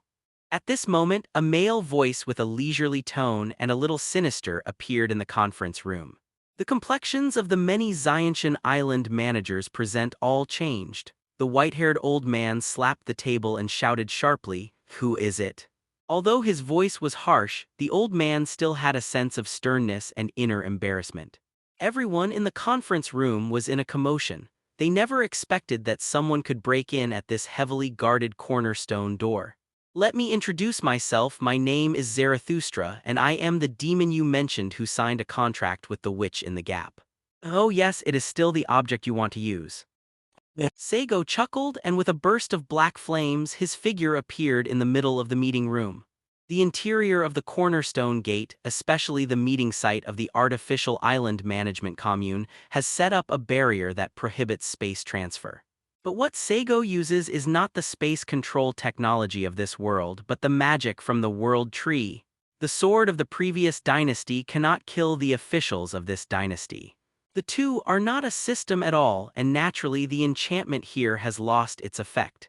It's not that Saigo doesn't know the magic of the world tree, but the magic there is not very useful for some real strong people, so he rarely uses it. Demon, why are you here? The white-haired old man pretended to be calm and asked, "Of course I only have one purpose, and that is to kill you all." Saigo said extremely cruel words with a gentle smile on his face. The complexions of many people present changed drastically and someone shouted in panic, "The security team, where is the security team? Hurry up and protect us." Quang. The door of the meeting room was opened, but what came in was not the members of the garrison of String Kamijima, but a disgusting smell of blood. I saw only 3 beautiful girls like dolls, with iridescent hair and flaming pupils walking hand in hand, and the corridor behind them was a mess. The walls of the corridor were covered with bloody goo, and the frightened expressions of stumped limbs and human deaths were reflected in the eyes of many members of the artificial island management commune present. These people's legs trembled, and some people were so frightened that they feces and urine flowed out. Some of them were still young and cried, "Mr. Evil Demon, Mr. Zarathustra, we can give you whatever you want, please, please don't kill us." A group of people who were still high-spirited and wanted to control the witch and the devil before revealed their true colors. "I don't need you to give me what I want, I will take it with my own hands. Because what I want is your life," Saigo said with a smile. At this time the old man said with trembling lips, "Demon, did you know that month when you did this?" Saigo showed a surprised expression and asked, "What gave you the illusion that, as a demon, I want to listen to the witch?" "You have to know that the witch sold her soul in exchange for the power of the devil. Even if you want to listen, it is the witch who listens to the devil." Immediately afterwards, Saigo restrained his smile and said to the bodies of the 3 Yangwang Yibo, "Kill them all." Aurora and others listened to Saigo's orders. Even if they didn't summon the beasts, they were still vampires with powerful magic power, and it was really easy to kill these ordinary people. "Please don't kill me. Help, help. Run quickly." The meeting room was full of howling ghosts and wolves and the screams of these disgusting people. Some people wanted to run to the gate, but the body of the 3 Yangwang Yibo cut off their way of survival. Saigo sat on a chair, watching the massacre calmly. At this moment, countless chains suddenly appeared in the void, binding all the managers of String God Island who were still alive. Seeing that they were tied up, the group of managers who were lying on the ground with hands and feet were not afraid. Instead, they showed surprise and said, "That month of Nangong, please save us and stop that demon." They thought that Nangong appeared here that month to save them. Saigo sat on the chair with his legs crossed. He was very relaxed. In front of him, Nangong Neiyu appeared in a black Lolita dress holding a parasol. Looking at the beautiful and delicate back like a doll in front of him, Saigo said with a smile on his face, "Could it be that you want to save them, Zio Neiyu?" With his back to Saigo, Nangong Neiyu said softly, "This is a decision I made together with you." She turned her head slowly, showing Saigo a delicate and beautiful side face, "So this crime should not be borne by you alone. I am a witch who signed a contract with the devil and sold her soul. At least half of this sin should belong to me." Nangong's voice fell that month, and the chain of commandments suddenly tightened. Those many members of the artificial island management commune who were still full of excitement before showed panic in the next moment. They screamed and howled, and their bodies were torn apart by the chains in an instant. "I will share this sin with you, Zarathustra," the witch in the gap said softly. "She is really a strong witch." Saigo whispered, and his eyes flashed admiration for Nangong's month. "This witch is resolute with strong determination. After she has her own goals, she will move forward bravely without any hesitation or regret." Even though she knew that the future was uneasy, and even though she knew that the abyss lay ahead, she didn't hesitate. Even if her body fell, she didn't complain. Killing decisively, indifferent but affectionate. The witch, who seems to be willing to fall with the devil, her real purpose is to save the world.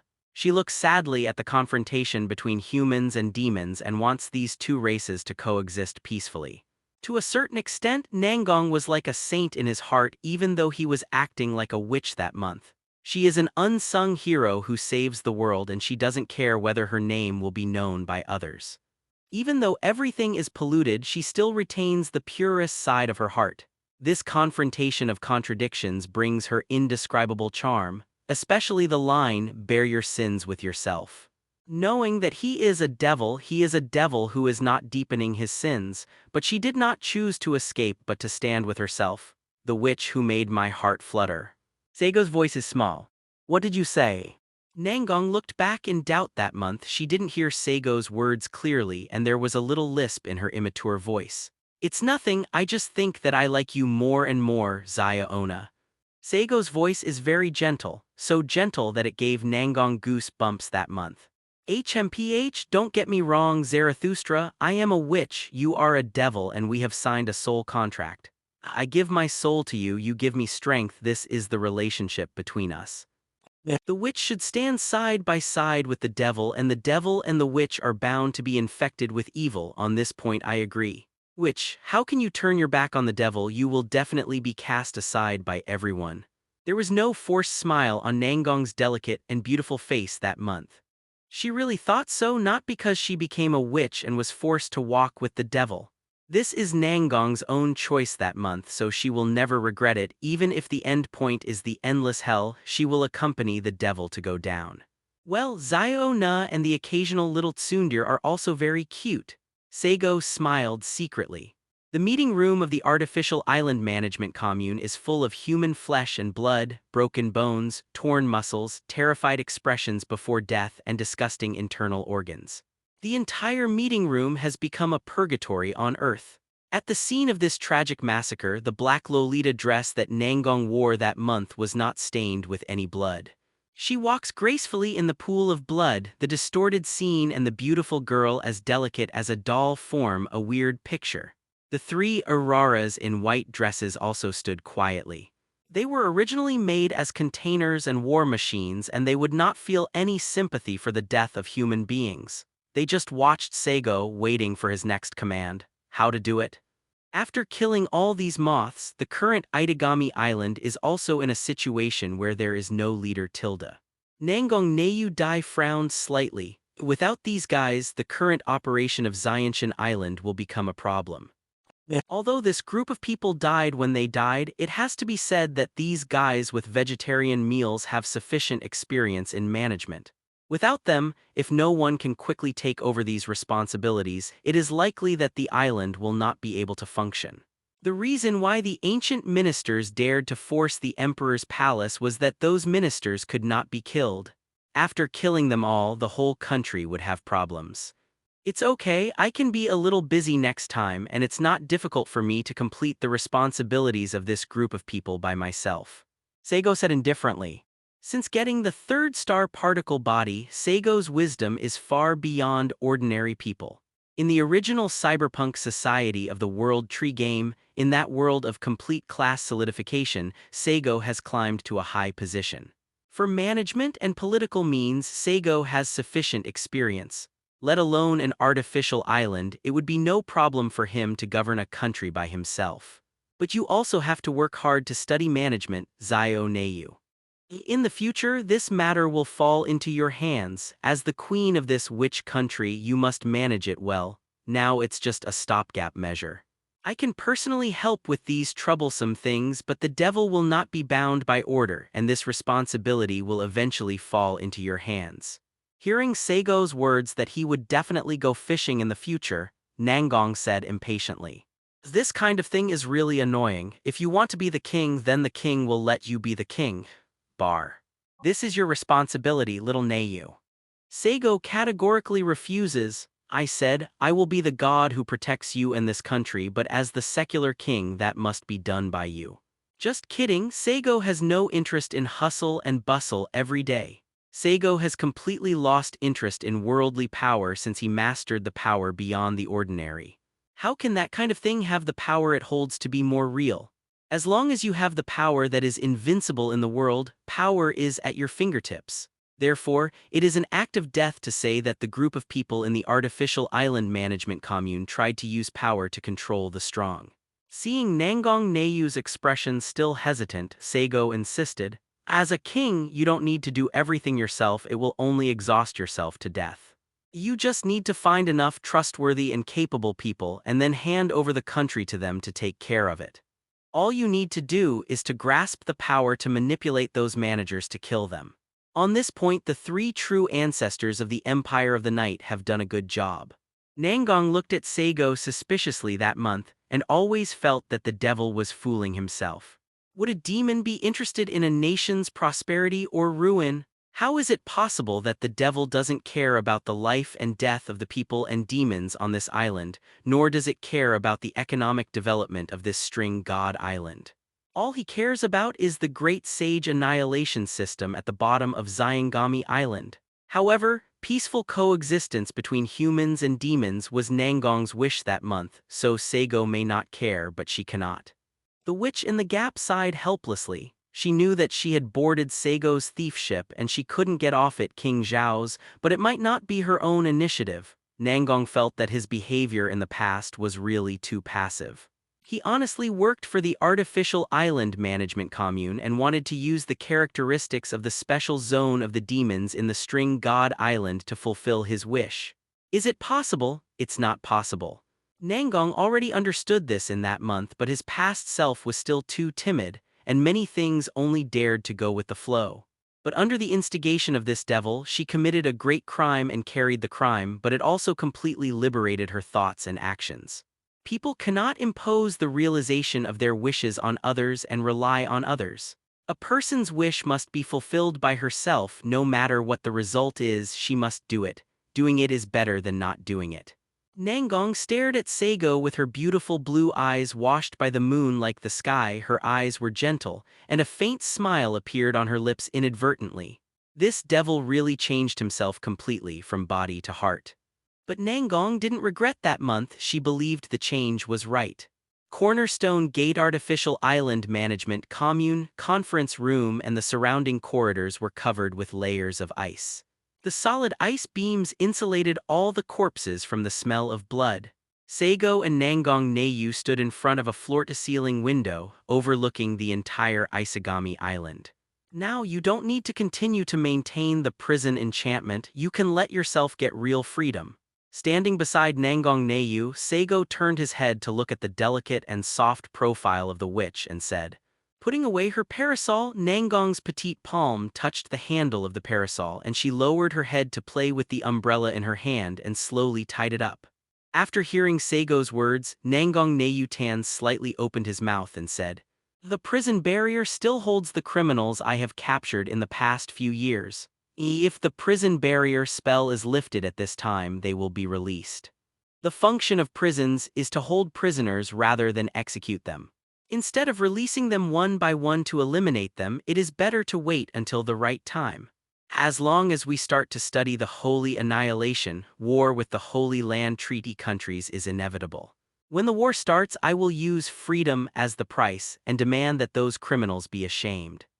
As for their final outcome in the war, then 307 can only look at their own good luck. The witch told the ending of those criminals cold and ruthless. But criminals are criminals and there is no need to have any sympathy for them. Next, are you going to collect all the bodies of Yangwang Yibo? Nangong asked softly while standing beside Saigo that month. Well, I'm ready to go when I deal with the string Kamijima matter so that it can stabilize a little bit in the future and won't cause you too much trouble. Jayada has already told me the location of all the bodies, and it will not take too much time to collect all the bodies of Yibo Yangwang. Saigo nodded and said. Nangong opened his mouth to say something that month, but in the end it just turned into a sentence of be careful. Hearing what Nangong said that month, Saigo laughed out loud, and under the other's raised embroidered eyebrows, Saigo stretched out a hand and pinched Nangong's fair and tender face. Don't worry, this is just a trivial matter. There is no existence in this world that can kill me, not even Cain, the god of blame. Saigo's tone is relaxed. His essence has always been in that dark space. Even if he dies here, he will be resurrected again in that darkness. If you want to kill him, you must have double-digit strength, and it is possible to break into the darkness and fight with him who holds the mother of evil God's spirit. That said, Saigo is, in a way, truly undead. Snapped. Nangong slapped away Saigo's hand that was making trouble on her face that month, glared at him and said, "Don't pinch my face casually, I'm not a child." Yes, you are an adult now. Even if you look like a child on the outside, you are still a mature girl of 20 years old. Saigo said perfunctorily. That attitude made Nangong Neyu gnash his teeth. The witch turned around, leaving Saigo with a beautiful back. She walked on the thick ice and said as she walked out, Cain's altar is at the bottom of the Keystone Gate. It is also the location of the Saint Annihilation. Shall we go and have a look now?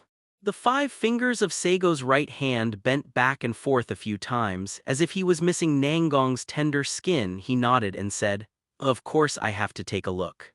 But before we go, there is one more thing to settle. Don't you think that among the members of the Artificial Island Management Commune, one of the most important people is not here?" The witch in the gap stopped, raised her beautiful brows, and after thinking about it, she said, "Is it the Yace family?" Yes, as one of the families that invested the most in the establishment of Shion Kami Island. The Yace family has always controlled the power of this artificial island. Oneyu, please wait for me for a while. Wait for me to settle the directors of the Yace family, and by the way, transfer the property of the directors we killed just now to the name of our control down. Devils naturally have to act in the same way as devils, and Saigo will use political or economic means to destroy each other. But at the same time, he can also use the simplest force to solve the matter. Compared with the trouble of the former, Saigo still prefers to use the latter. Demons should have brought fear and despair to the world. Directly using the authority of the Artificial Island Management Commune to confiscate the funds of those companies is equivalent to giving up the country's reputation. I am afraid that there will be no foreign capital to invest in Zionjin Island in the future. Nangong was a high-achieving student that month, and she also knew economics and political science. When a country directly confiscates capital with strong means, it will only make foreign capital panic and dare not invest.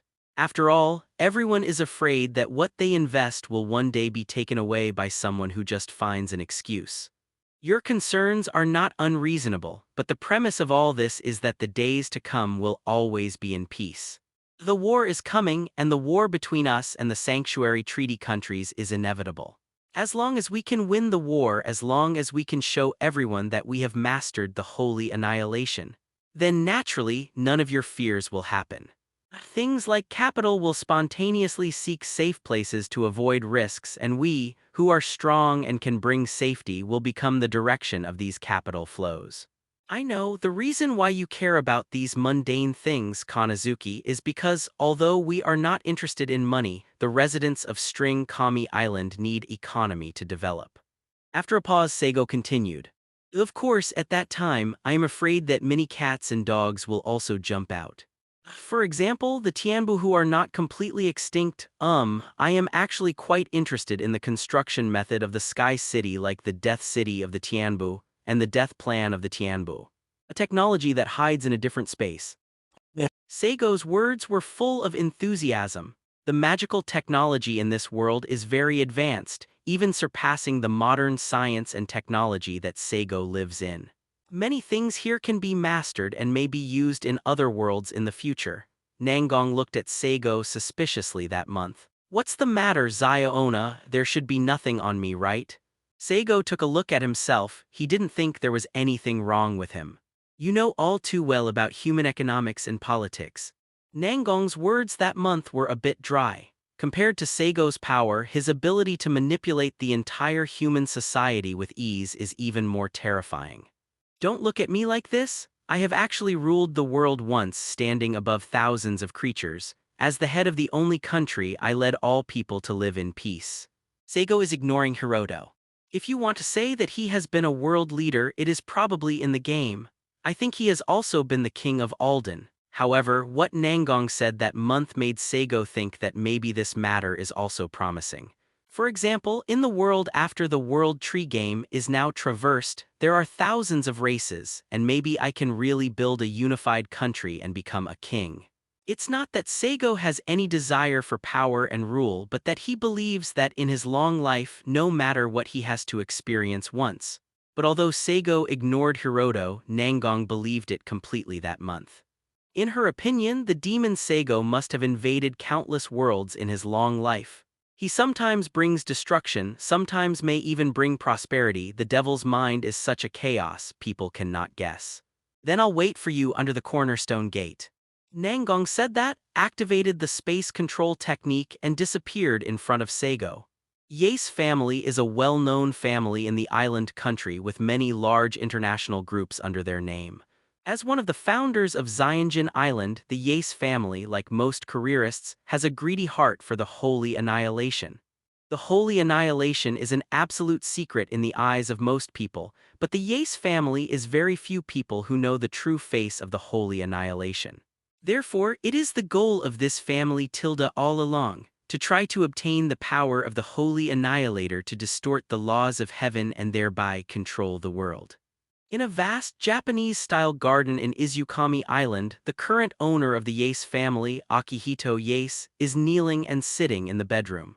A coffee table was placed in front of him, and this middle-aged man who held the power of the family was quietly sipping tea. In front of Kenshai Yace, his two sons were also kneeling, listening to their father's teaching. Your heart still can't settle down, after a while there's still Jai Shu. Yace Xian took a heavy look at the two children who were kneeling in front of him, but their bodies were shaking slightly and their expressions were a little impetuous. He just shook his head. However, although he pointed out that the hearts of his sons are not stable, Yace Kenshai did not mean to criticize them. After all, the brothers are still young and they have experienced too little, so it is understandable that they cannot achieve such a peaceful state of non-participation in quietness. Sorry, father. Yace Jima bowed his head slightly, expressing his apology to his father. Akira Yace took another look at his eldest son. Both his sons can be said to be excellent, which made him feel relieved that the family will have an heir in the future. But at the same time, these two sons have their own ideas and they are quite critical of many of his father's decisions, which is not a big or small regret. But Yace Kenshai is not in a hurry. The two sons are still too young to understand the importance of the family. In a few more years, they would understand how right his father was and they would follow the path he had prepared for them. No need to apologize, a few grinds. You just graduated from school and you're doing a good job at the grassroots level on Izukami Island. After a while, I will transfer you to the artificial island management commune to do secretarial work, so that you can get in touch with many decision-making procedures about this island. When I retire in the future, you can take my place and become one of the directors of the commune. As for the base tree, you Ye Xianzhong is educating his two sons as usual. But at this moment, the surrounding air suddenly became oppressive, and a breath of fear filled the depths of human souls. The father and son of the Yace family began to breathe rapidly, they only felt dizzy, and even the air and the surrounding lights seemed to be distorting. The distorted sense of patchwork makes it difficult for the brain to understand, and the feeling of splitting headache is like a needle piercing into the mind. Just when the father and son of the Yace family felt that their breathing was about to stop, a burst of slight but well-arranged footsteps came from their ears. In a hallucination-like distorted space, they saw that the sliding door of this Japanese-style house was opened, and people in leather shoes walked on the wooden floor and entered the house. "Who is it?" Yace Xianshij tried hard to squeeze out this sentence from the corner of his mouth. He wanted to activate the ability of the overadapters passed down from generation to generation in their Yace family. But the pain in the deepest part of his brain made him unable to activate any abilities at all. Will die, will definitely die. The horror that his lifespan was being taken away, being harvested by the god of death and being harvested by the devil was spreading from his brain to his whole body. "Mr. Yace, you see that you were still teaching your two children to learn to be quiet, but now you can't quiet at all. Even if you can't do it yourself, what qualifications do you have to educate others?" Saigo sat slowly opposite Yace Kenshij, picked up a clean teacup from the wooden table in front of him and poured a cup of hot tea skillfully. "Tea is good tea and you are barely qualified in tea art. It's a pity that your ambition is too great, and the taste of this tea has also undergone unsatisfactory changes." Saigo drank a cup of tea and said appreciatively, "It's you, Zarathustra, the witch's demon, what are you doing here?" Yace Kenshij reluctantly raised his head. He saw Saigo's face with his dizzy eyes and made a dry sound. As an aging great demon, Saigo has the ability of death halo similar to that of Momonga. Within the scope of his body, any living beings are being infected by death in seconds. This ability is the same as most of the Halo abilities in the World Tree game, and it has little effect on those who are really strong. But in the face of the weak, this is completely an irresistible big killer. Zero ask for flowers. Saigo even just needs to stop in the city. He can take away the human life of the whole city. The existence of the devil itself is synonymous with terror. Given to you, doomed death. Saigo put down the teacup and said in an elegant aria, "The other directors of the artificial island management commune are dead, and now you are the last one. If you want to take away the power of this island, you are the last obstacle. You know, Director Yace, there is a legend that there is a magic eye of an evil god that can bestow death on human beings. Or there are mortals who have obtained the magic eye, and can see the point of death and the line of death of all creatures. Whether it is the line of death or the point of death, it is destined to die. Grasses will wither, rocks will rot, even the universe will end. And everything will have a destined death. It's just that the long river of time separates death, and it takes a long time for the long-lived race to usher in the doomed death. And I, one of the 6 great demons of Zoroaster, are different from ordinary people. I don't need to touch the thread of death and the point of death. My existence itself is to bring all things the destined death." Saigo caressed the teacup in his hand, and his tone was a little joyful. "Having seized the nutrition of this world, I finally began to grow. I am about to become an insurmountable trial for human civilization and human history, and I am the chief culprit hindering human development. This is the meaning of my existence. Here, the fate of death is imposed on you. Feel the most frightening aging among the 10 forms of death." As Saigo's voice fell, Yace's eyeballs protruded, his body began to age rapidly, his skin became shriveled, his teeth began to fall out, and his hair turned yellow. He raised his skeleton-like hand vigorously and shouted in despair, "You can't do this, devil! I am the director of the artificial island management commune. You can't do this. Don't kill me, don't kill me! I don't want to be destined to die. Please spare me. I'm willing to do whatever you want me to do. Please forgive me." The middle-aged man cried loudly and begged for mercy. His crying gradually became hoarse and old, and he struggled desperately, but in the end his withered hands fell on the tatami and his body completely decayed, turning into a mummy. "I will do it, and I must do it," Saigo said with a blank face. Yace Kenshige, the current head of the Yace family who has been holding the board of directors and secretly manipulating the development of the island since the establishment of Xianjin Island, has now become a mummy. He was kneeling in front of a coffee table, his body was like a weathered mummy, a withered right hand was stretching forward. And the huge holes left by the eyes and mouth on his face tell the fear and despair of the last moment of his life. If someone detects his body with an instrument at this time, they will find that Yace Kenju's body has really gone through tens of thousands of years before it turned into a pure mummy from the curse of flesh and blood. There is an end to everything, and that is the destined death. In some worlds, this kind of death is seen by the magic eye. As long as you can understand the meaning and touch it with foreign objects, it will bring death to all things. But Saigo is different. As one of the 6 demons created by the mother of Zoroastrian evil gods, his own meaning of existence is the root of this death. If the evil god of Celtic mythology conceptualizes 683 as power and evil eyes, then Saigo itself is the embodiment of destined to die.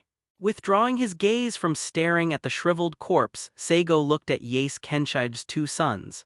The eldest son, Yace Jima, has just graduated from university for 1 year this year and officially entered the family business. The youngest son, Yashiki Yace, who is still a junior high school student, happened to be Nangong's student that month. At this time, the 2 brothers looked at Saigo in horror, their bodies trembled, their brains even lost the ability to think, and they couldn't even control their bodies. The appearance of Saigo suddenly killed Yace Kenshige. The decisive killing and the witness of aging manifested in front of his own eyes, this shock almost caused the spirits of the 2 brothers to collapse. Sometimes death is not terrible because it is just a momentary thing. But aging is the most feared form of human beings because aging is gradual and will make human beings linger in death for a longer time. Anyone who has witnessed aging with his own eyes, if he can keep his spirit from breaking down, is already an excellent human being. It has to be said that the 2 sons of Yace Kenshige are good enough among human beings, at least they haven't gone completely crazy after witnessing this scene with their own eyes. I give you 2 options. One is to represent the Yace family's complete obedience and sacrifice everything in your family. The second is that you can choose to refuse. The curse of aging will come to the surname Yace and everyone will die. As for everything you have, I have to take a little time to take it away. Now tell me your choices. Saigo has a good time. Of course he understands the principle of eradicating weeds, but the brothers of the Shai's family are just mere mortals and will not pose any threat to Saigo. The devil's food is fear and bestowed death is but the end result. Moreover, the curse of aging has long been attached to the brothers. As long as they have the slightest intention of betrayal, this curse will swallow them up. As the big brother, Yace Ikuma knelt on the floor tremblingly and took a step forward, blocking in front of his younger brother. His lips trembled, and he said tremblingly, We choose to surrender, and we are willing to give everything to the Yace family. It's not that Yace Jima doesn't want to avenge his father, but that the gap between the 2 parties is too great. Besides, as a big family, he has been educated since he was a child to put the family first. As long as the family survives, anyone's death is acceptable. As an adult, Ikoma Yace knew how to make the right choice. Then, this matter will stop here, and then you will cooperate with me to transfer all the assets of the other families of the String God Island Management Commune. Only by controlling all resources under one's own hands can one make the next correct decision. You can hate me, you can even take revenge, but I also want you to remember that when you have this idea and put it into practice, the destined death will come. Saigo showed a cruel smile. This is the fate of your death, and that is the betrayal of me. When this fate is born, it means the appearance of death. Do it for yourself, brothers of the Yace family. I hope you are good enough to make me pay more attention to ants like you. As Saigo's words fell, his body turned into a black flame and dissipated, leaving only the last words echoing in the room. Demon. After Yace Jima left Saigo, the suppressed atmosphere of aging and death finally dissipated. He collapsed on the ground, mumbling for a long time, giving Saigo the best adjective. That is, the devil. The gate of the cornerstone is the most important building on Isagami Island. It is like an upside-down pyramid with a total of 12 floors. The most important governing agencies and facilities of the entire String God Island are located here. And under this building there are underground facilities as deep as 40 floors, hiding the biggest secret of the entire island. I didn't expect that the altar of the god of guilt, the legendary holy annihilation system, is here. After Nangong killed all the members of the artificial island management commune that month, she obtained the highest authority, and naturally she could access all the information on the entire Xianshan island and go to any place.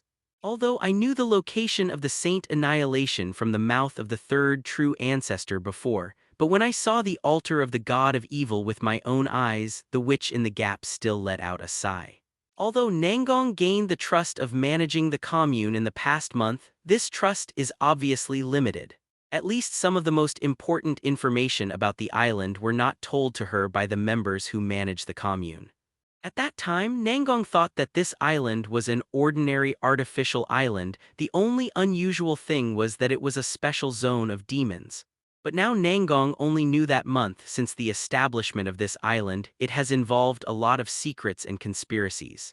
It can be said that she was unaware of it before and was used as a prop. If the appearance of Saigo hadn't changed her behavior and thinking, I'm afraid Nangong would have been kept in the dark for a long time that month, serving the management commune. Even if she finds out the secret one day in the future, she has already boarded the pirate ship and will never get off again. But now, with the help of Saigo, the witch can finally control her own destiny. What I didn't even expect was that the cornerstone of Xiangami Island would be the saint's arm. If the Western Church knew about it, they would definitely not let it go. Nangong's embroidered eyebrows frowned slightly that month. The god of blame Cain altar in Area 0 is very mysterious, but the arm of the saint, the cornerstone of the island, is also a huge trouble. According to DxD.The, the people who led the humans to rebel against the ministry of heaven were a group of people who suddenly mutated among humans and obtained spiritual power. These people with spiritual power fought against the magic power of the ministry of heaven and were called sages by humans in that era. Based on the common characteristics of spiritual power and magic power, the ministry of heaven created the original code of the Godhead vibration wave driving technique. The original purpose was to master the weapons to destroy the beasts so as to gain the initiative in that war. But, unfortunately, to use this technique requires 1.2 spiritual power of a sage, and the Ministry of Heaven can't use spiritual power and they can't give this weapon to humans to use, so they just can be archived. Saigo appeared next to Nangong Neyu at this time. He watched the arm bound by iron chains and said slowly, "The Lion King Agency in the island country has been searching for children with specific spiritual powers all over the world for training. It seems that what they are looking for are the descendants of the sage blood." Hearing Saigo's words, Nangong also had a deeper understanding of the Lion King organization in the island country at this time. She whispered, "That's right, that's it. Well, let's go to see Cain's altar first. I'm more interested in Saint Annihilation." Saigo said with a smile. He took Nangong's hand and walked to the deepest part. That hand was cold and tender, smooth and slender. Nangong just shook his arm slightly that month, and when he found that he couldn't shake it off, he let Saigo do it. The lowest level of the gate of the cornerstone of Xianshan Island is a submarine base, and a submarine is docked inside, which seems to be a means of escape reserved by the artificial island management commune for itself. And in the deepest part of the submarine base there is a wide and huge stone door hidden. Both Saigo and Nangong who came here knew that that month must be the location of the holy annihilation. The two slowly approached. Both Saigo and Nangong were more cautious that month. After all, they didn't know what the holy annihilation was and whether it was dangerous. Even though Saigo believes that even a holy annihilator cannot really kill himself, he is not interested in feeling death once. "Come here, the three of you stay." Coming to the huge stone gate, Saigo raised his hand to stop the three of Aurora from following. He also doesn't know what changes will be brought about by entering the Saint Annihilation system with the bodies of the 3 fourth true ancestors, so the best way is to choose not to enter them. "Master Yuan, you come out quickly. I feel very uncomfortable here." Aurora, who was wearing a pure white dress, shrank her body back. A flash of fear flashed in her flaming eyes. Mingji's Hongyan and Yimo's black sword are not as timid as Aurora, but judging from the slightly trembling expressions of the two of them, it can be seen that they have resistance to Xin Jian. This made Saigo wonder whether their birth might be partly related to the Holy 2J. We shouldn't stay inside for too long, the three of you stay here and don't let anyone in. Although I don't think anyone will come here, just in case you should pay attention. If someone comes, then don't worry about other things, just kill them directly. Saigo ordered cautiously, facing it is probably the biggest secret in the world, so Saigo can't help but be more cautious. In case there is some kind of trap inside that can trap people in it, then the loss outweighs the gain. Yes, Master Yuan. The bodies of the three Yangwang Yibos responded. Saigo was signaling to Nangong Neiyu, and the two walked slowly towards the stone gate. You are cautious. The witch walking beside Saigo whispered, I am an immortal demon. No matter how unbelievable the holy annihilation is, it will never kill me. You don't have to be Zio Neiyu, although you are a witch and your body is also in the prison barrier, but the holy annihilator must have the ability to involve causality. If you are really affected by that kind of ability, even your body will be hurt. It is for your own good that I am so cautious. Nangong couldn't tell whether Saigo really cared about her or just teasing her as a joke like in the past. But the witch felt warm in her heart when she heard such words. She hesitated a little and stretched out her hand actively, and those 10 petite bare hands hooked Saigo's fingers. Feel Nangong's little movements that month and feel the slight dampness between my fingers, which is the sweat of the witch's palm. Saigo secretly smiled, but he didn't say anything unnecessary. It's fun to be shy as a witch, but it's not good if you're tsundere. The two walked into the stone gate hand in hand. Aurora resisted the uncomfortable feeling at this time. She trotted 2 steps to the stone gate, held her toes and looked into the stone gate. She stood at the door and couldn't see the inside, but her face showed sadness and worry. Number 12, don't worry about Mr. Yuanyuan. Mr. Yuanyuan should be careful and everything will be fine. Seeing Aurora's expression, no. 6 couldn't help but speak. I'm not worried about him, I'm just. Aurora held back for a long time before she blushed and said, I'm just afraid that if something happens to him, no one will offer me sacrifices and delicious food up. No. 6 and number 7, who had been expressionless all the time, twitched their mouths as if they were smirking, making fun of their sister. As Saigo thinks, in fact, they all have their own emotions, but they are not good at expressing them, or there is no need to express them. Number 12 is great, you have such deep feelings of your own and even your own thoughts and wishes. At this moment, number 7's flame-colored eyes softened and she looked at Aurora and said softly, but no. 6 and I have also received the favor of the adults, and we will definitely help the adults to complete the flame light banquet.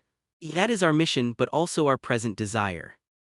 Aurora heard her sister's words. She was silent for a while and then nodded vigorously. They all know that when the Feast of Flames is completed, it is the time of their death. But since Saigo is interested in the power of Yangwang Yibo, they will definitely help him, even if it means paying their own lives. Although they have lived for tens of thousands of years as Yangwang Yibo's bodies, most of the time they fell into a deep sleep. In the rare moments of sobriety, they are also used as props. Whether it is the 3 existing true ancestors or other people who unintentionally excavated them, they have never regarded them as a living individual. They don't need to eat and drink, they are weapons and props don't need these. Therefore, from ancient times to the present, they who are the body of Yangwang Yibo have never even been treated as a life. Others think that these Yangwang Yibo's bodies are props without self-emotion and will. But in fact their emotions are very rich and even these bodies are very smart. They can perceive whether others are kind or malicious and clearly understand who is really good to them. Saigo did not use them as pure props but as a living individual and raised them as daughters. This alone is enough to make these Yangwang Yibo's bodies give their all for Saigo. Among the stone gates, Saigo and Nangong came to an empty hall that month. The surrounding walls, the ceiling, and the ground here are engraved with many strange, twisted lines.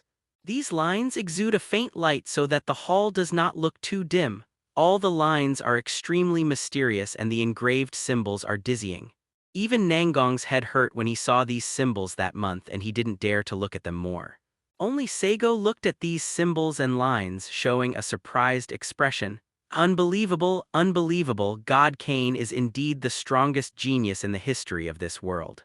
It turns out that this is the case if the principle of heaven is the law of nature, the direction of the world, and the rules followed by all things.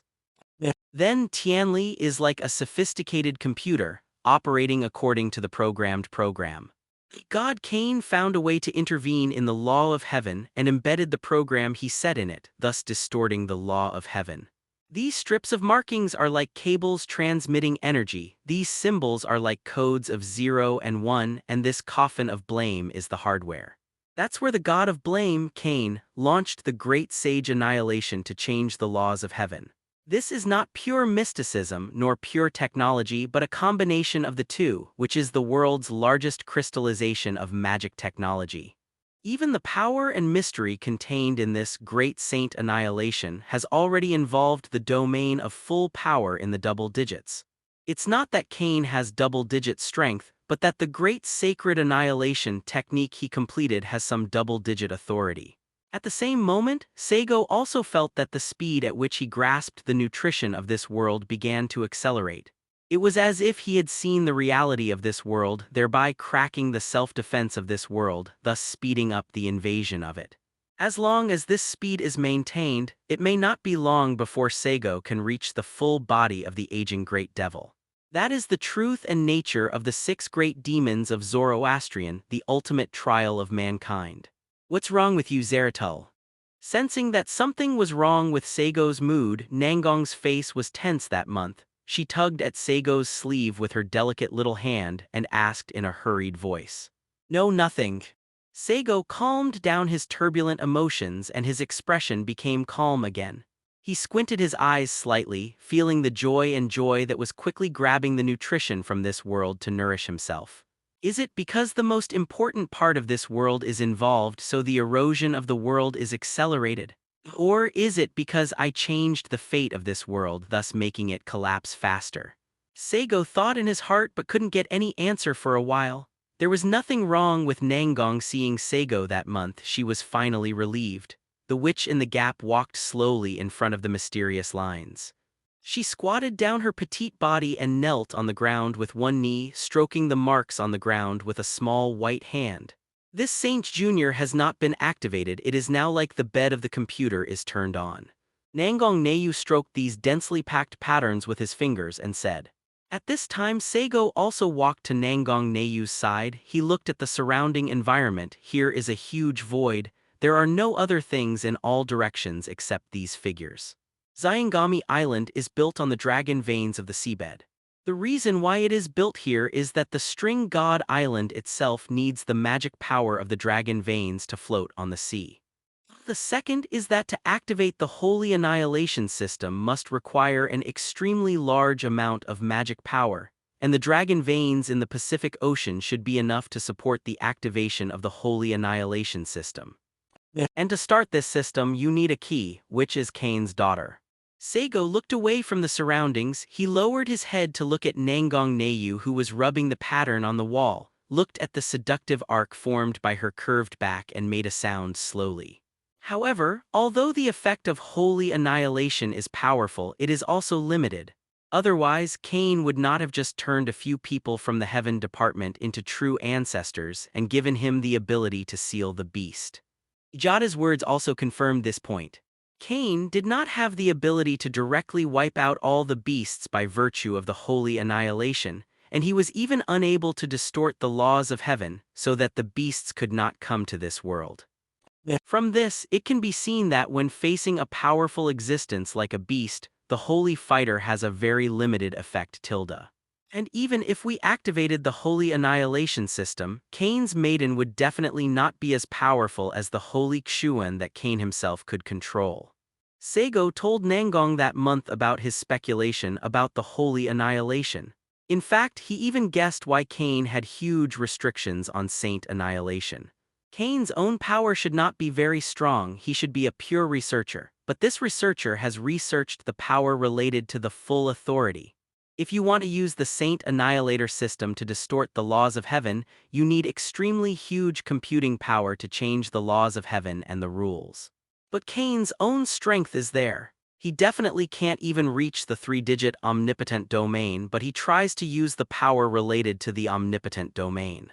Even if this is only a corner of the plenipotentiary domain, which cannot be compared with the real plenipotentiary domain, it is not what Kane can do.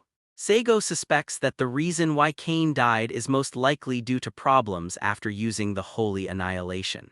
Therefore, this betrayer of the Tianbu, the hero who ended the ancient war, did not transform himself into a true ancestor like other true ancestors in the end. Because he who invaded the realm of full power cannot bear the reaction of that power, and at the same time, he who distorted the law of heaven will naturally be backlashed by the law of heaven. The genius who created the true ancestor of vampires finally died under the Holy Annihilation. Pity. Saigo sighed, feeling sorry for the genius. But Kane can't fully use the power of Saint Annihilation, which doesn't mean Saigo can't. Before he completes the spirit status of the mother of evil gods and is fully born, Saigo will try his best to increase his strength so that he can transition through this period of weakness. Come here and stay here when you have free time and learn to analyze this technique. And find a chance to have Kane's priestess activate Holy Annihilator so that I can see what Holy Annihilation looks like when it's running. Saigo thought so. The third astral particle body brought Saigo wisdom beyond mortals. Just like the philosophical thought interpreted in Thus Spoke Zarathustra, Saigo is similar to Superman, that is, completely surpassing his own ethics, strength, and wisdom. Given enough time for him and the predecessor Kane, the Titan, has completed the jigsaw puzzle, Saigo will naturally be able to fully analyze the Holy Annihilator system and master it. Others probably can only use this system to get Saint Annihilation, but Saigo is different. He wants to thoroughly analyze this spell so that he can build a new Saint Annihilation system by himself. The Priestess of Kane! The key to activate the Holy Annihilation has also been obtained by the Artificial Island Management Commune, and she is the student I am teaching now, Laniu Light Onion. I thought that child was just smarter than ordinary people and possessed extraordinary talents in the computer field, but I didn't expect that she turned out to be Kane's witch. Nangong sighed that month with a hint of anger that he was deceived in his tone. The Artificial Island Management Commune has really been hiding from her and using her as a prop, and she, a witch, is still helping them with things stupidly. Fortunately, Nangong finally came to his senses that month and sent those damned people to hell. Before Lan Yu Kaian Kong became Nangong's student that month, the witch knew about this girl. Nangong was partially trusted by the management commune that month and was able to collect some materials, and among these materials there was naturally the existence of Laniu Kaiansong. Although the junior high school student is not very old, she has strong computer skills, and the Artificial Island Management Commune also hired her to complete some network defense measures for String Kami Island. It's just that Nangong didn't expect that such important information was hidden under that document that month. The reason why the girl Laniu Kaiankong has such a talent and huge computing power is because she is Kane's witch. Let's go Zio Neiyu, there is nothing to see here. Saigo said to Nangong Neiyu. He held out his hand to Nangong Neiyu. The Saint Annihilator system is not activated, it is just some elusive spell symbols and there is nothing novel. Nangong Neiyu nodded, put her little hand on Saigo's, stood up with strength and walked out of the stone room with Saigo. As soon as he left the coffin of the god of guilt, Saigo saw Aurora looking inside expectantly. After seeing Saigo and Nangong coming out that month, Aurora was startled and jumped back to her sisters like a rabbit, pretending to be serious. Seeing Aurora's timid look, Saigo also secretly laughed. "What are you doing, Aurora?" Saigo said with a straight face. I didn't do anything." Aurora would not lie, she blushed timidly. "Ha, you little girl has also learned to lie, this is not a good behavior. Your ice cream is gone tonight, so let number 6 and number 7 eat it." Upon hearing this, Ao Luo Zhao got anxious. She jumped up and said, You can't do this, it's a pity that I still worry about you so much, but you want to confiscate my favorite holy dew." Aurora ignored him. Nangong held a parasol that month, and she went up to hold Aurora's hand to comfort her. It looked like a mother was comforting her daughter who was being bullied by her father. At this time, Hongyan of Mingji and Black Sword of Yimo said, "Master Yuan, is Aurora's ice cream tonight really ours?" Aurora didn't expect her two elder sisters to betray her. She was dumbfounded and said anxiously, How could you do this? This is deceit, this is betrayal, this is different from what was agreed before." Number 6 and number 7 turned their heads away, pretending not to see Aurora's expression. Seeing this, Saigo laughed, thinking that such a life is really warm. "Mr. Lan Yu, I also want to congratulate you on becoming a city councilor of Xianshan City." In the residence of Lan Yu's family on Xianjinjima, Mr. Zarathustra, the newly appointed chairman of the Artificial Island Management Commune, is visiting the new resident member Lan Yu Xianjai. Lan Yu Xianjai is a man in his 30s with an elegant face. He looks like a university professor, giving people a kind and amiable feeling. Lan Yu's house is not big, not as vast as Yese's house, but it is also a small courtyard with a single family. In the reception room on the first floor, Lan Yu Xianjai entertained Saigo who came. His tone was warm, and he also had the hypocrisy and philistinism of those politicians. Saigo doesn't feel too much about this. People who can be in politics should have one thing on the surface and another on the back.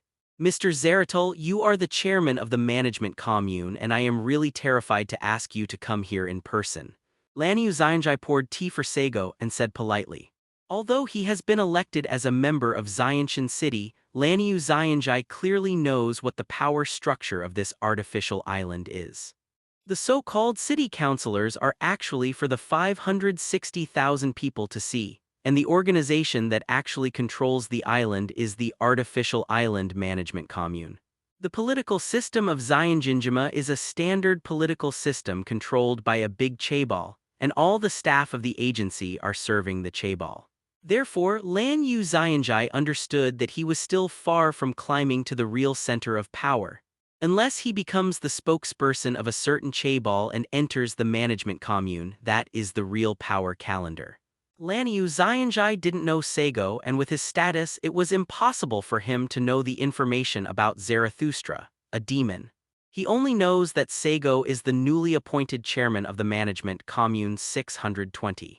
Regardless of the distribution of rights behind the scenes, Saigo is the highest official of Xianjin Island on the surface. Facing the personal visit of the supreme officer, Lan Yu Xianjai was naturally flattered and entertained him wholeheartedly.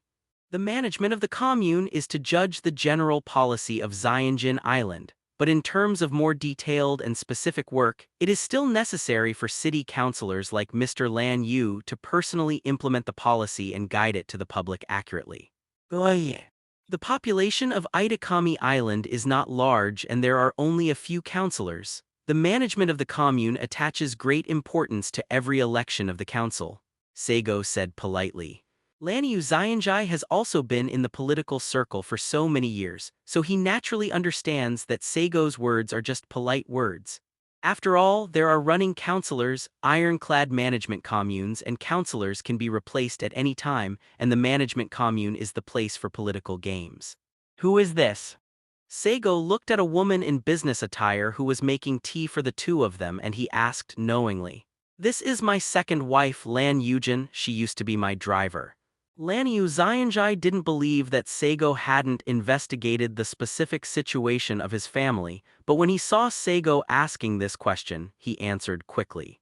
It turned out to be Mrs. Lan Yu. Saigo nodded. He glanced at the time, stood up and said, "This time I just came to visit Mr. Lan Yu Assy to get acquainted, and I have work to do next, so I won't been here for a long time." Lan Yu Xianjai also got up quickly and said respectfully, "The director is busy with things. I don't dare to let the director stay here for a long time, and the hospitality is not good. Please forgive me." Saigo waved his hands indifferently, and after Lan Yu and his wife sent him off, he left Lan Yu's house. The blue feather couple who had been bowing at the gate of the mansion didn't straighten up until Saigo got into the car at the gate and left. Lan Yujin looked at the direction where Saigo was leaving and said with a sad face, "What is the matter that the chairman of the management commune came to you suddenly?" Lan Yu Xianjai and his wife walked back into the house. After thinking for a while, he shook his head and said, I don't know, this chairman suddenly became the chairman of the management commune. I've never heard of this guy. The position of the chairman of the artificial island management commune is very important, and those big chaeballs will never introduce a puppet to power. Either it's because of the powerful power behind this chairman or because of his own extremely strong ability. That's why he got such a high position at such a young age. Oye, But no matter what the reason is, this young man is not an easy person. I guess he should have just taken office, so he will pay a polite visit to all the members. But we can't be fooled by his superficial politeness.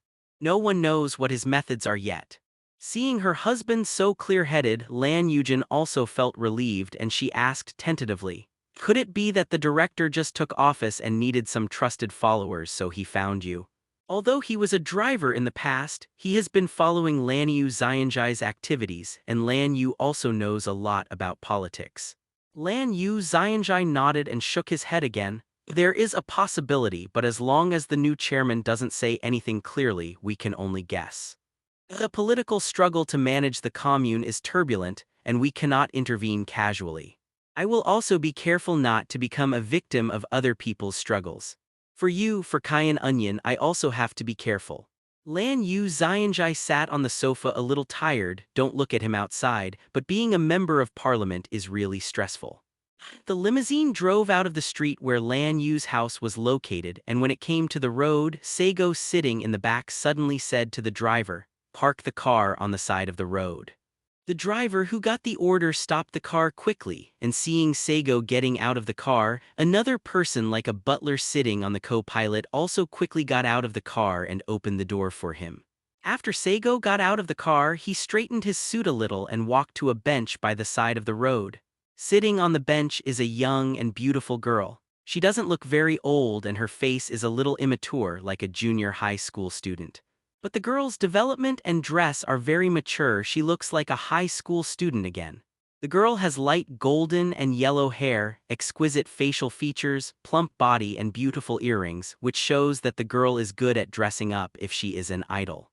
Seeing Saigo getting off the car and walking towards him, Lan Yu Cayenne Kong looked wary. She hugged the school bag that was placed aside, raised her buttocks slightly. As long as there was something wrong, she would run away quickly. Because his father has been working hard towards the position of a member of parliament, he has many political opponents. When he was a child, Lan Yu Cayenne Kong was even kidnapped. Naturally, she is very wary of strangers. Miss Blue Featherlight Onion. Saigo came to Lan Yu Cayenne Kong with a soft complexion, and there was still a distance from her, which was a safe distance between the two of them. Saigo knew that if he took one step forward, the girl would be more vigilant towards him. "May I ask you are?" Lan Yu Cayenne Kong did not let go of her guard. She stared at Saigo closely, ready to escape. Although Saigo is very handsome, which is the type that girls of this age like, but this does not mean that this will turn Lan Yuchensong into a nympho. Let me introduce myself. I'm Zarathustra. I'm working in the artificial island management commune. I'm your father's boss. After a pause, Saigo said again, "But I think my other identity will make you feel more at ease. I am the husband of your class teacher Nangong that month. If you don't believe me, you can call your class teacher." Seeing that Saigo said so and he didn't invade his warning distance, in fact, Lan Yu Cayenne Kong believed it a little. But just because she believed Saigo's words, when her reddish-brown eyes looked at Saigo, a trace of weirdness flashed across her. "Haha, I know what you're thinking, Miss Lan Yu. I'm really not a lolicon. It was just because of some reasons that her body couldn't grow up that month, but her real age is already 23 years old, which is a marriageable age. I don't like lowly, it's just that the person I like is lowly," Saigo said with a laugh. It's fine if he doesn't explain, but his explanation made Lan Yu Cayenne Kong feel like this person has no silver here. Lan Yu Cayenne Song is precocious and intelligent, although she secretly slanders Saigo as a lolicon, but she doesn't express anything on the surface. The vigilance in her heart is also relaxed a little. At least she has some trust in Saigo. "This Mr. Zaratul, what do you want me to do?" Lan Yu Cayenne Kong was also a little puzzled. Why would someone like Saigo, a big man in the management commune of the artificial island, park his car here and see her, an ordinary junior high school student? It's nothing serious, just saw Miss Lan Yu sitting here and suddenly thought that the network system that manages the commune was set up by Miss Lan Yu with your help. And you are my wife's student. Seeing you sitting here alone and not going home, I was a little curious, so I came to ask. You should take it as an elder's concern. Saigo's complexion is soft and sincere, his eyes are full of worry. He has sat beside Lan Yu Kong at some point like an elder who is caring for the younger generation. At this time, Lan Yu Kong was no longer wary of Saigo, allowing Saigo to invade her safe domain. I just came back from your home, Miss Lan Yu. Saigo said. Lan Yu Kong was still holding her school bag. She sat next to Saigo and let out an hem. She didn't pay attention to Saigo's words at all, and she didn't know what she was thinking about. She seemed a little distracted. Miss Lan Yu, why don't you go home and sit here? Saigo asked again. I don't want to go back, I want to sit here and be quiet for a while. Lan Yu Kong gently brushed her folded hair with her hands, revealing a pair of beautiful hairpins by her ears. Your father is very capable and has a high approval rate among the people of Itagami Island. He has just become a member of Itagami City. Your mother is also very nice. It can be seen that she and your father are very affectionate, and she has been helping him as a good wife. Saigo has a wealth of experience, so how could he fail to see what this teenage girl, Lan Yu Asagi, was thinking at this moment? After he eased the tense relationship with Lan Yu Kong with a few words, the topic immediately became the essence. Sure enough, as Saigo's voice fell, Lan Yu Kong, who was still looking out of her mind before, immediately flushed her fair and pretty face, and she looked sad and indignant. Voice grows in vain. That's not my mother. She is just my family's driver. She seduced my father. Blue Feather Lightning clenched 10 fingers with beautifully painted nails, and she looked at Saigo with an angry expression. But that anger was not directed at Saigo but at her stepmother. After hissing out his anger towards his stepmother, Lan Yu lightly panted. Saigo waved to the side, and the man who looked like a housekeeper quickly handed him a bottle of mineral water. Don't get excited, drink some water. Saigo handed over the mineral water in his hand, and he gently patted the beautiful back of the Blue Feather light green onion. Thanks. Lan Yu Kong also knew that there was something wrong with her attitude just now, so she thanked her embarrassedly and took the mineral water that Saigo handed over. Seeing that the cap of the bottle of mineral water had been unscrewed, she was a little surprised at Saigo's carefulness, opened the cap and took 2 small sips. I won't ask Miss Lan Yu about your housework, it's your housework after all. But it's too dangerous for you, a junior high school student, to go outside. I'll take you home. Saigo didn't take advantage of Lan Yu Kong. He patted her on the back and withdrew his hand. Lan Yu Kong shook her head and said, I don't want to go back. Then why don't you go home all night? Hearing Saigo's question, Lan Kainshu hesitated and shook his head. She is not a particularly rebellious girl, and she can't do things like staying out at night because she doesn't like her stepmother, which will definitely worry her father. Well, how about I treat you to a meal and take you back home? Saigo said at this time. What a shame, I don't need it anymore. Lan Yu Kong shook his head, saying no to Saigo. At this time, it's not that she is wary of Saigo, it's just that she feels embarrassed. Let's go to the restaurant next door to have a meal. I am also your father's boss and the husband of your class teacher. From this point of view, you are also my student. Since they are my students, as a teacher I should care about them. 17. Saigo stood up, he stretched out his hand to Lan Yu Kong, and said in an attitude that could not be refused. At this time, Lan Yu Kong was also dizzy from what Saigo said. She hesitated for a while but slowly stretched out her hand, grabbed Saigo's hand and stood up. Mr. Zeratul, I have caused you trouble because of my willfulness. There is a restaurant next to it, and on the way to the restaurant with Saigo, Lan Yu Kong said with some guilt. She felt that her behavior had brought many unnecessary troubles to Saigo. It's nothing troublesome. That month she will be happy knowing that I care about her students so much. Saigo said with a smile, Na Yuechin. No, Teacher Nangong is a very good teacher. Although she is very strict, she is very kind to all the students and everyone likes her very much. Zero asked for flowers. Lan Yu Kong didn't know what to say to Saigo, racked her brains to think, and finally could only find a topic with Saigo by praising Nangong that month. The two came to the restaurant, and the gentleman Saigo handed over the menu. Although Lan Yu Kainkong was dressed youthfully and beautifully, she didn't look like a girl of her age and even had her nails dyed, making one wonder if she was a little sister. But she is actually a very well-behaved girl. She looked at the menu and just ordered a cheaper set meal. Saigo didn't order anything expensive and ordered the same food as Blue Feather Light Onion. Mr. Zeratul, how did you meet Mr. Nangong? Lan Yu Kainkong asked curiously. In fact, she is a very familiar girl and she also started to gossip at this time. Zio Neiyu and I met her in her 3rd year of high school. At that time, I thought she was a primary school student. After knowing that she had already graduated from high school and was about to go to university, I was surprised. After that, many things happened with her. We just got married not long ago. Think about it, it has been 7 years since we met. People talk about the 7-year itch, but I feel that the relationship between me and that month is still very good. We have signed a contract, and we will be connected for the rest of our lives until one of them dies. Saigo laughed and talked about the acquaintance between himself and Nangong that month, and what he said was indeed something that happened between the two, but it was very general.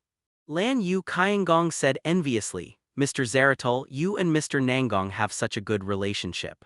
Saigo laughed and said, what, Miss Lan Yu is thinking of a boy she likes. But at your age, Miss Lan Yu, you shouldn't be thinking of getting married.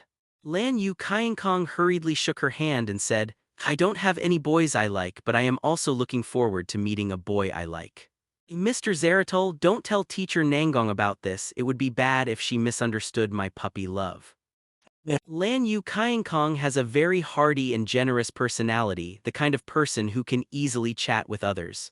Of course not, I'm not a person who likes to inform. Besides, Miss Lan Yu, at your age, you are already at the age where you long for love.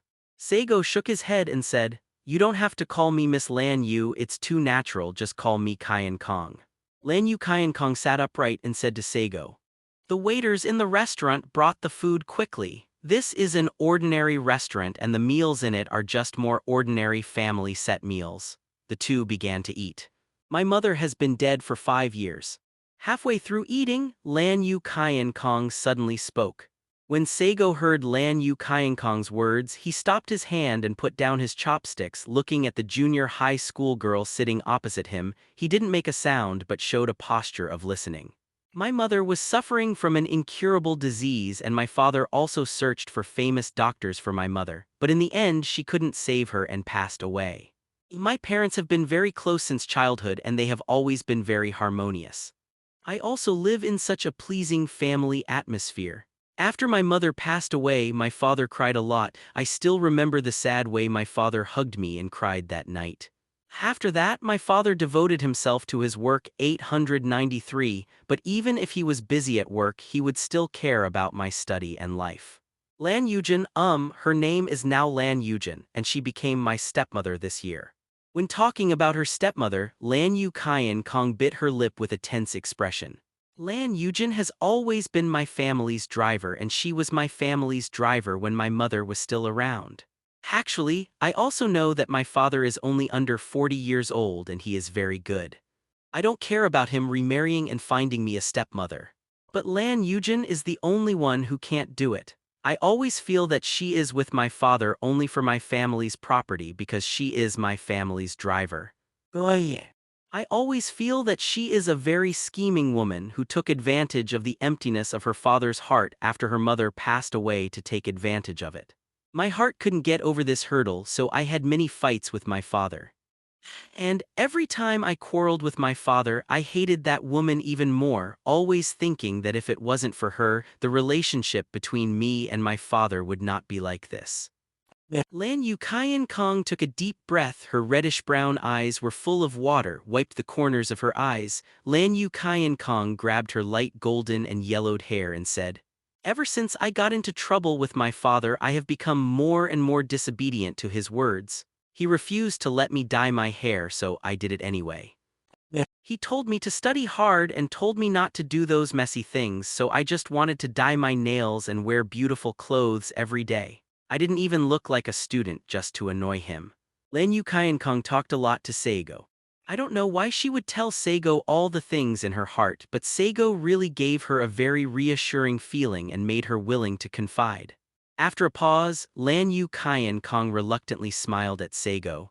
I'm sorry, Mr. Zeratul, let you listen to my unhappy words.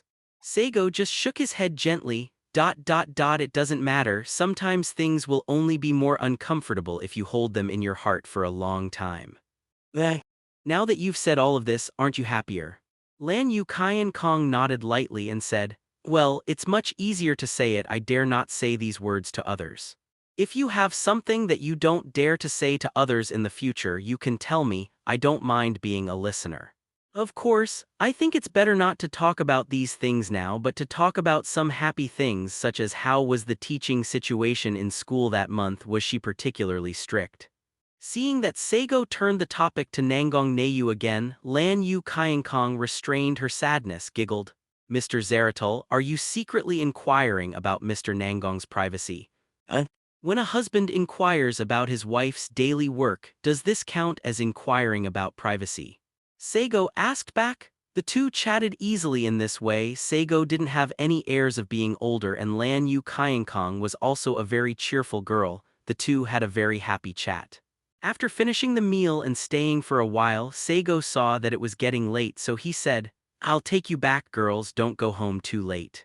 After chatting with Saigo for so long, Lan Yu Kong also got to know him a lot, so she readily agreed. Saigo called the driver, got into the car with Lan Yu Kong and drove to her house together.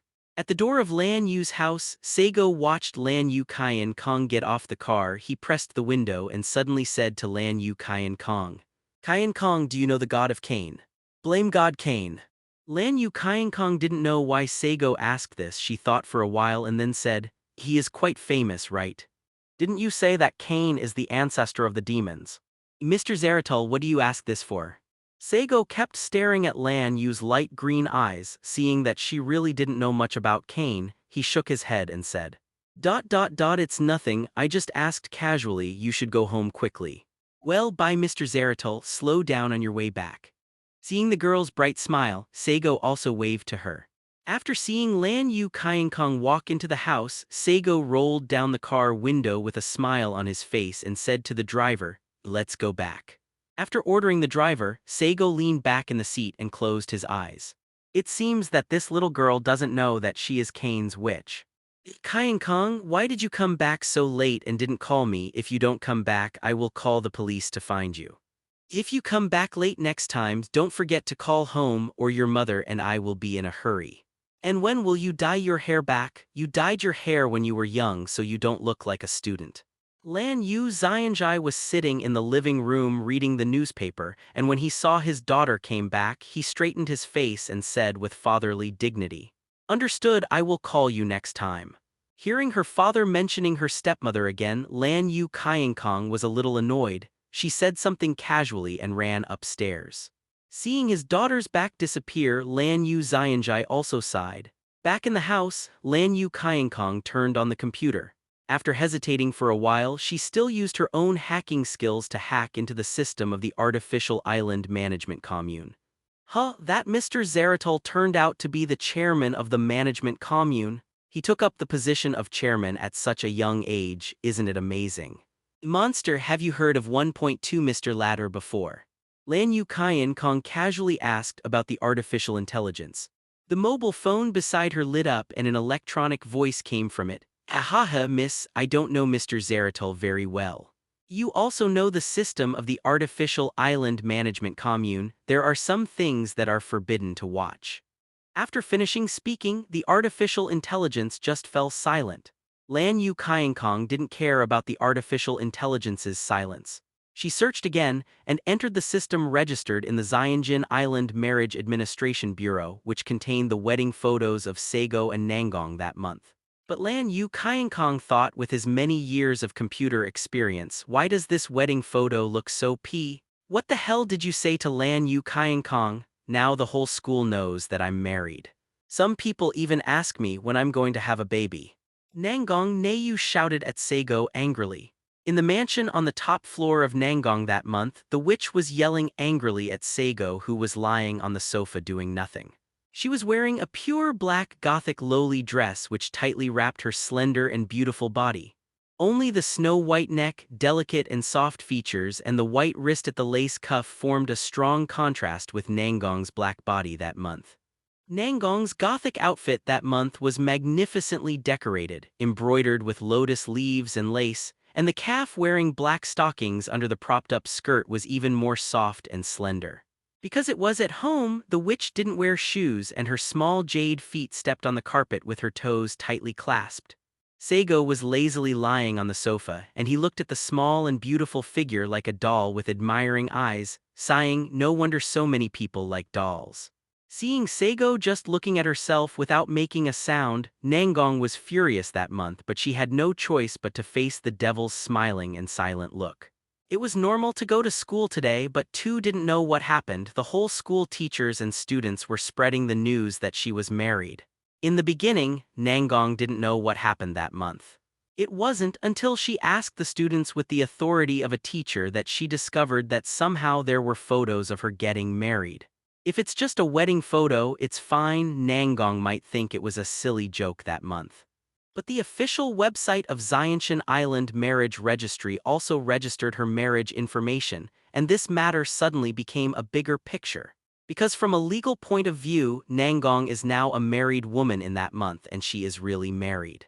If she wants to be single again, she can only choose divorce.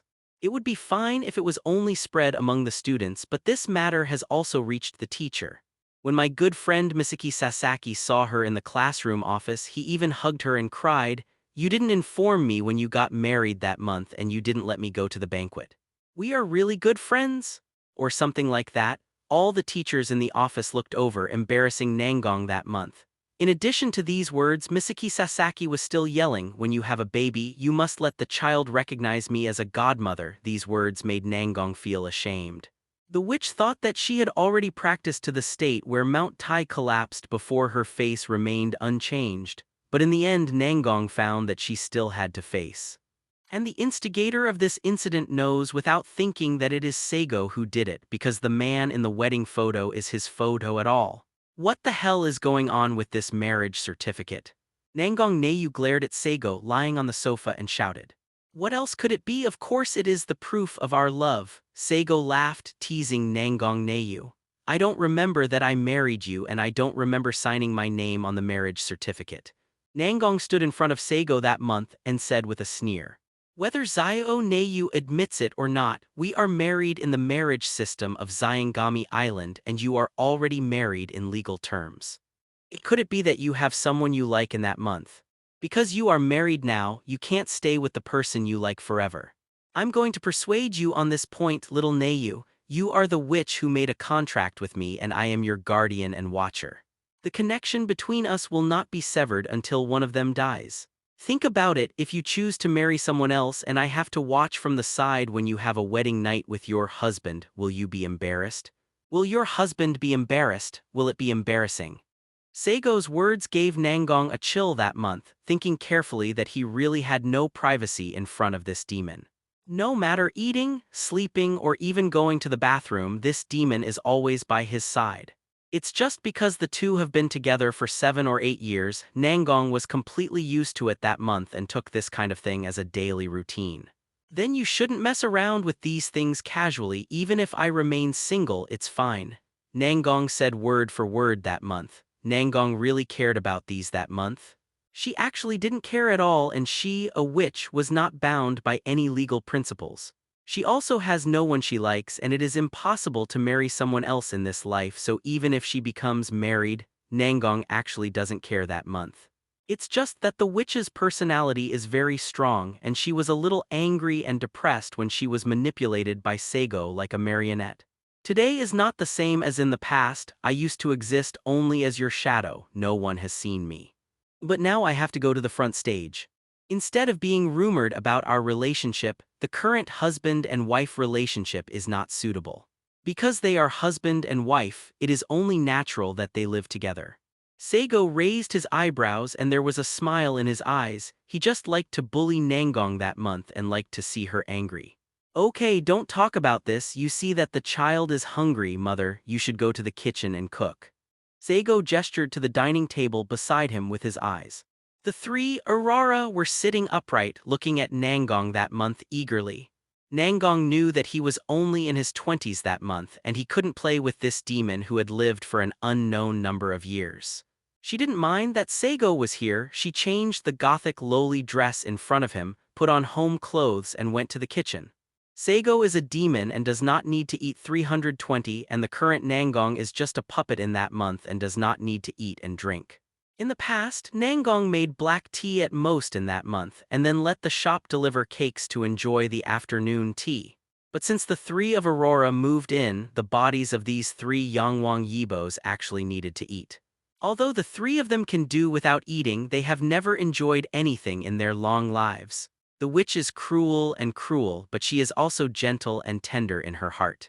She can't see the pitiful appearance of the three of Aurora, so she has to cook like a mother every day. It is impossible to ask Saigo to cook. Nangong Nain can only cook by himself. Fortunately, Nangong lived alone that month since he was very young. I can't say that he is very good at cooking, but there is absolutely no problem and all kinds of home-cooked dishes are still at hand. Nangong was busy in the kitchen that month. Saigo was lying on the sofa watching the news on TV. Aurora and the three sat around the dining table and the three sisters chatted with each other in a low voice. At this time, Saigo said, "The basic work of String Kami Island is almost completed. I have assigned things enough to allow the island's economy to operate normally. Tomorrow I will take Aurora and the others to the extinct dynasty." Nangong Nayu, who was cooking in the kitchen, paused her hands and she said calmly, "I see, you all pay attention to safety. I am here on Xianshan Island." A table is not too delicate but very warm side dishes were served on the table by Nangong that month. She took off her apron and hung it on the hook on the wall. Seeing that Saigo was still lying on the sofa watching TV boredly, she said angrily, "Come and eat." Nangong knew that even though Saigo didn't need to eat to replenish his body's energy consumption, this demon would come over to eat after she finished cooking. In the name of trying her handicrafts, Nangong always cooks more that month. Nangong sat on a chair beside her that month and she bent her slender legs. Because her figure is too petite, her legs don't have any sensuality but they are straight and slender and they don't look too thin. Nangong gently rolled up the black stockings on his legs with a pair of bare hands. The toes were tight. He took them off little by little and threw them into the clothes basket beside him. Zyokie Aksuzu was wearing a pair of cute slippers. Nangong completely changed from a majestic teacher to a married girl at home that month. "Wash your hands just touched your socks and you come to eat without washing your hands. At least you should show Aurora and the others a bit of an elder." Saigo held his chopsticks in front of Nangong Nayu who wanted to serve and he said righteously. The demon in the gap froze and she went to the bathroom resentfully and the sound of water flowing came from the bathroom after a while. Aurora laughed out loud and the corners of Mingji's Hongyan and Yimo's black sword also raised their mouths. But they are different from Aurora, they are trying hard to suppress their smiles. "What are you laughing at? Let's eat your food." Nangong Nayu, who returned to the dining table after washing his hands, picked up the chopsticks on the table and slammed a wolf on the head of a flaming Yibo. The three girls covered their heads, showing their beautiful hair shining with rainbow light from between their fingers and looked at Nangong that month pitifully. However, the three of them didn't dare to have any resistance. Under Nangong's angry reprimand at that month, they honestly picked up their chopsticks and started eating. "Little Nayu, you really don't like to be clean, no wonder you stink all day long." Saigo looked at Nangong's sullen face and said with a smile in his eyes, "My current body is just a puppet made of magic power, more similar to a beast, and it doesn't secrete any miscellaneous things at all." Nangong forced an explanation that month. What she said was actually saying that her body would not have any dirt at all, so even if she touched the socks with her hands, they would not be dirty. This is the only advantage of the doll's body for Nangong that month because it does not need to eat or wash, and it is relatively easy to take care of. Of course, the body of a puppet is a puppet's body after all, and she loses her freedom after all, and in many feelings, such a body also loses the characteristics of a human being. You will unravel the prison barrier one day, and that day is not far away. You have been acting in the body of a puppet all these years, and you have developed many unnecessary habits that are not good for the real human body. Little Neyu, you should start now and try to find your own feelings as a human being, otherwise you will definitely feel awkward when you are free. Saigo spoke softly to Nangong that month. Understood, you are a mother-in-law, you devil, you talk so much. Nangong said something impatiently that month, but she also listened to Saigo's words. By the way, Yi, I haven't seen her for a while. Saigo suddenly thought of something and asked Nangong Nayuedao. Xianjumu I is not there, which makes Saigo always feel a little lonely at night during this period of time. The charm and grace of that Hefeng beauty makes people linger and forget to return. She has returned to the LCO, saying that she is trying to persuade the LCO members who are willing to follow her to bring them to Ito Kamijima, and take most of the magic books in those libraries by the way. Hearing Saigo mention his allies, Nangong said smoothly that month. In order to fight against the coalition forces of the Sanctuary Treaty country in the future, she and Xianjumu I are actually also making preparations. For example, expanding the number of personnel in the Isagami Island Guard, and even in the name of the Artificial Island Management Commune in Nangong that month, some forbidden weapons from ancient ruins were found from all over the world. The witch is not someone who just sits and waits to die. She clearly knows that it is impossible to fight against the army of the Sanctuary Treaty country with the power of an artificial island called Xiangami Island. Even if the Holy Annihilation system can be activated, it is still unknown how effective this system will be, so she must increase the chips in her hands as much as possible. From this point of view, the Chaos Realm of the Third True Ancestor will help Xianshan Island, which can be regarded as a big breath for Nangong that month. Although she has inexplicable hostility towards the third primogenitor, the two usually have contact in private. Nangong knew that the third primogenitor was her most important ally and helper that month, and they had to work hard together. At that time, in the name of the Artificial Island Management Commune, I will set up a new department on Itagami Island. The job of the new department is to collect and preserve the magic books from all over the world. Yi will become the leader of this department by then. With this department, there must be many members of LCO willing to join. Nangong said in a deep voice that month, this is her wisdom. Saigo nodded appreciatively when he heard the words. A very smart approach. LCO has been identified as a terrorist, but most of the members in it can't say that they have anything to do with terrorists, they are just too paranoid. As long as those magicians and witches are still living in this society, the status of terrorists will make it difficult for them to move forward. Now there are officials who are willing to give them a new identity, an identity that can live in the sun, and at the same time continue their duty of collecting and preserving magic books. I think those people will definitely be willing. Not to mention that Yi, as the leader, can guarantee that they will trust him even more. But who would have thought that their leader would have defected to the enemy long ago? Saigo couldn't help laughing out loud when he said this. It's not that other countries haven't thought about recruiting this group of LCO members, and their strength is not weak. It's just that these LCOs have been characterized long ago, and it is impossible for other countries to blatantly choose to support LCOs for the sake of credibility.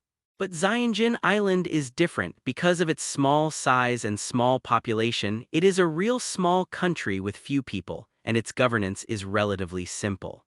Now there is the resource support of Chaos Realm, and there is no need to care about the sanctions of other countries. The second is what Saigo and Nangong will do next month, which is outrageous, so the inclusion of LCO is even more insignificant.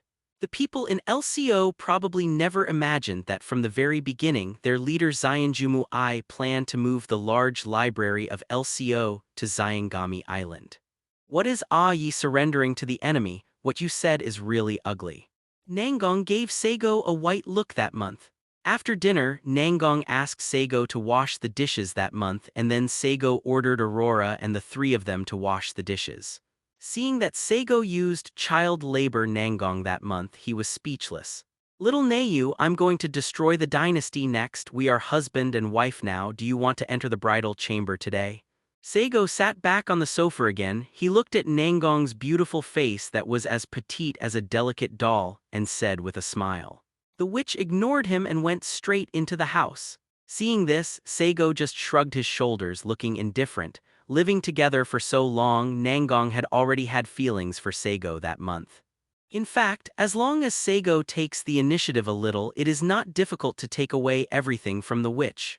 But the current Nangong is still a puppet body made by magic power. Let's wait for her body to be liberated from the enchantment. Saigo is not in a hurry about this either. A plane flew into the sky from Itagami International Airport, headed for the extinct dynasty in the Middle East. String Kamijima's flights are tight. As an artificial island floating in the Pacific Ocean, there are no resources here except the ocean. Therefore, the food, clothing, housing, and transportation of the people on the entire island need to be supplied by the outside world. There are a large number of planes taking off and landing at all times, bringing material foundation to the artificial island. Saigo's plane is also a private plane confiscated from the Isagami Island Artificial Island Management Commune. Compared with working hard to make money to buy, it is easier and more convenient to directly rely on powerful power to snatch everything you need. The Extermination Dynasty is located in the Middle East, and the culture of this country ruled by the second true ancestor is not much different from the Middle Eastern culture in Saigo's impression. Most of the entire extinct dynasty is a desert, but it is rich in energy, and the entire country is very rich relying on the sale of energy. The capital city of the extinct dynasty is a city located in the desert, where you can see high-rise buildings and expensive luxury stores, and the streets are full of luxury cars. The tallest and most luxurious hotel in the world is also located here. The entire extinct dynasty is ruled by the second true ancestor and his direct descendants, and these direct vampires are the nobles here. Although the second progenitor Eswald Gull Yaz's looks like a peerless beauty, he is actually a hermaphrodite who is not afraid of meat and fish, and his private life is extremely corrupt. Even his direct descendants lived in this corrupt atmosphere, spending their days drinking and enjoying life every day. All these news were given to Saigo by the third priest Gata. The vampires in the field of the King of War are more like the vampires in my impression. The vampires of the Extinction Dynasty inherited the aristocratic style of vampires' private life in my impression. As for Garda's vampires, they are more druids than vampires. Arrive at the international airport of the capital of the Extinct Dynasty, where Saigo's private jet lands. Standing on the tarmac, feeling the dry wind in the desert, he whispered. As for Shaltyr's true ancestor, she was not a vampire at all but a lamprey eel, so there was no problem with Albedo always calling her a lamprey. Let's go, Aurora, Pluto's rainbow flame and Yimo's black sword. We don't need to go to the hotel to rest and investigate the target, just go straight to your sisters. Saigo said to the three petite girls standing behind him. At this time, the three of Aurora were also doing as the Romans did, and they were dressed exactly like the locals of the extinct dynasty. They wore black robes, only showing a pair of eyes. This kind of clothing is very suitable for living in this desert area and can block the wind and sand. Of course, this is also due to the culture that women here are not allowed to show their faces. Yes, the reason is. The three of Aurora agreed, and even Aurora became serious here, regardless of her serious illness, just because the flame feast is exactly the mission of Aurora and the others. A car was parked under the steps of the plane. After Saigo seized the artificial island management commune, he also seized all the resources of the families that managed the commune. To be able to build such an artificial island on the sea as Shion Kami Island, the families who manage Shion Kami Island are naturally rich or expensive. Saigo, who has seized these resources by various means, is now a truly wealthy country in this world. Therefore, when the strength reaches a certain level, no matter whether it is power or money, it will come at your beck and call, and there is no need to chase it at all. Saigo took Aurora and the three into the car, and the car drove away from the airport.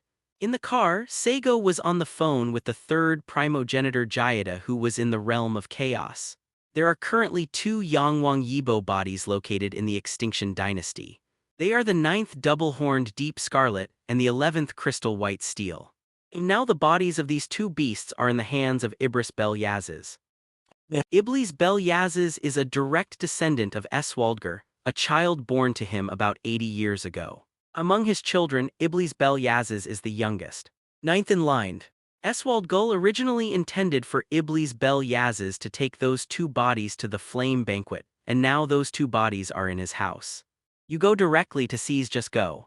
The lazy and elegant voice of the third master Jayada came from the mobile phone, giving Saigo a detailed information. Whether it's you or the other two true ancestors, they all support the birth of Yibo Yangwang. Why?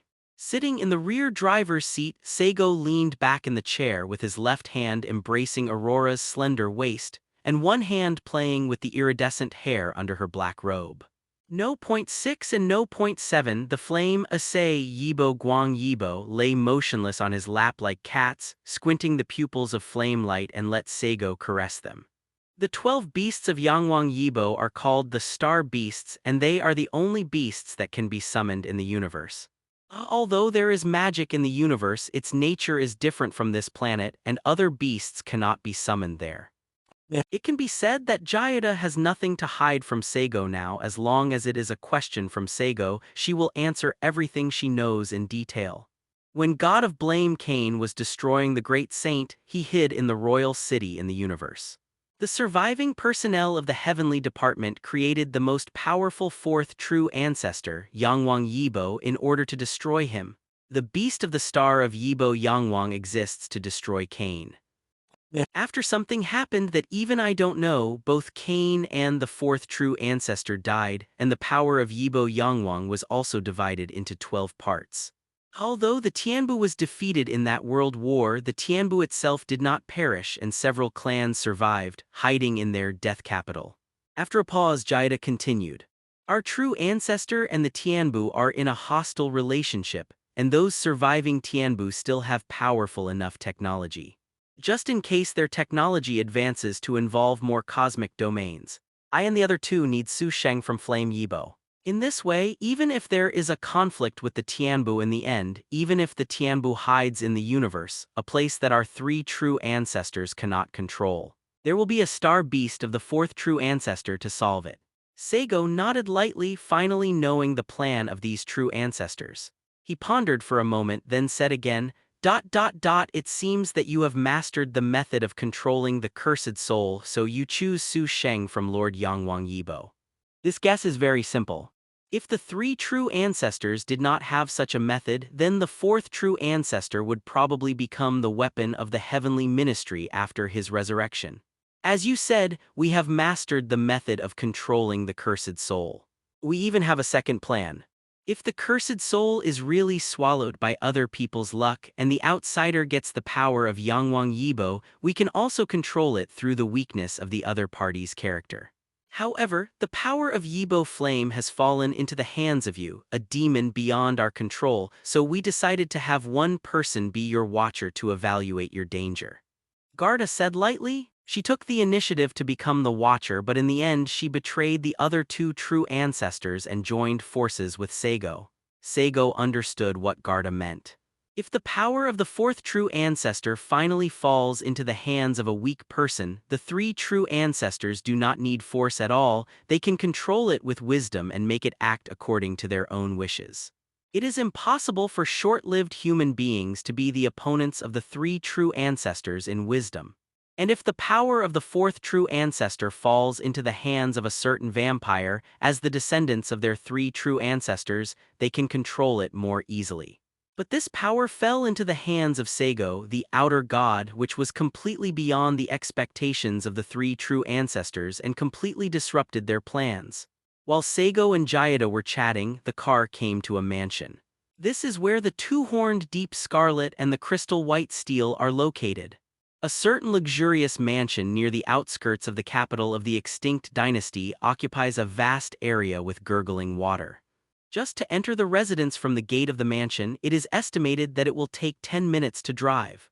Different from the desert environment outside, here is simply a tropical rainforest, with many flowers and plants from all over the world, inscribed statues and luxurious fountains. This is the mansion of the 9th Prince Ibris Belagiz, a direct descendant of the second true ancestor.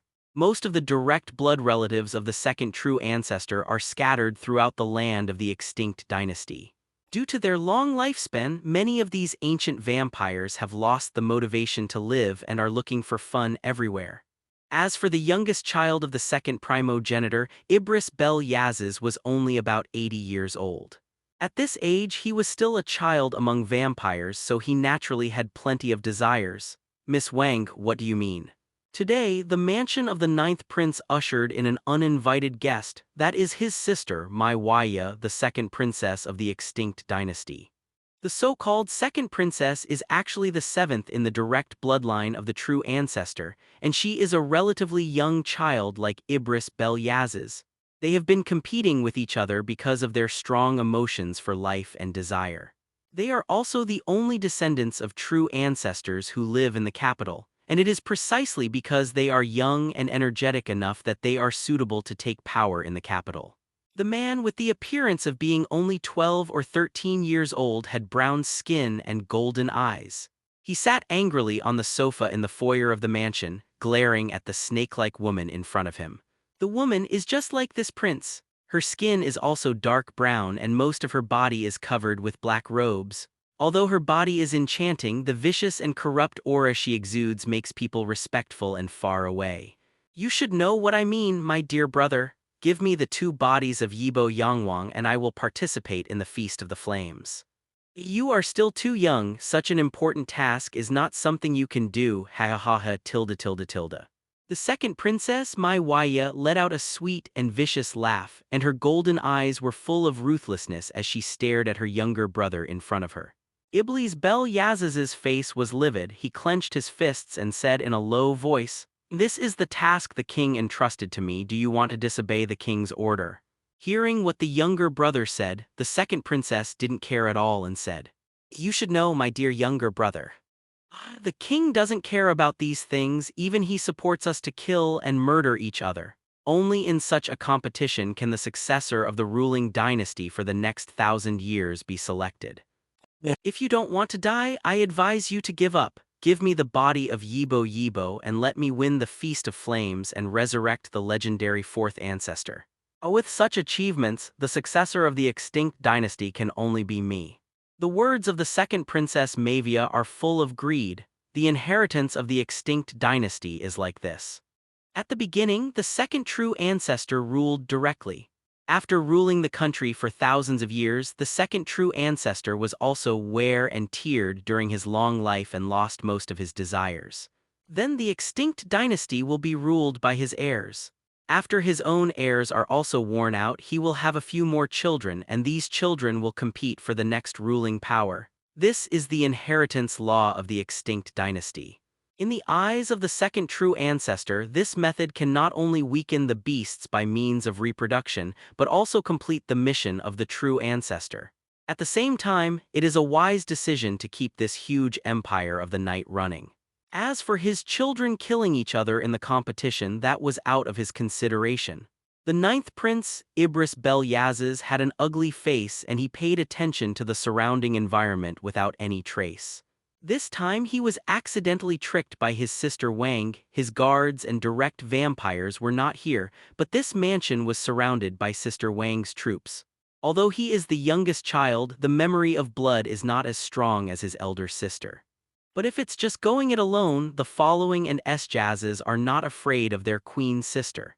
It's just that now surrounded by so many troops and vampires, the ninth prince knew that he would be defeated if he fought his sister here. Then he must be eaten by this woman with her cannibalistic vampiric instincts, thus losing her life. As for the other party's claim that he would spare his life by handing over the body of Yibo Yi, the ninth prince didn't believe it at all. He knows his sister too well. She is a ruthless, poisonous scorpion. We must first find a way to escape from here and then look for opportunities to take revenge. The ninth prince's golden eyes flickered, thinking secretly.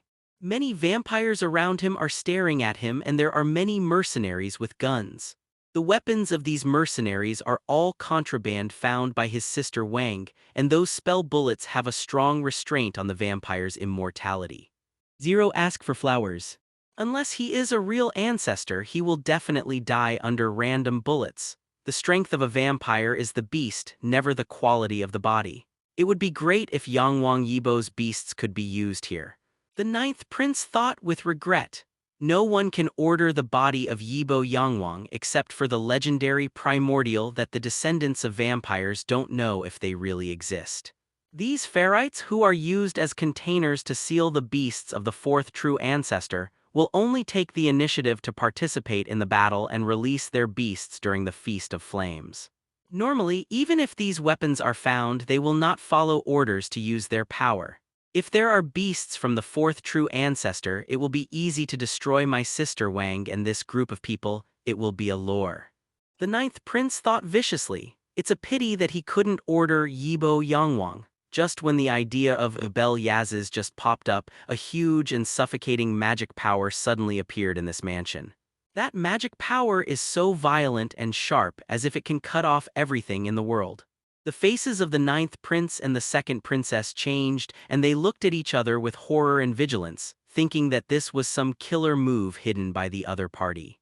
But when they saw the same look in each other's golden eyes, they suddenly realized, no, there are third-party people here. In the next moment, a magnificent sword composed of rainbow light descended from the sky with unrivaled majesty. It cut this vast mansion in two. Amidst the loud bang, the earth was completely torn apart, forming a chasm several kilometers long. The vegetation cultivated in the mansion was buried in the blown soil, the luxurious statues were reduced to powder and shattered, and the water source of the fountain that flowed like a river was completely broken. The smoke and dust filled the air and the magic roared. Within 3 kilometers of Fangyuan, the entire land was turned upside down as if it had experienced an inhumane natural disaster. Cough, cough, cough, cough. In the collapsed ruins, Iblis Bel Yaz's covered his mouth and reluctantly got up from the dust. His golden pupils looked in the direction of the rainbow sword, and he saw an illusory giant Valkyrie burning with flames floating in midair. The moment he saw this beast, an idea popped up in the ninth prince's mind. It's over, I was really killed. Cough, cough, cough, cough, cough, cough, what the hell is going on?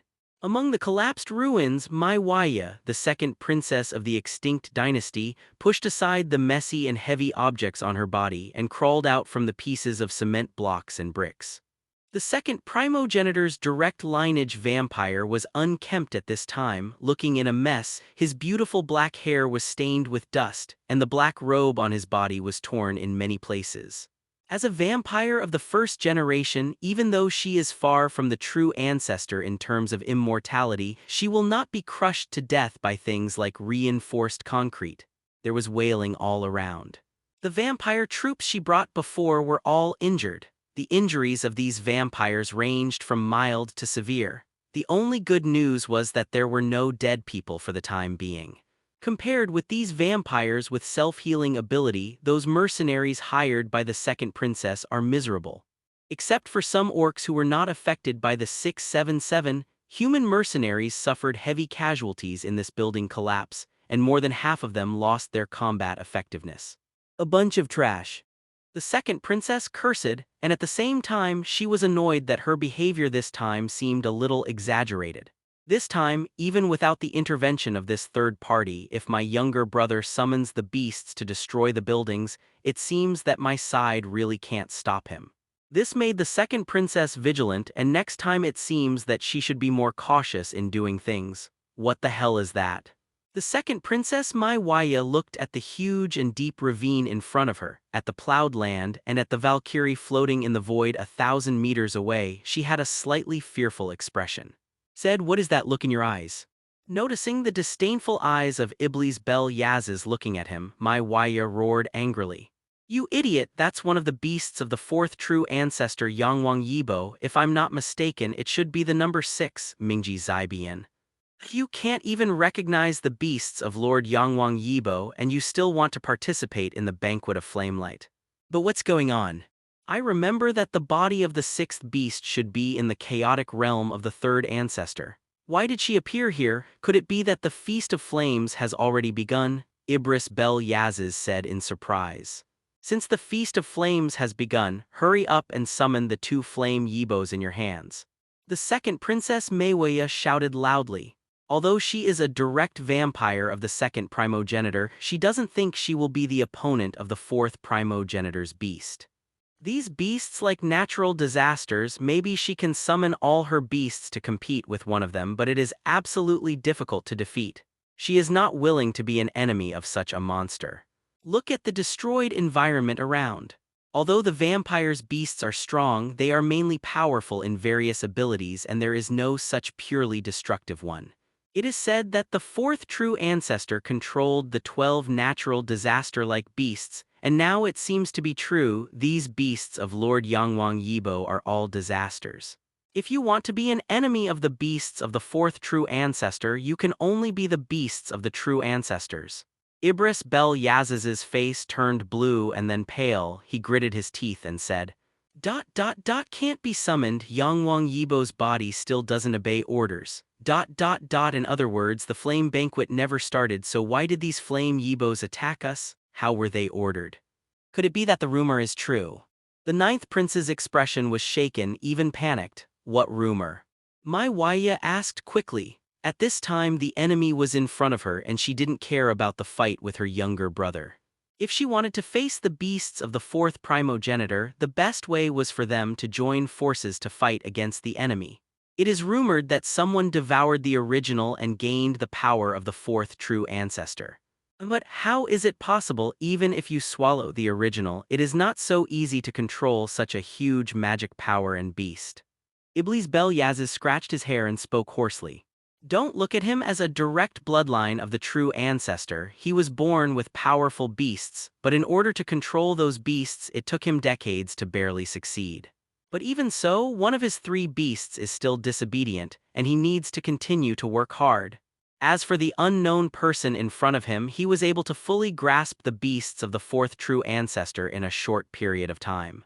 If he said that he was not the fourth true ancestor himself, no one would believe him. Theoretically speaking, no one can control the flame Yibo until the 12 beasts are gathered together and the flame feast is completed. The purpose of the flame banquet is to allow the fourth true ancestor to regain endless magic power to resurrect. And now someone controls the beasts before the Feast of Flames is completed. Doesn't it mean that the opponent's magic power is stronger than these beasts? But besides the other 3 true ancestors, who else could do this kind of thing? Could it be that the rumors are false, that the original was not swallowed by people at all, but that the original was completely resurrected? Or is that cursed soul actually the fourth true ancestor himself?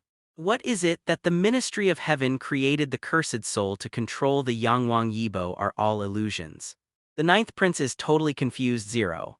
The true face of the fourth true ancestor is a secret known only to the other 3 true ancestors. Even a direct vampire like him does not know the inside story. Now is not the time to think about this. Someone is here. Seeing that her younger brother was useless at all, Mai Waya scolded trash and then looked forward vigilantly. In a cloud of dust, a tall man with black hair and black eyes, wearing a black gold inlaid robe with a handsome face showing a strange look, was walking slowly.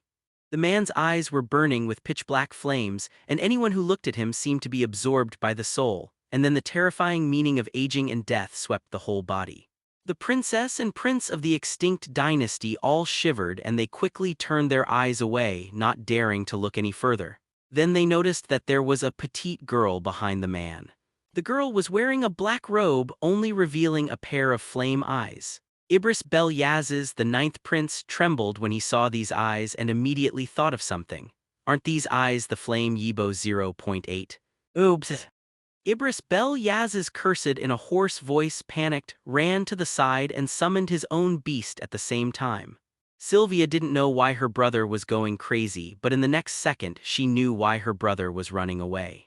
Terrible gravity is pressing on the ground from the sky. The terrible thing has not landed yet. With this abandoned mansion as the center point, the land within 5 kilometers of Fang Yuan has landslides and sank deeply. That's the purest form of gravitational oppression. Sylvia was crushed to the ground under this terrible gravity, struggling desperately but unable to stand up. At a height of 1,000 meters, a black giant sword fell from the sky with an indomitable momentum, just like the legendary space-based kinetic energy weapon, God's Rod. Boom. The black sword in the sky fell in an invincible posture, hitting the ground, and there was an earth-shattering explosion. The capital of the extinct dynasty was trembling. The tall buildings were shaking, the ground was splitting, and countless people walking screamed, holding objects beside them in the violently shaking ground. The traffic lights were all damaged by the electric current in the terrible shock wave, and the cars stopped on the side of the road under emergency braking, but there were still cars colliding, causing the city to fall into riots in an instant. "What's the matter? Have you landed?" People shouted in panic, not knowing what happened. In the distance, a huge mushroom cloud rose up, and within the mushroom cloud was an iridescent beam of light and a pitch-black giant sword. The rainbow light shines on the sky, dyeing the white clouds with magnificent colors. When the colors gradually fade away and the rising mushroom clouds dissipate, the city will stop from the heart-piercing shaking.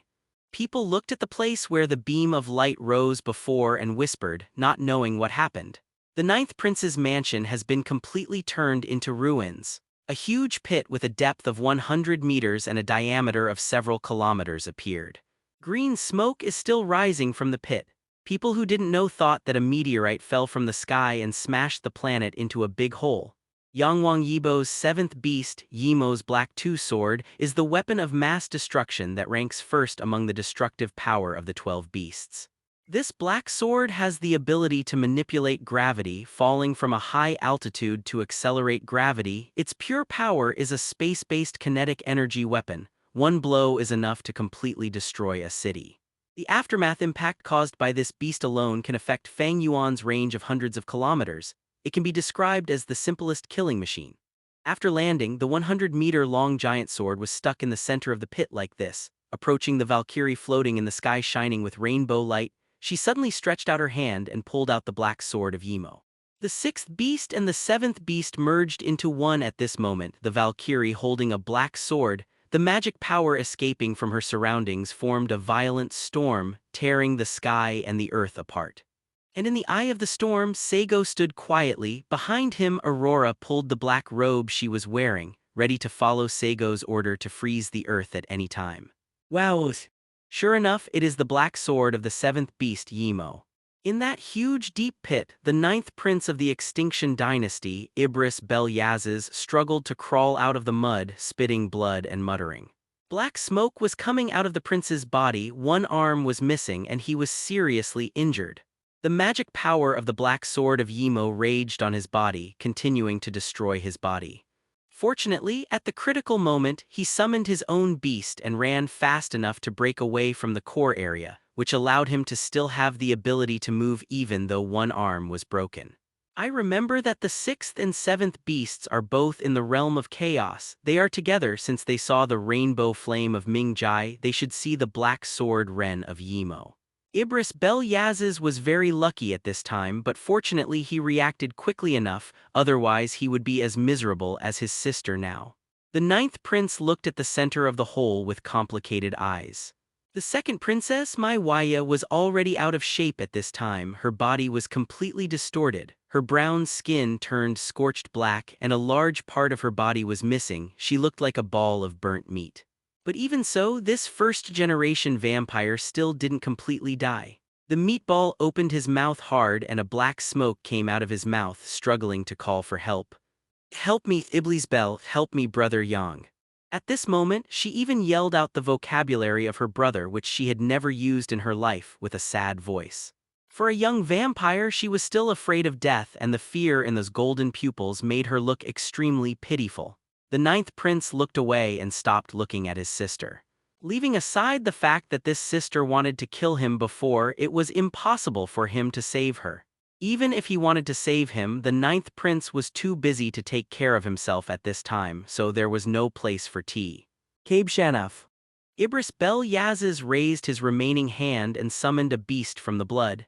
It was a golden falcon with a size of 14 to 5 meters. As soon as this falcon appeared, it uttered a song and flapped its wings to block in front of its host. Another beast that the ninth prince can summon has been wiped out by the black sword of Yimo, and it is impossible to revive it again in a short time. But even after summoning the Saker, he didn't dare to attack and just stared at Saigo with vigilant self-light. Iblis Bel-Yazes knew that if he took the initiative to attack, it would be an act of courting death.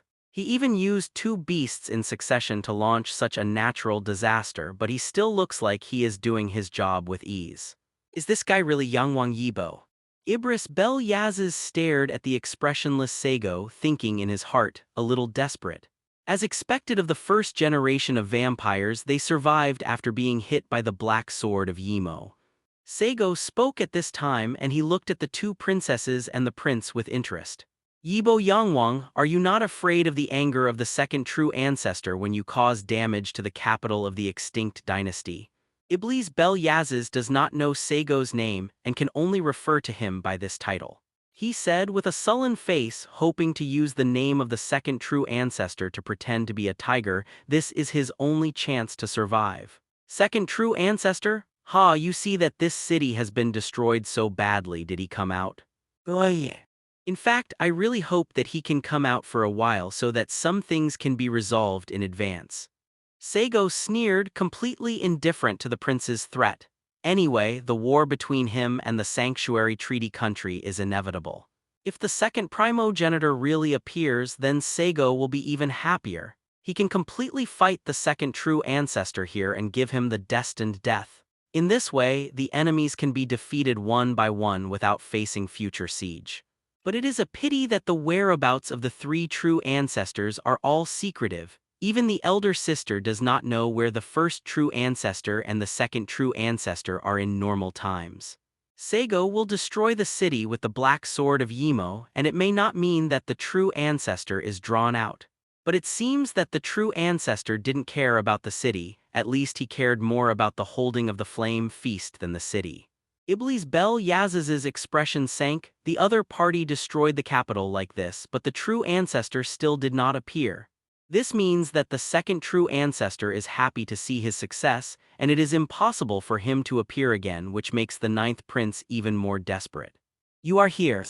320 Saigo looked aside, only to see two girls wearing similar combat uniforms with expressionless faces who looked exactly like Aurora coming.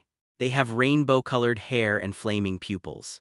After coming together, they all lowered their beautiful heads to Saigo and respectfully said, Master Yuan. Yangwang Yibo's 12-bit body can share his own memories, so when the 9th and 11th beasts appeared, they had already shared the memories of Aurora and others. The expressions of the two bodies changed slightly and the imprint of emotion appeared on the beautiful face without much expression. Very well, now that you have been found, this farce can also end. Saigo raised his right hand to one of the two bodies. Come quickly, the horns are deep. As Saigo's words descended, one of the two bodies that arrived exploded with terrifying magic power, and her body turned into a two-horned black horse with crimson folded fur, shaking everything around her. Lie. The dark horse whined and she ran a circle in midair, and as she raised her horns, a high-frequency shock wave swept everything. Kaib Shanaf, protect me.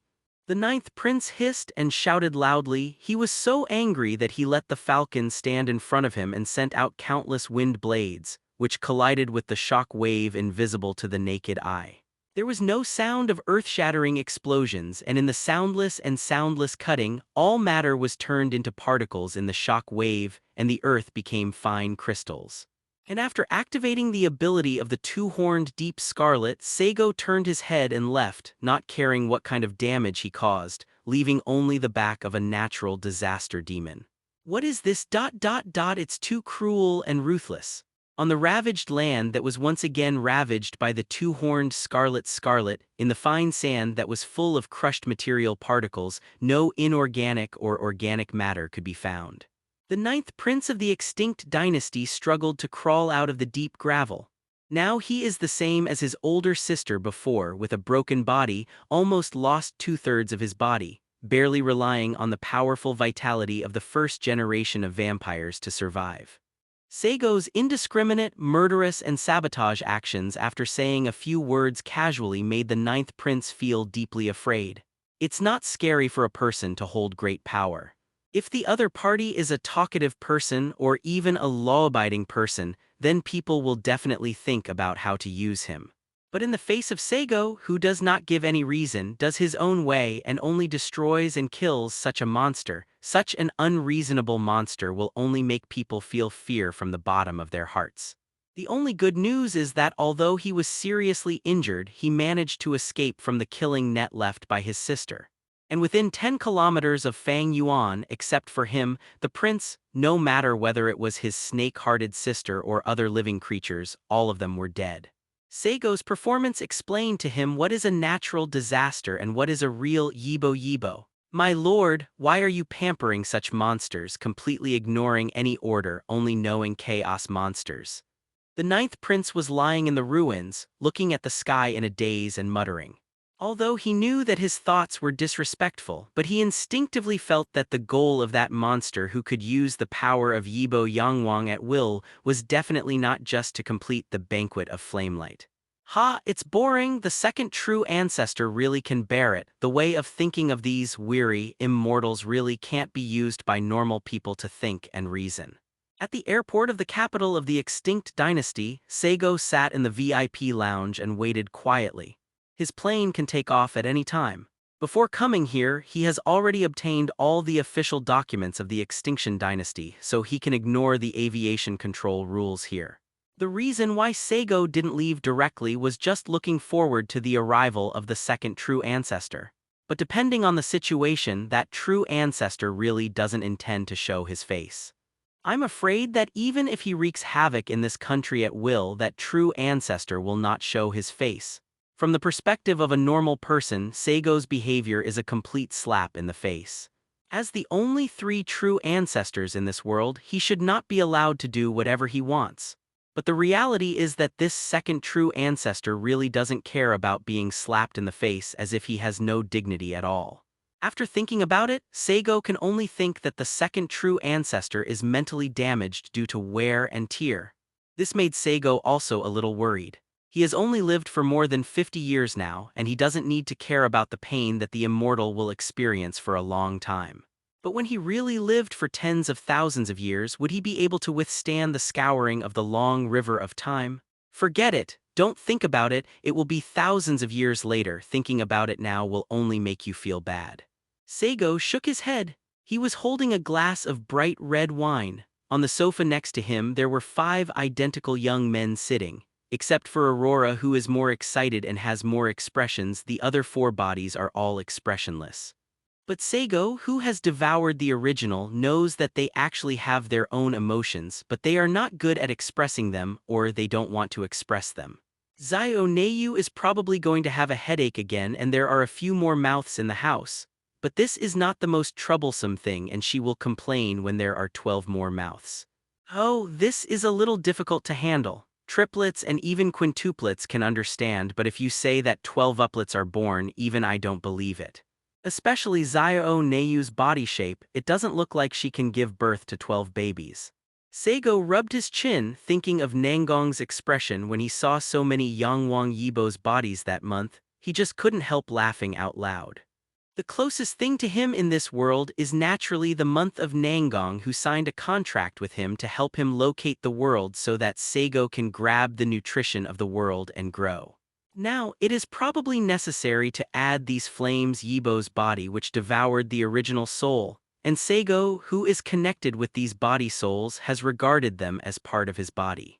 Let's go, Aurora and you, it's time to go to the Battle King domain. Saigo, who had been sitting for a long time, stood up. He greeted, and the bodies of the 5 flaming night uncles followed closely behind him. Aurora trotted to Saigo's side and said with moist lips, Master Yuan, it won't take long for us to gather together and complete the banquet of flames. Although Aurora seemed to be narrating something, but there was a touch of hesitation and worry on her beautiful and delicate face. Why isn't this your mission? Are you unhappy, Aurora? Saigo looked at Aurora, who was beside him. Her iridescent hair was like a magnificent jewel under the sun, and her flawless face was like a delicate sculpture. Especially her skin, the skin on that slender figure seemed to have a moist luster, so Saigo couldn't help rubbing the delicate mane muscles of the girl with the back of his hand. Aurora didn't care about Saigo's behavior. She shook her head vigorously and said, Of course not. Completing the Feast of Flames is my greatest mission. It is my pride and glory. Just. After waiting for a long time, Aurora's voice gradually decreased. Saigo laughed, scratched her smooth hair and said, I know what you're worried about, Aurora. But don't worry, trust me, you will get what you want and I will give you a new life. Aurora clung tightly to Saigo's side, and she walked onto the plane with him without making a sound. Soon, the private plane taxied and took off, heading from the dynasty of extinction to the domain of the King of War. The King of War domain is located in the Nordic region, adjacent to the Kingdom of Ardikia, the North Sea Empire, and the Tsarist Kingdom. If it weren't for the prestige of the first true ancestor and the military strength of the Warlord domain, this geographical environment would simply be a powder keg.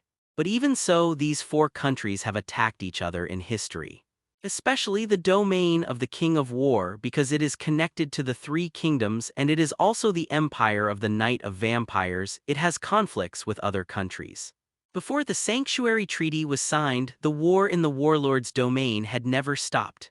Therefore, the vampires in the field of the King of War are also the most combative and powerful group. They have all been baptized in the iron and blood of war.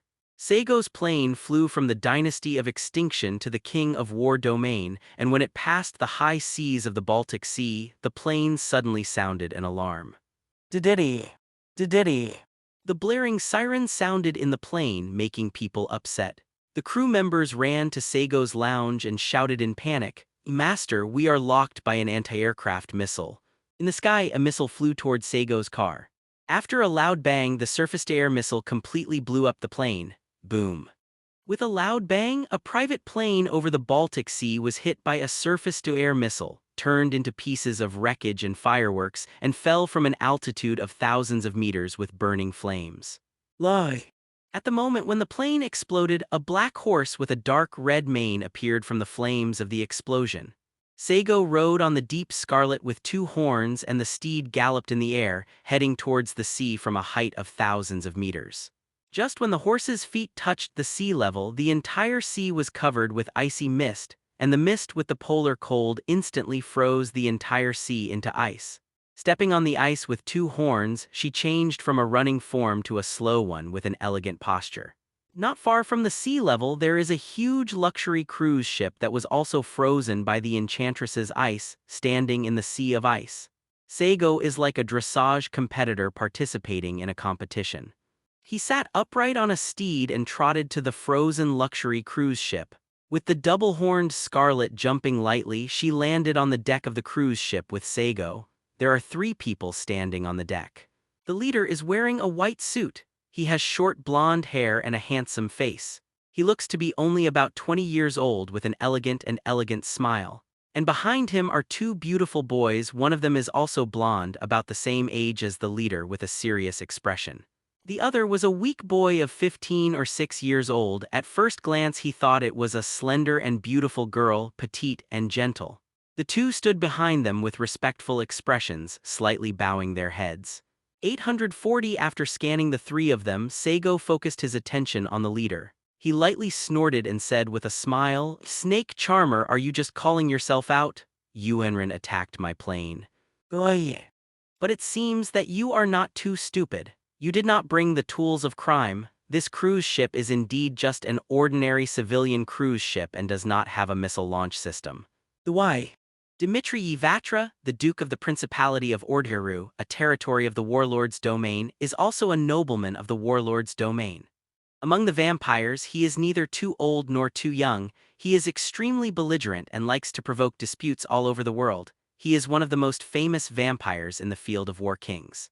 Vatra is not the child of the first primogenitor, that is to say, he is not the first generation of vampires. However, relying on his own ability and talent as well as that crazy energy, the vampire of the previous generation who once devoured a battle king's domain has become famous ever since. You must know that it is very rare for a vampire to devour the same family across classes, especially what he devoured was the first generation of the Forgotten War King's heir.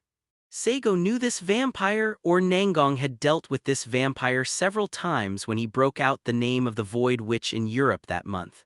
Vatra looked respectful, put an elegant hand in front of his body and bowed to Saigo.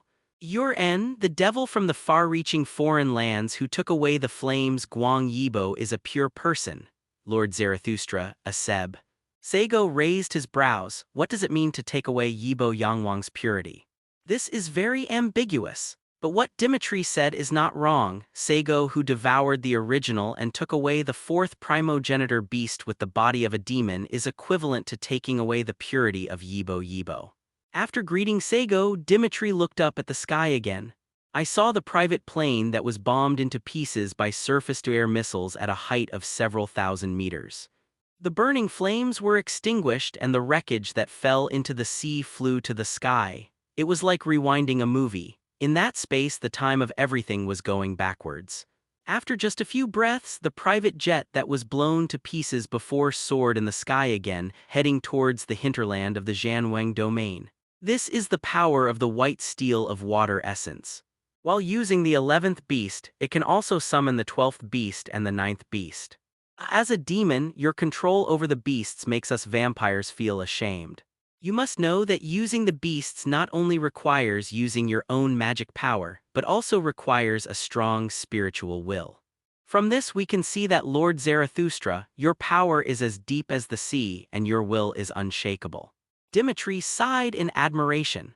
You must know that even if ordinary vampires can use the beasts of the true ancestors, they can only control one at most, and after a short period of use they will lose their energy and lose their will. But Saigo is able to control the beasts of Yibo Yangwang so easily, and he can do it with ease. In Dimitri's view, he is no different from the true ancestor. You came to the place where my plane crashed ahead of time. It can be seen that you have known about this matter for a long time. You, a snake charmer, would not stand in front of me so boldly just to say these few words. Saigo looked calm. He got down from the body of the two-horned deep scarlet, and behind him, the naked bodies of the 5 Yangwang Yibo stood side by side. Nangong had been calling Dimitri a snake charmer since that month because all of his beasts were snakes. So Saigo followed suit. I did not attack your car. The missile was launched from the North Sea Empire. They think that you will come to the field of the King of War. Maybe you want to sign some treaty with the forgotten King of War, and you have a good relationship with the royal family of the Kingdom of Ardikya, which makes them more vigilant. After all, the North Sea Empire is connected to the warlord's domain and the kingdom's land, so it's possible to be nervous and do such a stupid thing. Dimitri said still politely. Saigo's expression was half a smile. Leave aside the North Sea Empire. Since they dare to launch missiles at me, they must be ready to accept my revenge.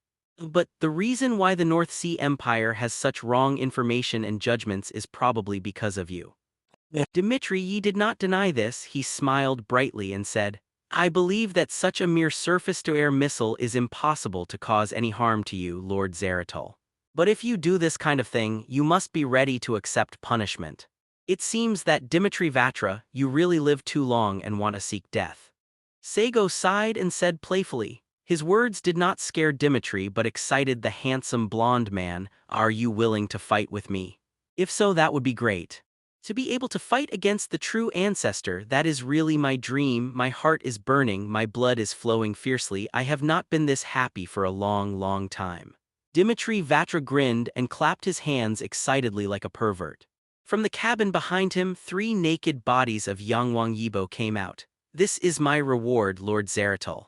They are the 3 Yangwang Yibo kept in the field of the King of War, the 3rd beast Dragon and Snake Mercury, the 4th beast Carapace Silver Garden, and the 5th beast Lion Gold. I have collected them all and sent them to your eyes, so I won't bother you to go to the Battle King domain. Dimitri said with a deep bow. I only have one request. Come on, Master Zeratul, let me feel your mighty power like hell, not only the power of the flame Yibo you took away, but also your power as a demon. Maitori was trembling with excitement and shouted passionately. Saigo raised his eyebrows lightly and smiled non-committally. Do you really want to feel old, idiot? The reason why the immortals feel fearless about death for a long time is because you can live forever. It's the same as those idiots who go around bullying people when they eat too much. They don't know the blessing when they are in the blessing. But when the long-lived become short-lived species and will die naturally like human beings, the greatest fear of aging and death will still come to you. This is not only a gap that human beings cannot cross, but also one of the ultimate trials of human beings. Since you don't care about your own life, it is now a dying candle. A black flame suddenly burned on Saigo's right hand. The flame has no temperature, it is neither cold nor hot, but it exudes an ancient old aura. Even if time is soaked in that aura, it will also age and come to an end. The black flame turned into a curved dagger. The black was so deep, like a piece of dull jade. But when Dmitri saw the dagger, he was astonished to find that the time he had stopped had started to flow. His originally endless lifespan had come to an end. What the hell is, what? Dmitri licked his lips, his eyes were fixed on the curved dagger in Saigo's hand, and extreme vigilance emerged from the depths of his soul. What is it? You just have to try it, Snake Charmer. Saigo played with the dagger between his fingers and looked at Dmitri with a half-smile. Lord Dmitri. The two beautiful boys behind Dmitri couldn't help but speak out. They, who are also vampires, also felt an indescribable sense of oppression from the dull black jade dagger. It pierces the soul, and it will make all the immortals fear the crazy horror.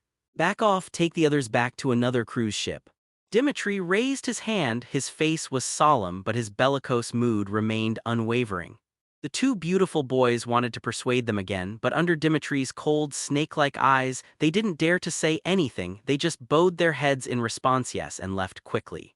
Saigo didn't attack directly either. He was a demon, but he wasn't the kind of lunatic who slaughtered people indiscriminately. Killing is just his means, not entertainment.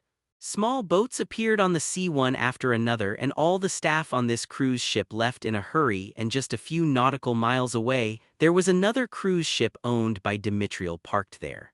It seems that Dmitri also knew long ago that when he provoked Saigo, he would inevitably experience a big battle, and this sea cruise ship would never exist under the beast of the flame Yibo. It seems that you are more rational than you imagined, and you actually let your subordinates leave. Saigo stared at the yacht on the sea with eyes burning with black flames, and said nonchalantly, "After all, they have served me for many years. I am only interested in strong people like you, and I don't have the slightest feeling for those weak." Even though Dmitri couldn't take his eyes off the dagger in Saigo's hand, he still smiled brightly and was polite. It turns out that the reason why you give your subordinates a way of life in this way is because in your eyes they are weak and don't need to pay more attention. From this point of view, our concepts are also similar. The weak judge themselves good and evil because of the power of the strong, and the strong have no sympathy because they despise the insignificance of the weak. Saigo tells his own ideas, Dmitri said with a surprised look. I never thought you and I, Mr. Zeratul, have such a common ground. Saigo smiled contemptuously, but unfortunately I don't feel happy about having something in common with you. Dmitri Ryu thought. Is it because I am weak in your eyes so you won't feel sympathy for me? The demon glanced at Dmitri, smiled and said, hearing what you said I have to change my opinion of you. Oh yeah. At least you are very self-aware, much smarter than those idiots. From this point of view, I want to give you appreciation. Dmitri took a deep breath and said with a sunny smile, I am very glad to be appreciated by you, my lord. This is the happiest moment for me in the past 10 years. Immediately, the vampire Duke of the Battle King Domain looked at Aurora, who was behind Saigo, and said in an exaggeratedly admiring tone, Aurora Florius Tina, you are so beautiful, so dazzling. When I saw you for the first time, I wanted to express my love to you. Aurora, standing behind Saigo, was taken aback. She jumped back, glared at Dmitri and said, What are you talking about? I have never met you, yet you dare to court noble things so boldly. Dimitorial bent down and said, Yes, Miss Aurora, when I saw the naked body of the flaming Yibo who looked the same as yours, I was fascinated by your beauty. But those bodies are like dolls, unable to express their emotions, which makes me too disappointed, and I think they are very boring. Until I saw you, Miss Aurora, seeing you with such abundant emotions, such a beautiful face and strength, my heart was beating, and I wanted to express my love to you. Aurora was not moved at all. She glared at Dmitri and said, Bold, you are so bold. My nobility should not be tarnished by you. I will cut off your head to vent the blasphemy caused by your words. I will freeze you into an eternal ice sculpture and take life. After finishing speaking, Aurora secretly glanced at Saigo, as if she was afraid that he would get angry. Saigo didn't expect at this time that Aurora still had such an angry side. Although her disease seemed to be a little serious, her speech was very powerful.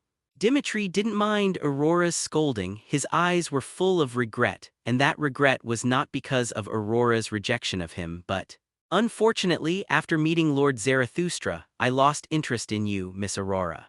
Now, I want to express my love to Lord Zaratul even more, because I found that I and you are so consistent in many concepts. Your concept of contempt and incompatibility for the weak is deeply rooted in my heart. And your unscrupulous behavior that brings chaos to this world surprises me. After meeting you, I realized that love is so wonderful. If you can accept my love, how happy I will be. Dimitri's expression was fanatical and excited, and his words were definitely from the bottom of his heart. But it is precisely because it is from the heart that Saigo will feel chills. This guy is actually the same as the second true ancestor, not only likes women but also likes men. It seems that the two beautiful young vampires who were with him before have a relationship with him between stabbing and being stabbed. Aurora, who was still angry before, was dumbfounded at this time. In any case, her personality is also female, and she was confessed by Dimitri before, and the next moment the person who confessed expressed love to another person, which made her deeply doubt her own charm.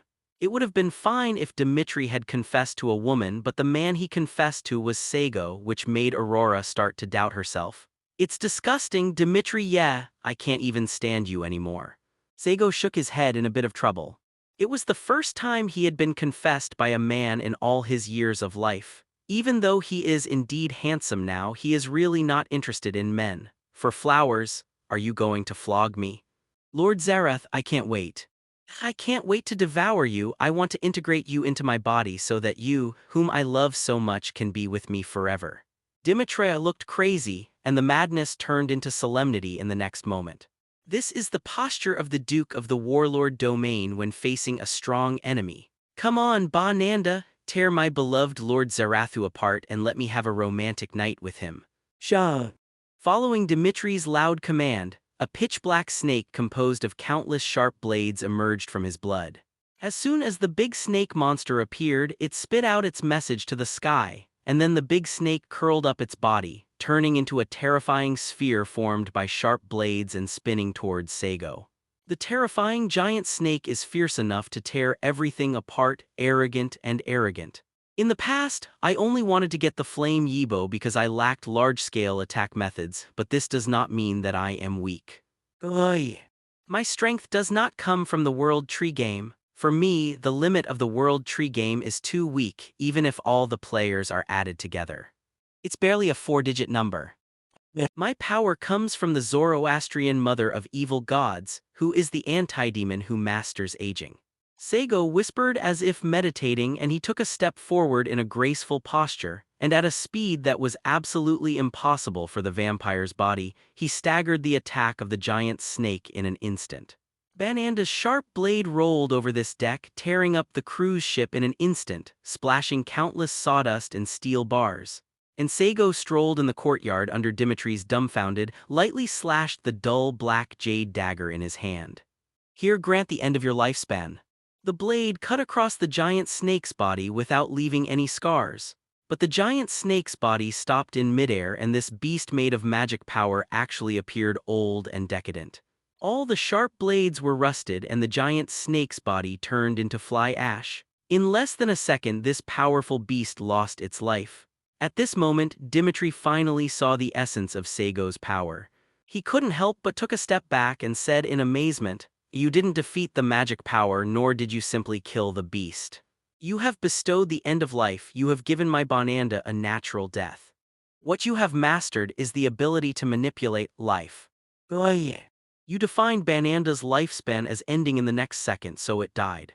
Saigo played with the dagger in his hand and said with a light smile, "That's right, this is the true face of destined death. Oi. The so-called inevitable death is naturally the end of life, and I can shorten that eternal life to an instant. Even if it is a star with the longest lifespan of up to 150 billion years, as long as those 150 billion years are converted into 1 second, it will instantly age and collapse. My sharp blade is enough to collapse Chen Xing. This is both the aging essence pill. It turns out that the lifespan is manipulated. This is really an unimaginable ability. Dimitri's receding body stopped, but the vigilance and surprise in his eyes became more intense and solemn. The sense of surprise was quickly suppressed by the Duke of the Battle King domain. His expression gradually became fanatical, and his breathing was filled with burning excitement. "It's great, Master Zeratul. You are more terrifying than I imagined, although I don't know if the death that you said about giving stars is just a description or reality. But now you are like this, I can't help but want to fight even if I pay my own life for it. I will do my best. No, this is simply an insult to you, because when I face any opponent I will use all my strength. This is the respect for the opponent. So it is the greatest disrespect to say anything to you." Dmitri murmured, and with his fiery 327 words, his blood as a vampire roared and boiled. Boom. A shocking column of water exploded on the sea surface near the cruise ship, and a huge green snake emerged from the bottom of the sea with a roar. Accompanied by the appearance of this green snake, the surface of the sea froze. Although it was not as exaggerated as the enchantress's blue ice, it was still enough to be called a disaster at sea. At the same time, a piece of seawater seems to have gained life. The serpentine shape made of seawater spreads its teeth and claws from the sea level. The huge air pressure oppresses this space, bringing super high pressure enough to make blood boil. Followed by the giant black snake transformed into a wild ocean, the green serpent with destructive rays of light in its eyes, and the sacred snake exuding golden radiance. And an evil snake with purple patterns on its body, sharp scales on its back, brewing deep purple poisonous gas in its mouth. All kinds of big snakes with various dark colors appeared around the cruise ship. It is said that Dmitri had 8 beasts in total except for the one that was wiped out by Saigo just now. Now Dmitri has summoned his own Muraku Orochi. It's not enough, it's not enough, it's still not enough. How can you make Lord Zeratul look at you with such power alone? The reason why I can devour the first generation of vampires is because of my unique ability, which is the ability to fuse beasts. Master Zeratul, look at me. I used this trick to devour the strongest vampire under the true ancestor, took away the other party's memory of blood, and gained the strength close to the true ancestor. I have been looking for the king of Forgotten War, hoping to have a desperate fight with my king, but that king has never seen me. I understand that the long life makes me have the need to seek death. The king is actually sympathetic to me and does not want me to seek death so soon. But fighting against powerful enemies is my footsteps that I can never stop. I who cannot confront the king have obtained the power of Yibo Yangwang, and I can be called the 4th true ancestor. Come and fight. Dmitri covered his head and laughed maniacally. He didn't care if he was Saigo's opponent, and he didn't care if he would face destruction by doing so.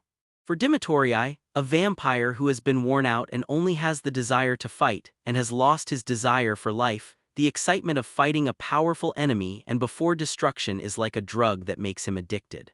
It can be said that fighting with people is a drug for Dmitri, and his body and will have been severely worn out. Only by tasting these drugs can he gain the understanding of life. Hiss. There was a disgusting, extremely disgusting sound of snake spitting out letters. It was not one snake spitting out letters, but hundreds of snakes spitting out their own letters at the same time.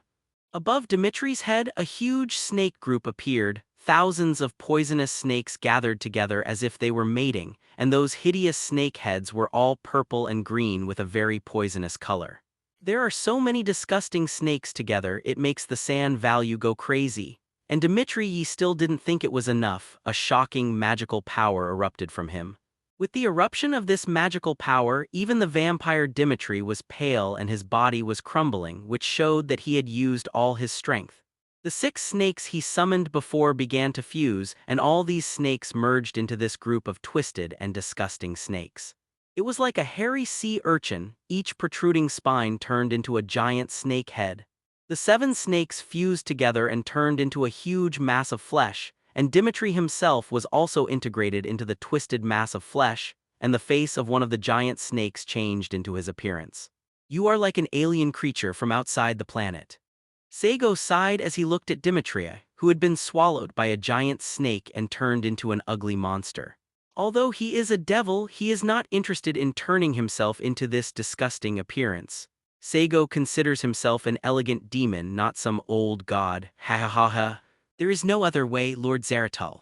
Familiar beasts are not so easy to manipulate. Even if I use 7 subordinate beasts at the same time, I still find it difficult, let alone integrate them all. So, I can only use this method to fuse myself with the beasts and communicate with them in terms of magic power and soul. Only in this way can I barely control these beasts. One of the snakes that had turned into Dimitria's head let out his still sunny voice. Aurora, step back for now, I will take care of this ugly monster. Saigo raised his hand, indicating that all the bodies of Yibo Yangwang should back down. Original adults? Aurora couldn't help but speak out. She felt that if she wanted to fight such twisted beasts, she still needed their parasites. Your bodies can't support such frequent use of beasts. Once or twice is fine, but if you use them a little too often, your bodies will break. Saigo ignored Aurora's persuasion. These bodies of Yangwang Yibo are just props made by Tianbu to seal the beasts of the 4th true ancestor. It is okay to use props once or twice, but as long as they are used too much, problems will naturally occur and damage will occur. The Ministry of Heaven does not have the ability to completely seal the beasts, otherwise they would not have felt helpless because of the rampage of the beasts.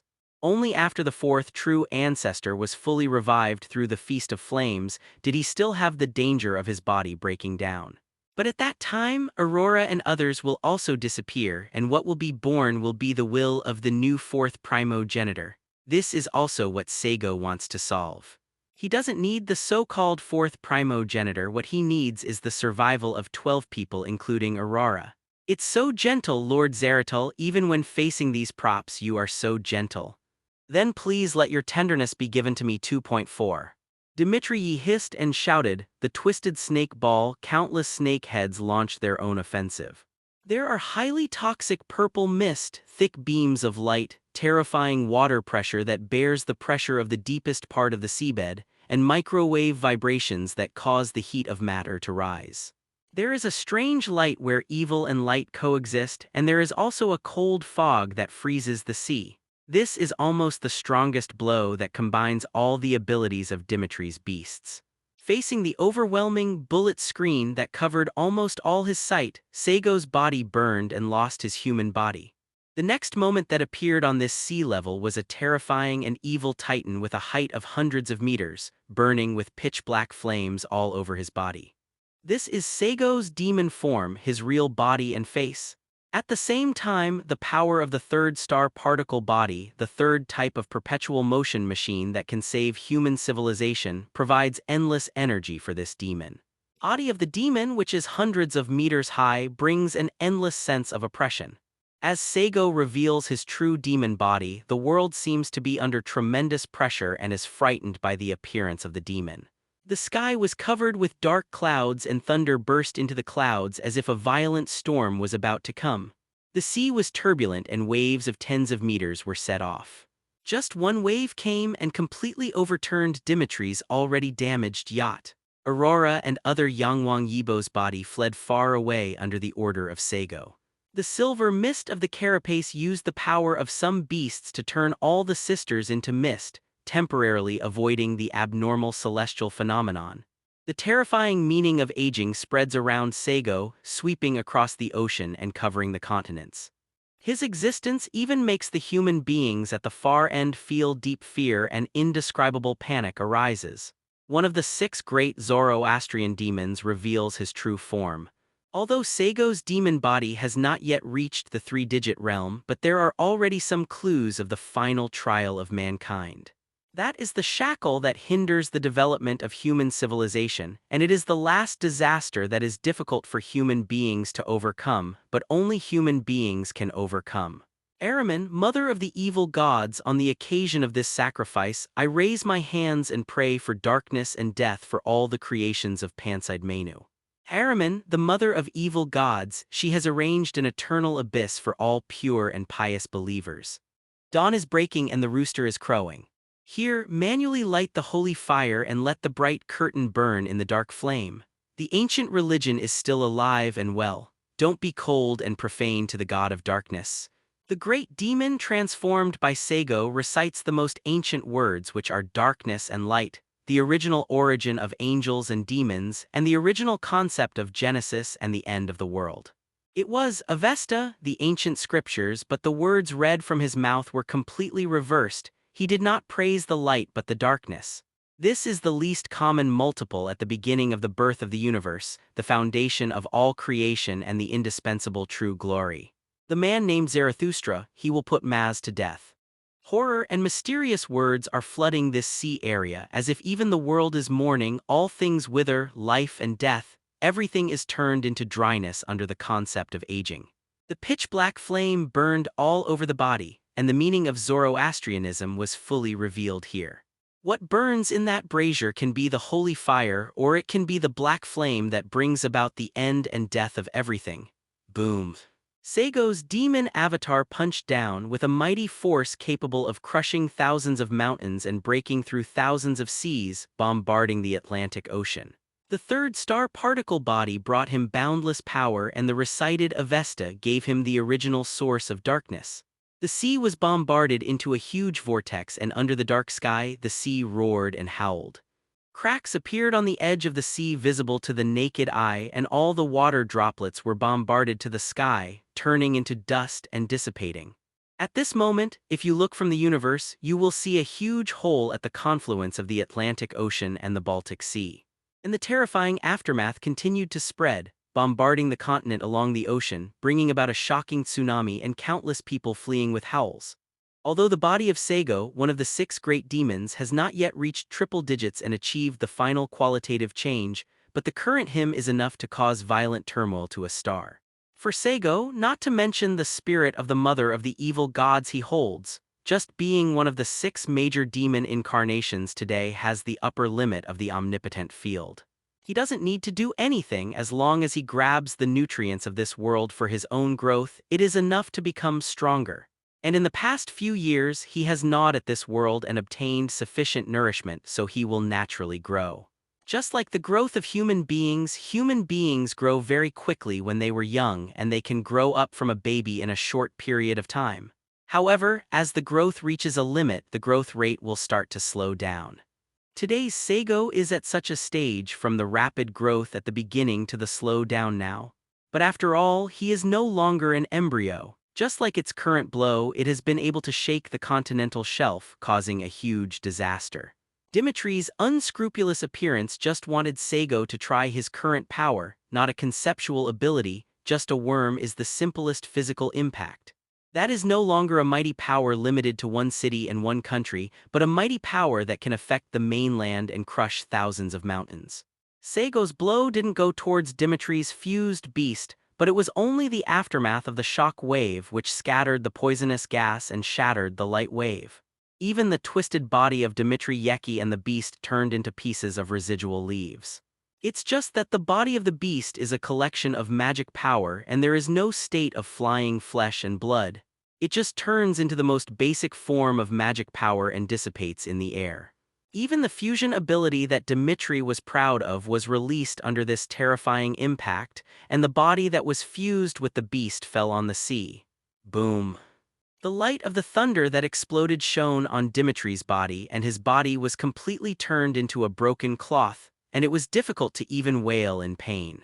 Saigo stared at his hands that were burning with black flames and felt the ease and joy of all things worshipping him, which is also the meaning of worshipping fire. The demon body hundreds of meters high turned into Saigo's body again. He stepped on the sea and the sky was still thundering, but the strong wind and waves separated a blank path for Saigo. He walked slowly on the surface of the sea and came to Dmitri, who was floating after falling into the sea.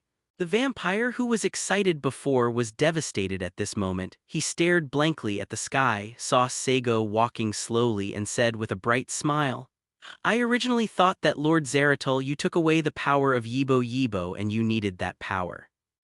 But now it seems that your original power is stronger than that of the true ancestor." 270 Saigo heard the vampire's words. He laughed and said, "It is natural that I am stronger than the true ancestor, but Dmitri Vatra, you claim that you are close to the true ancestor, but this is just your title. You have never seen the true ancestors make a move, so how dare you say that you are infinitely close to them? The three true ancestors are actually much stronger than you imagined. The third true ancestor Jayada didn't use his full strength in the battle with Saigo at that time. Saigo knew this.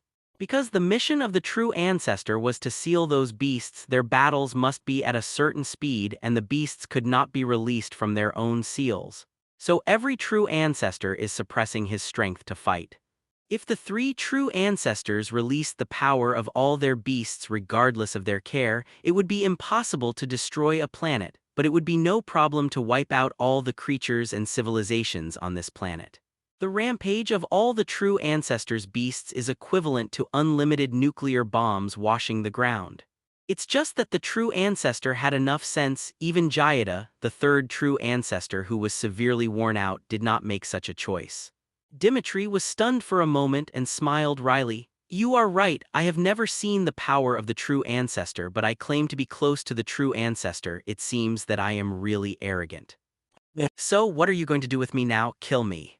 Saigo looked at Dimitri, who was looking forward to death. He suddenly smiled and said, No, I think you are suitable to be one of my test subjects. Experiment. Dimitri's expression was uncomfortable, and his smile became a little embarrassed. In fact, the word experiment always reminds people of something bad and deep horror. Don't worry, Dimitri, this experiment may be a kind of happiness for you. Saigo strolled in front of Dimitri. He stepped on the sea and squatted down, smiling peacefully and strangely. Why do long-lived people wear out under time? Why do people with infinite lifespan lose their desires as time goes by and even make buds self-destruct? I'm actually curious about this, so let's make a game, Dimitri. I really doubt whether this is because the infinite lifespan gives the living beings a sense of laziness, just like ignorant mortals when they have it. They don't cherish it. Only when it is lost, people will regret it and want to get it back. Ordinary people are so mediocre, and their willpower is so shallow. This is what I am curious about. A dull black jade dagger appeared again in Saigo's hand. He slowly approached the small dagger like a scimitar to Dimitri's body. Dimitri has seen the ability of this dagger. It is the embodiment of destined death, and it is a terrifying force capable of manipulating the lifespan of others. Even the beasts lost their lives in an instant after being slashed by this dagger. In Saigo's words, even a great cause such as a star will perish in its doomed death. Dimitri didn't think he could survive being stabbed by this dagger as a mere vampire. But Dimitri was not afraid. Because of his excessive wear and tear, he had long thought of self-destruction. When he met Saigo, he was ready for death, and even if death was right in front of him, he could face it calmly. This is probably the most admirable thing about longevity compared to short-lived humans, that is, to die generously. Dimitri watched calmly as Saigo thrust the dagger into his shoulder. There was no pain, and even Dimitri closed his eyes, smiling and waiting for himself to be reduced to ashes. But after a few seconds, death did not come at all. He opened his eyes in astonishment, looked at Saigo and said, Lord Zaratal, you. Before the words fell, the expression of the Duke of the Battle King domain changed drastically. The weird life-manipulating power swept his body and soul, and the negative vitality of a vampire showed a digital positive change. Vampires who should have no concept of natural death have the concept of lifespan at this moment, and Dimitri clearly perceives that his lifespan is fixed in 10 years. In other words, he can only live for 10 years at most. Even if he is not killed by others, he will die as a vampire after 10 years. That is not the loss of life due to serious injuries, but the purest natural death, which is also the end that all vampires pursue. But at the same time, when his lifespan changed from a vampire to a human, Dimitri was astonished to find that his long-forgotten desires exploded as if being boiled by a raging fire. Among these desires, the strongest is undoubtedly the human instinct, the desire to survive. At this moment, Dimitri felt fear, the fear of death, and the extreme desire to live forever like a mortal. Ha ha ha ha ha ha ha ha. Really? Really, as you said, Master Zaratal, is this a punishment or a reward? Whether this is happiness or sadness, even I can't explain it. Dimitri covered his face and let out a big laugh, laughing and crying unexpectedly. I felt it again, felt the desire to lose 1,000 years, felt the fear of death and the struggle to escape from death. Dimitri is not afraid of death, so no matter how Saigo threatened him before, he can face it calmly, which makes the offended Saigo very dissatisfied. If you want to punish a person, you have to make the other person fear, but if the other person is not even afraid of death, the punishment is meaningless. But Dimitri should be punished for offending himself, so Saigo used this method to make Dimitri feel fear again and fear death again. This is the power of aging. I really feel your punishment for me, but for me, this fear of death and desire for life is the pursuit of more than 1,000 years. It's as if I've been split in two. One half is grateful for your gift, and the other half hates your ruthlessness. This is really the behavior of the devil, meaning that people can't judge it as good or evil. Dimitri covered his face, laughing and crying, tears streaming down his cheeks. His body floated on the sea, struggling to stand up. Dimitri tore off the shirt on his shoulder and saw a black pattern of a woman's head worshipping fire printed on his shoulder. That is the destined death given to him by Saigo. Dimitri knows that his life is already in Saigo's hands because he can manipulate his lifespan through destined death. Saigo can either make him die in a second or make his lifespan as long as it used to be. This is a punishment but also a gift, and even Saigo can use this ability to give any mortal life eternal life so that all mortals will prostrate at his feet. Because mortals refuse to age. It seems that the experiment was a success. Seeing Dimitri's intense emotion, Saigo nodded in satisfaction. This ability is even strong enough to resist wear and tear. As long as you manipulate the lifespan of others, you can manipulate the desires of others. Why? This is the instinct of living beings. They will greedily seek what they do not have, so long-lived people are not afraid of death, while short-lived humans are most afraid of death. Even the demon who controls aging and manipulates the power of human life and death. Saigo said so sacred and evil, just like this ability, it is half light and half dark. Even Dimitri under his words, somewhat comprehended the connotation of Zoroastrianism. Good money Zhao, that is, the unity and opposition of duality. You really make me despair, Lord Zaratal.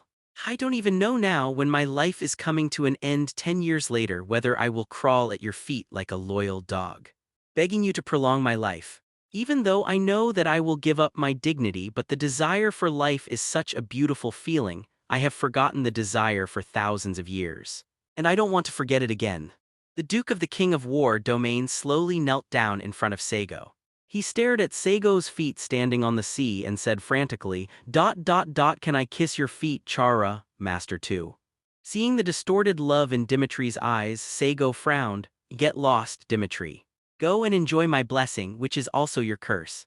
This guy is disgusting too. If he was a beautiful woman, Saigo wouldn't mind letting him kiss his feet and take off his shoes. The group of vampires is also divided into 3, 6, and 9 classes. Just like the top level of vampires must be those true ancestors, and then the first generation of vampires born from the true ancestors. With the birth of vampires, the bloodlines become thinner, the power of the beasts obtained becomes weaker and weaker, and the class of vampires becomes lower and lower. And in a certain generation, when vampires lost the ability to manipulate beasts due to too thin blood, such vampires were collectively called Huns. Hun ghosts have the lowest status in the vampire group. Without beasts, they can only rely on the slight immortality brought by their weak bodies and then use human magical technology to arm themselves. It can be said that Xing ghosts are no different from human beings except that their ability to recover is slightly stronger. The group of Hun ghosts is huge, but the number of vampires with the ability to summon beasts is very small. Under such a humble status and living environment, a large number of Hun ghosts finally reported to the group to keep warm and established a city called the United Dominion Nalpusi. Although the Huns do not have the powerful beasts of the vampires, they have gained a firm foothold on this land by virtue of their numbers and unity, and with the help of magical technology. The Narapusi Dominion and the Warlord's realm are geographically intersected, and in a luxury hotel in the Narapusi Dominion, Saigo is lying leisurely on the sofa. At one end of the sofa, Aurora in a white 677 dress was kneeling and Saigo was lying on her slender white legs. The beautiful girl with rainbow-colored hair and flaming pupils had delicate and beautiful cheeks slightly flushed, and her pair of small hands were at a loss, not knowing where to put them. And Saigo just squinted his eyes slightly, lying on her lap, feeling the tenderness and smoothness of the girl's skin. But it's a pity that Aurora is too thin and it's not comfortable to lie on her lap, but the hardness of her bones is more felt in the back of her head. And in other places on the sofa, the Yangwang Yibos who looked exactly like Aurora, some rubbed his shoulders, some squeezed his legs. Life was so uncomfortable. Now we are still short of the first, second, eighth, and 10th bodies so that all the Yangwang Yibos will be gathered together. Mastering the power of the fourth true ancestor is like a card game, but it is quite fun. For Saigo, this collection speed is considered normal. Except for the three true ancestors, no one in this world can stop Saigo from collecting the Yangwang Yibo's body. The only trouble is the information, and I don't know where these bodies are. However, with the support of the intelligence network of the third true ancestor Jayada, and the acquiescence of the first true ancestor and the second true ancestor to let Yangwang Yibo be born, this makes Saigo's collection process extremely fast. Except for traveling by plane, he hardly wasted a minute or a second. And in this Nilpusi dominion, the bodies of number 1, number 2, and number 8 are hidden. After Dimitri was bestowed with the doomed death crest by Saigo, Saigo ignored the battle madman and left him to fend for himself for the time being. This is also an experiment for Saigo. He is now thinking more about the trap of eternal life. When a creature goes through a long life, the immortal will wear out and lose its desire, and even as the wear and tear intensifies, 10 immortals will even become extremely slow in acquiring new knowledge. The world is in motion and human beings change themselves in acquiring knowledge and information so as to complete the attribute of motion. But the immortals are different. Under the wear and tear of time, their speed of accepting new knowledge is getting slower and slower, and the final result is that they will fall into complete stillness. Is a living being who has no desire and no movement still alive? Is immortality a huge trap? The most important thing is that the long-lived person will slowly lose himself under wear and tear, completely different from his past self. Suppose a person who has lived for 10,000 years has undergone tremendous changes in character and behavior from his self 10,000 years ago under wear and tear, even he does not recognize himself just a few years ago. So is this person still the same person? This is the philosophical question of the ship of Theseus. So is the trap of immortality another confrontation with the ship of Theseus theory?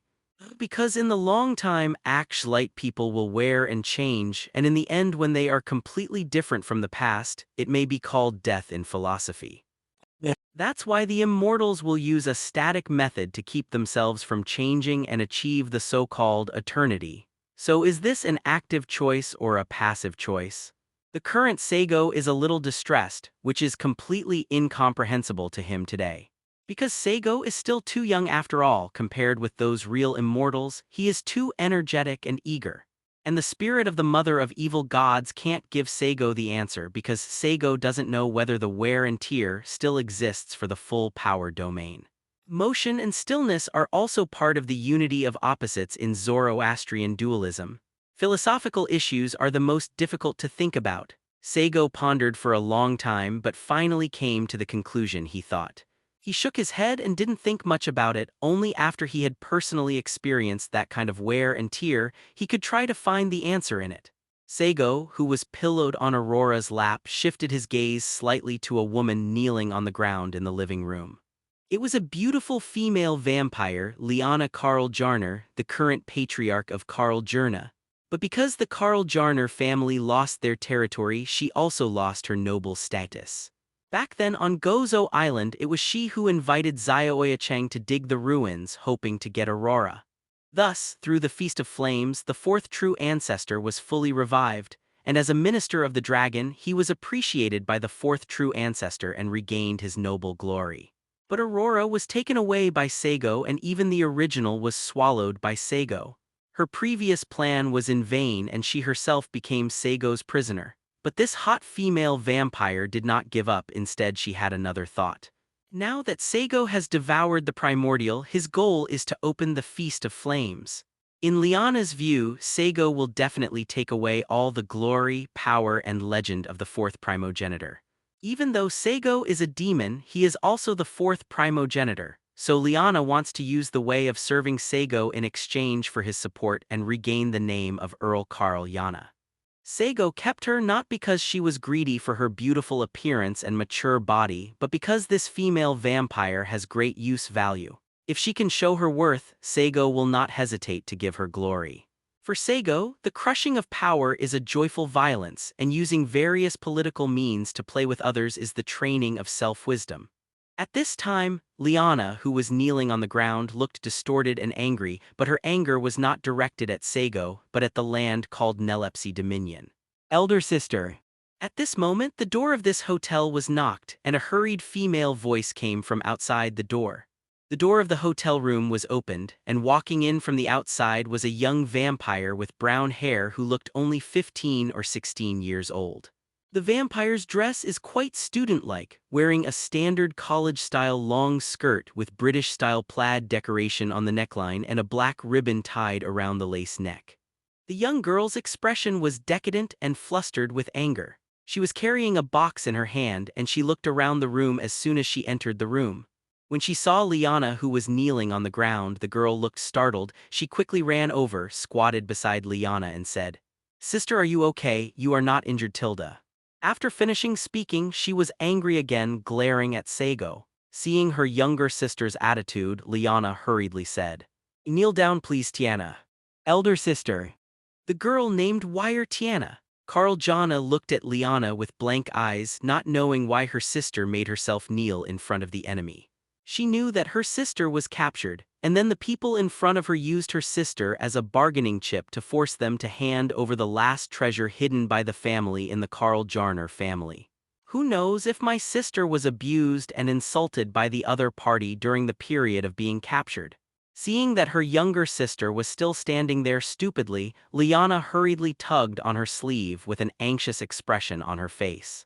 Although reluctant, Valshiana still listened to her sister's words very much, and under the dragging of the other party, she knelt down in front of Saigo. "I'm sorry, Lord Zeratul, my younger sister is young and ignorant and she has a hot personality. If she offends you, I hope you will forgive me." Liana lowered her head and spoke softly, begging for Saigo's understanding. In fact, Saigo really wants to say that your sister is 100 years old this year, and she really can't be described as young. But think about it, in the group of vampires, a 100-year-old is really still a child. Lying on the sofa, enjoying the service of Aurora and others rubbing their shoulders and beating their backs, Saigo looked like a fallen nobleman. His deep, dark eyes looked at Liana and then at Valdia. Nah. After a long time, when Liana was sweating coldly on her forehead and feeling fearful, Saigo said with a smile, "It's okay, since it's a child who doesn't know etiquette, it can still be forgiven." Hearing Saigo's words, Liana breathed a sigh of relief and finally let go of the tense emotions a little. "You must know that the Yangwang Yibo in front of you once fought against the third true ancestor in the kingdom of Ardikya, but in the end there was no decided victory or defeat. In the Atlantic Ocean, the terrifying existence that tortured and killed the famous warlike vampire Dmitry Tuatra in the domain of the King of War. The power displayed by Saigo is undoubtedly at the level of the true ancestor of the world's highest combat power vampire. If he offends such an existence, even the Carl Yana family would be terrified even in its heyday. And now, as the Earl family in the Warlord domain, they have been deprived of their title of nobility. Apart from the little remaining family inheritance and himself and his sister, there is nothing left in the Carl Jarna family. If such an existence is angered, the entire Carl Jana family will be completely removed from this world.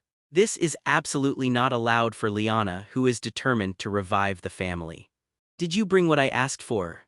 Saigo asked in a leisurely tone. His dark and deep eyes stared at the pair of vampire sisters. Apart from other things, the appearance of the pair of sisters was impeccable, and they were qualified as beautiful vases. The elder sister is mature and sexy, with a plump figure.